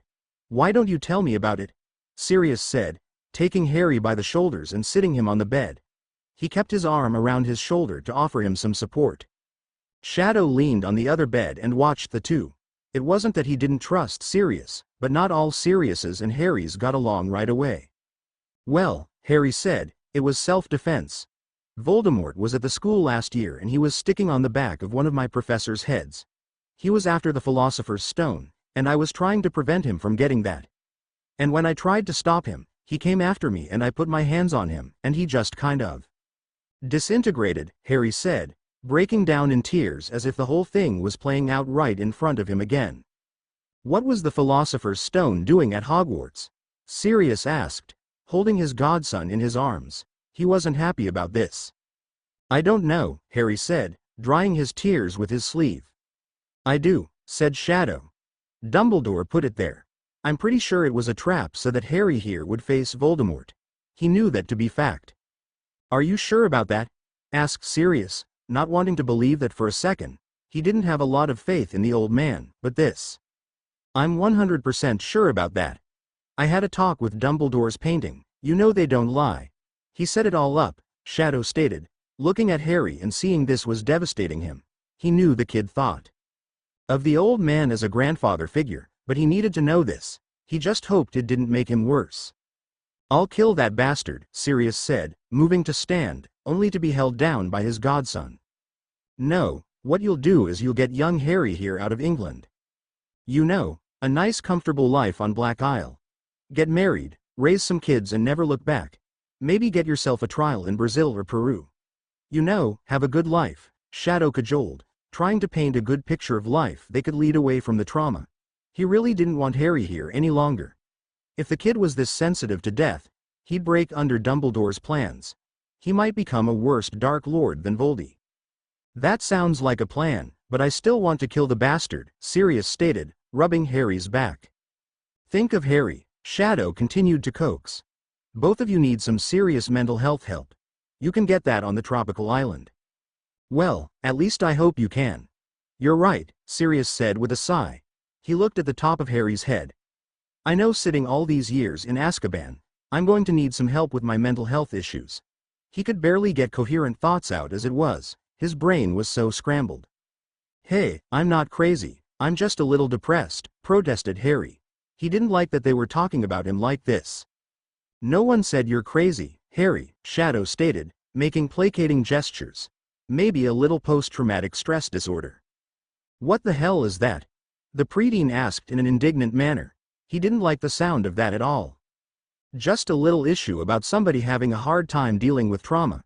It can be severe, it can be mild, but with a little help you can get over it, the older man stated, looking at him seriously. But what if I don't want to get help? Harry said, not sure if he wanted to be thought of as crazy. Only crazy people went to doctors. Then it can only get worse. Do you really want to have nightmares for the rest of your life? Flashbacks? Shadow asked, leaning forward a bit, narrowing his eyes. No, I guess not, Harry said, getting discouraged again. He didn't like waking up sweaty and scared every night. Or seeing the dead man in his waking hours. All right then, let Sirius help you, Shadow said, much more softly. I guess, the dejected boy said. Come on, Harry, it'll be fun, his godfather said, still holding on to him. Black Isle is really a great place to relax. It's got beaches, it's got sun, it's got the ocean. We could swim, we could sit on the beach all day, we could go into the jungle and explore. Redditors there. The natives are wonderful. There's really a great group of people that live there. He waxed poetic on all the tributes of the island with grand hand gestures and bright twinkles in his eyes. I guess. It's got to be better than the Dursleys, Harry said with a shoulder shrug. He was starting to like the idea though. It did sound better than dreary old London. You're really okay with leaving Hogwarts? You're not going to argue with this at all? Asked Shadow, surprised by this. Usually, they were fighting him tooth and nail by now, or at least protesting somewhat.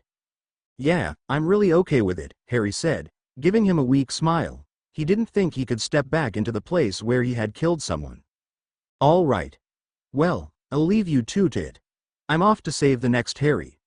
I wish you the best of luck, Shadow stated, going off to rescue Dobby if he could. He wasn't going to tell them that though. He didn't want to raise Harry's hopes. He left the room. Damn, I forgot to ask him about who he was and why he does this, Sirius said, snapping his fingers. Oh, he told me all about it. I'll let you know, said Harry, more than happy to tell Shadow's tale. But only if you tell me yours, he added, getting an impish grin. Oh, okay, said Sirius, glad to see some playfulness on his godson's face. So, Harry and Sirius left for Black Isle, where they saw mental health professionals almost as soon as they got there, both being despondent and a slight bit melancholy. Harry's post-traumatic stress disorder was getting a bit worse. However, with time and care they got better. They saw healers as well, both being underfed and in bad health too. About a month later, Dobby showed up. It had taken that long for him to get the courage to take the older Harry Potter's advice to give a sock to his master on the sly to get accidentally freed. He had immediately come to this reality's Harry Potter for a bonding. The basilisk was set free, but it got away into the forest and was never seen again before it killed anyone. Many were petrified, and unfortunately Ginny Weasley disappeared. There was a Dark Lord in England for about a year until he was killed by Bill Weasley, who figured out what happened to his sister and hunted the horcruxes down and killed them all. When Harry's name came out of the goblet, they decided to ignore it. As happened in many universes before, Barty Crouch Jr. was the one who got in trouble and lost his magic. The Dark Lord did come back, but Bill Weasley had killed all his anchors, so he was weak and mortal. The war was a short one and he was gunned down by Ron Weasley for killing his sister. So much for the prophecy. Harry decided to go into healing because of his dealings with his PTSD, and went on to become a famous healer in the South American continent. He never set foot in England again. He went on to marry a native, had many children, but he never went reality hopping. His children did, and some of his grandchildren did as well. Sirius also got help with his mental health issues. His took a bit longer than Harry's because in truth, his incarceration was far longer than Harry's was. Well, technically they were about the same amount of time, but the Dementors played harder on Sirius's psyche than Dursley's did Harry's. He too married a native but didn't have any children. He did have a trial and was freed. Harry wound up inheriting the Black title, which pissed a lot of people in England off. However, they didn't care. Part 10 Who the hell are you? Part 10 Thanks for reading and reviewing.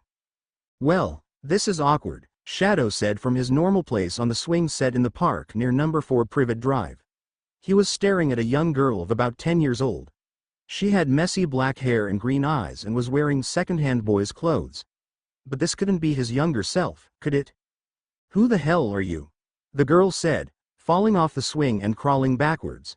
She got up and dusted off her 2 big trousers. She glared at him for scaring her and put her hands on her hips. Is your name by any chance Harry Potter? He asked, tilting his head in confusion. It's Harriet, she snapped, stamping her foot. She didn't like being called Harry. Her cousin Dudley called her that all the time because she wore boys' clothing. It wasn't as if it was her fault. Uncle Vernon just didn't want to spend any money on her. Oh good, I thought for a moment I might have got the wrong person. My name is Shadow. Are you in any need of rescuing? Shadow asked, thinking she must be, since there was a shiner on her right eye and her clothes were far too big on her. Her hair was shorn short and she was very thin. Who the hell are you? She asked again, leaning forward and narrowing her eyes at him. I'm you from a different reality in the future, he elaborated. You can't be me. You're a man, she huffed, pointing out the obvious. This had to be a prank. She was sure Dudley put the man up to it. She didn't know how he convinced the man to say these things, but it had to be a joke.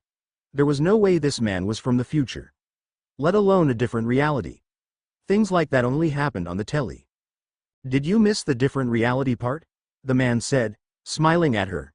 There are infinite possibilities out there. I've run across many different types of Harrys, though you are my first female Harry. He winked at her. Oh, I guess that's possible, Harriet said, looking at him and seeing honesty in his face. She realized he was telling the truth and felt hope for the first time in her life. So, are you really here to rescue me? Can you help my Aunt Petunia? She asked in earnest. She practically fell to her knees and begged. She was desperate to get herself and her aunt away from the brute that was her uncle. You want me to rescue your Aunt Petunia? You mean she's not abusing you? A very confused Shadow asked. That was a new twist. He wondered if it was because she was a girl. That must be it. Petunia always wanted a daughter. This Harry being a girl must have caused a change in the woman. No, she's the sweetest person there is. It's Uncle Vernon that's abusing both of us. He found out that I was magical, and he's been taking it out on her ever since, the young girl wailed, tears rolling down her face, reliving all the horrors of living in that house. How do you know you're magical? You can't be more than, 10 years old? Shadow asked, really wanting to know. He never learned about it until his letter had come. Aunt Petunia told me, she said with a sniff. So you need me to rescue you and your Aunt Petunia? He asked to clarify.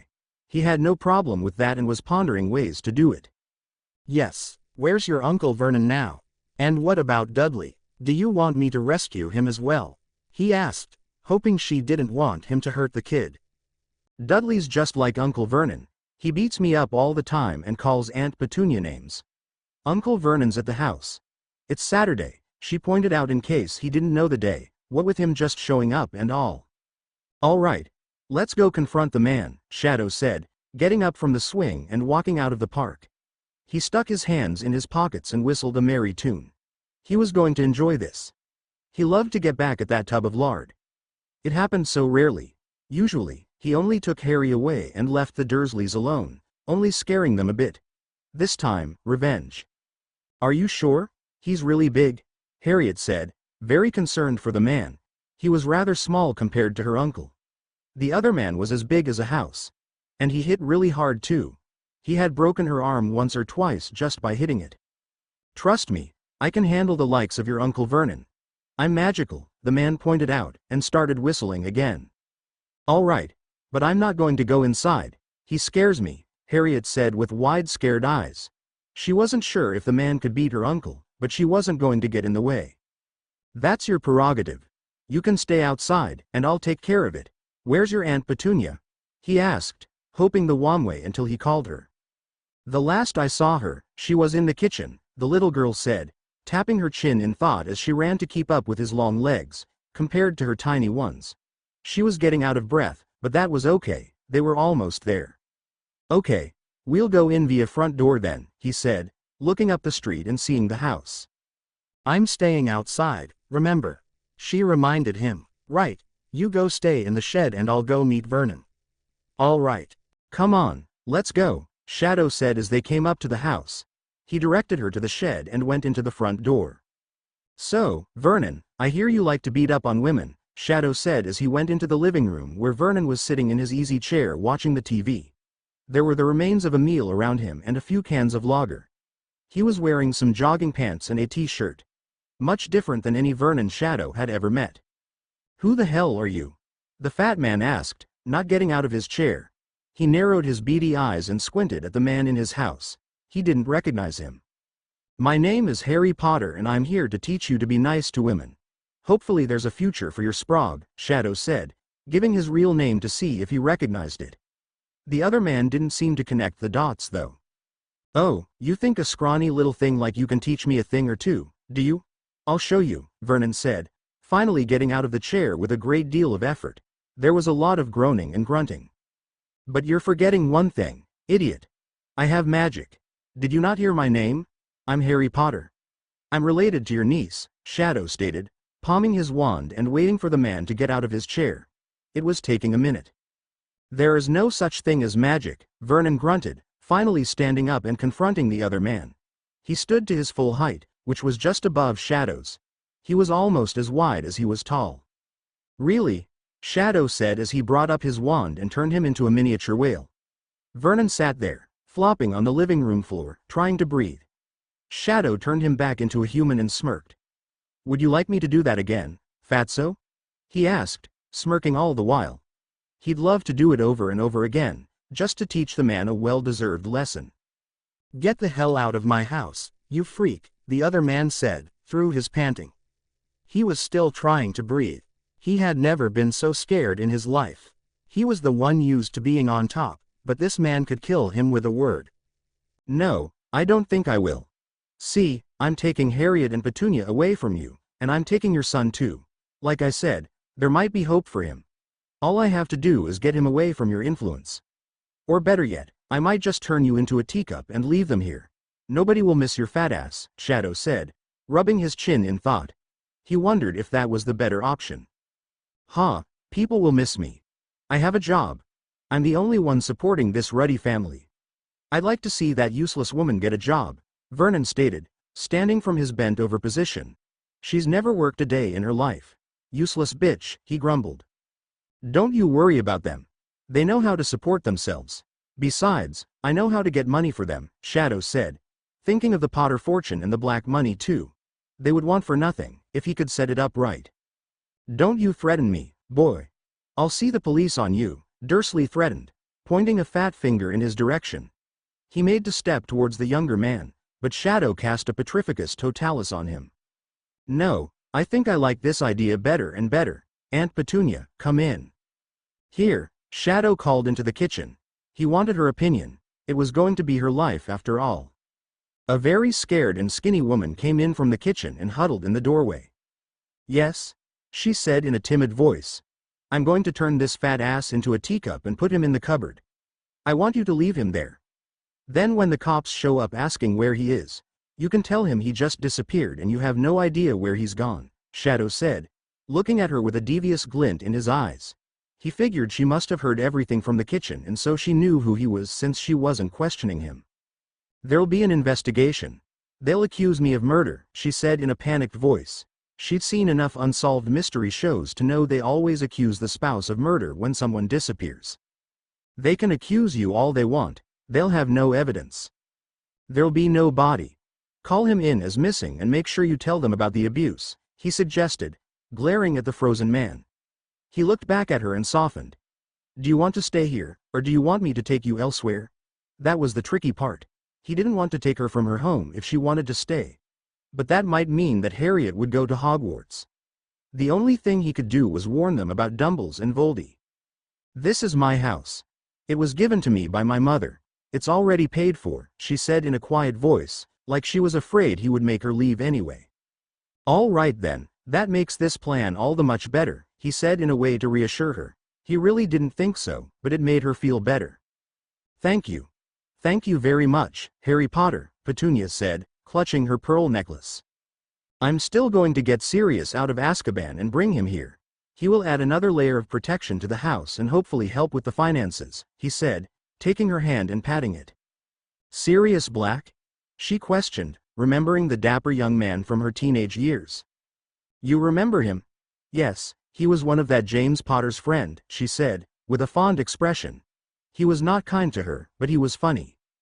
Yes, he's been in prison these last 9 years for a crime he didn't commit. I'm going to get him out and bring him here. You can keep him as the family dog, Shadow said, looking around the house like maybe a large dog might not be a good idea. There were a lot of breakables. Then again, this was a human dog. It might be okay. The family dog? She asked, a puzzled look on her face. I'll explain later. First, let me take care of this arsehole, Shadow said, turning to Vernon and unfreezing him. Now see here, you ruddy coward, you're not going to turn me into anything, Vernon said, stepping towards him in a menacing manner. His hands were outstretched, and he was almost running. Harry didn't even bother arguing with him anymore, he just turned him into a teacup. It was quite decorative, a nice white bone with a blue pattern on it. There was a beautiful scene with butterflies and dragonflies flying over a lake with a small little house. I can't believe you did that to Vernon, Petunia said with a small giggle. Her eyes were watery like it was something she was dreaming about that had come true. Do you want me to get rid of his car? You can say he drove off and that was the last time you saw him, Shadow asked, thinking he could shrink it and dump it in the Thames or somewhere. If found they'd think it was a toy. That would probably be for the best, she agreed. She could make up a story about a mysterious girlfriend. All right, it's an easy thing to do, he said with a wave of his hand. I can't thank you again. I and Harriet will be so much safer with that man gone. And hopefully I can turn Dudley around, the calmer woman said, fretting her sleeve. She was worried over her son. He had been taking after his father, bullying the neighborhood children and his cousin, stealing from the corner shop, and talking back to his teachers. She had been at her wits' end. Vernon had praised him for doing these things. Just be strong with him. If you're easy on him, he'll grow up to be an abuser just like his father. You need to take a firm hand with him. Shadow said with some heat. I don't know if I can, she said, fingering her necklace with worrying fingers. You must. If you don't want him to be an abuser, you must bed, making slashing motions with his hands. He couldn't stress this enough. I'll try. Take this cup and put it as far back in the cabinet as you can and take it out every now and then to look at it and remember why you have to be strong with your son.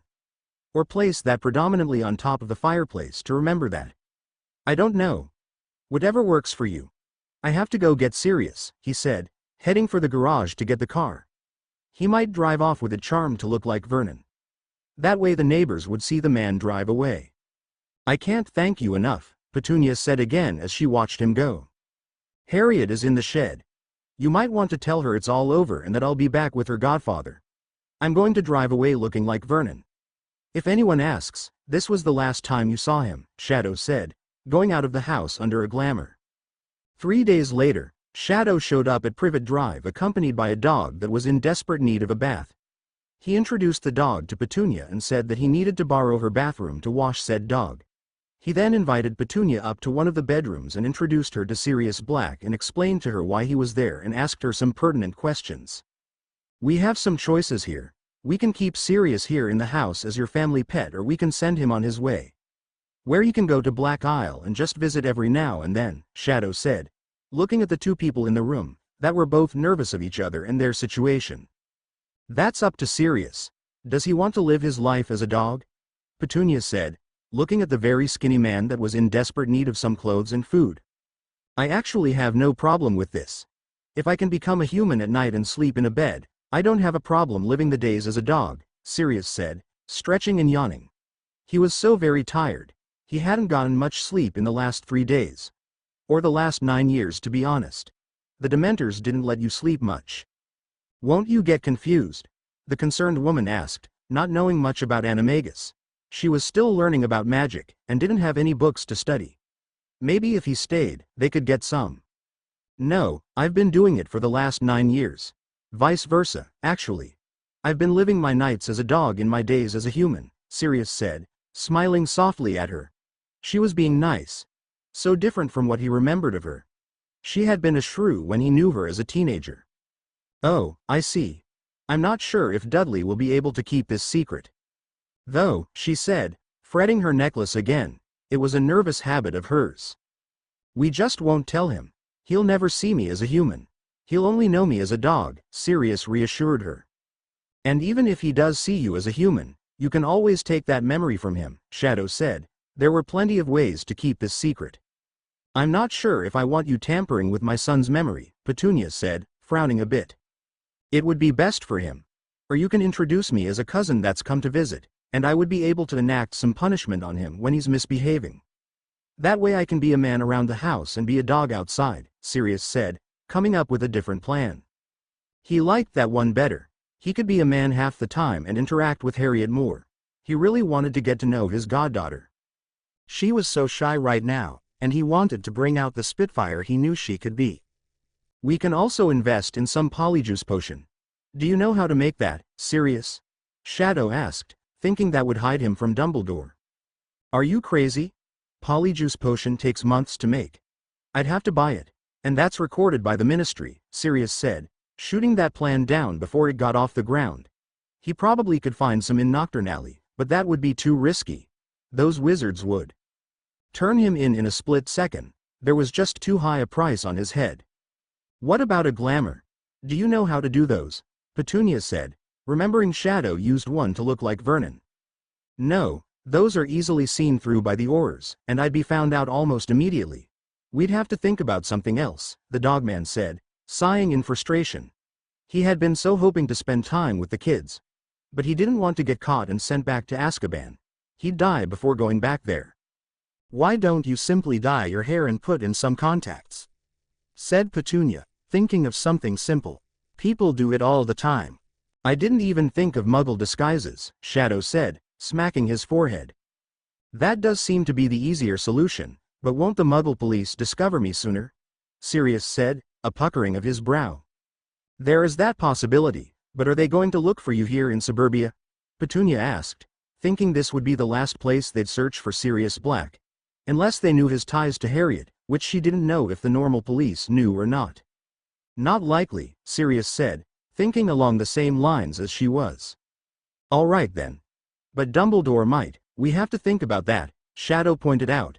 He didn't want that old man to come and find Sirius here.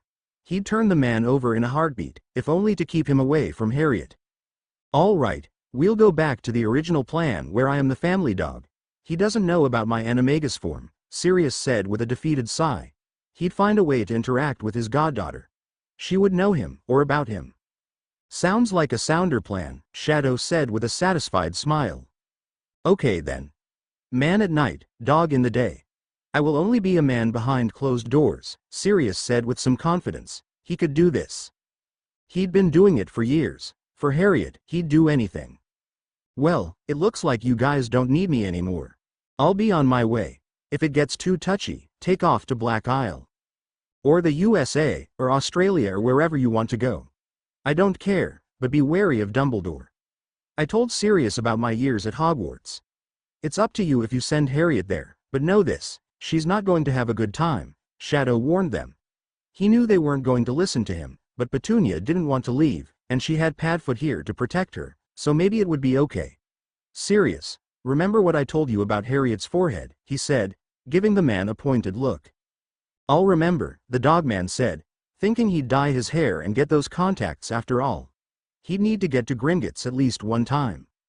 Again, I can't thank you enough for what you've done for me, said Petunia, getting up and giving him a tentative hug. She wasn't sure if he would accept it or not. He just exuded a, don't fuck with me, attitude. Me neither, said Sirius.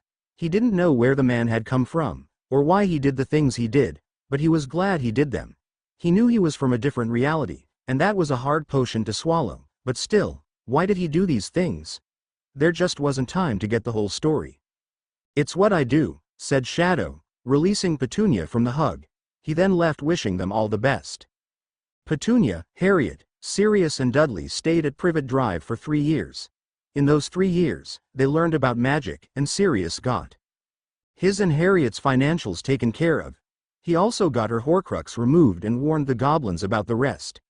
He paid them to find and destroy them but told them if they didn't find them all to warn the ministry about them and let them deal with it.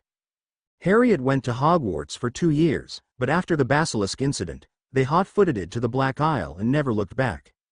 When Harriet's name came out of the Goblet of Fire, they ignored it, and as happened in many universes, Barty Crouch Jr. paid the price. The Dark Lord came back, but he was weaker than normal because he didn't have Harriet's blood. Dumbledore tried to get Harriet to come back, but she refused. He couldn't find her, but he sent her many owls. She sent him back many howlers. Voldemort fell to the Queen's army when he tried to tackle. He had already taken over the magical one, because they were too focused on bringing Harriet back to fight him. Somewhere along the way, Vernon's cup got smashed. Nobody really cared. He was reported as missing and assumed dead. They assumed he ran off with the girlfriend and was killed by a jealous boyfriend. His car and body were never found. Dudley grew up to be quite the gentleman, thanks to Sirius's and Petunia's influence. Until the cup was smashed, she used it as a reminder of what she didn't want her little boy to be. He went back to England and married a nice London girl. He wound up having a magical child, but did not send her to Hogwarts. He had her homeschooled. Harriet grew up to be quite the witch. She inherited the Black and Potter fortune and made sure she kept it in the family. Nobody was going to yank it from underneath her. She made sure to marry for love and not for political reasons. She had 3 children. 2 to carry on with the family name, and 1 just because she wanted a little girl.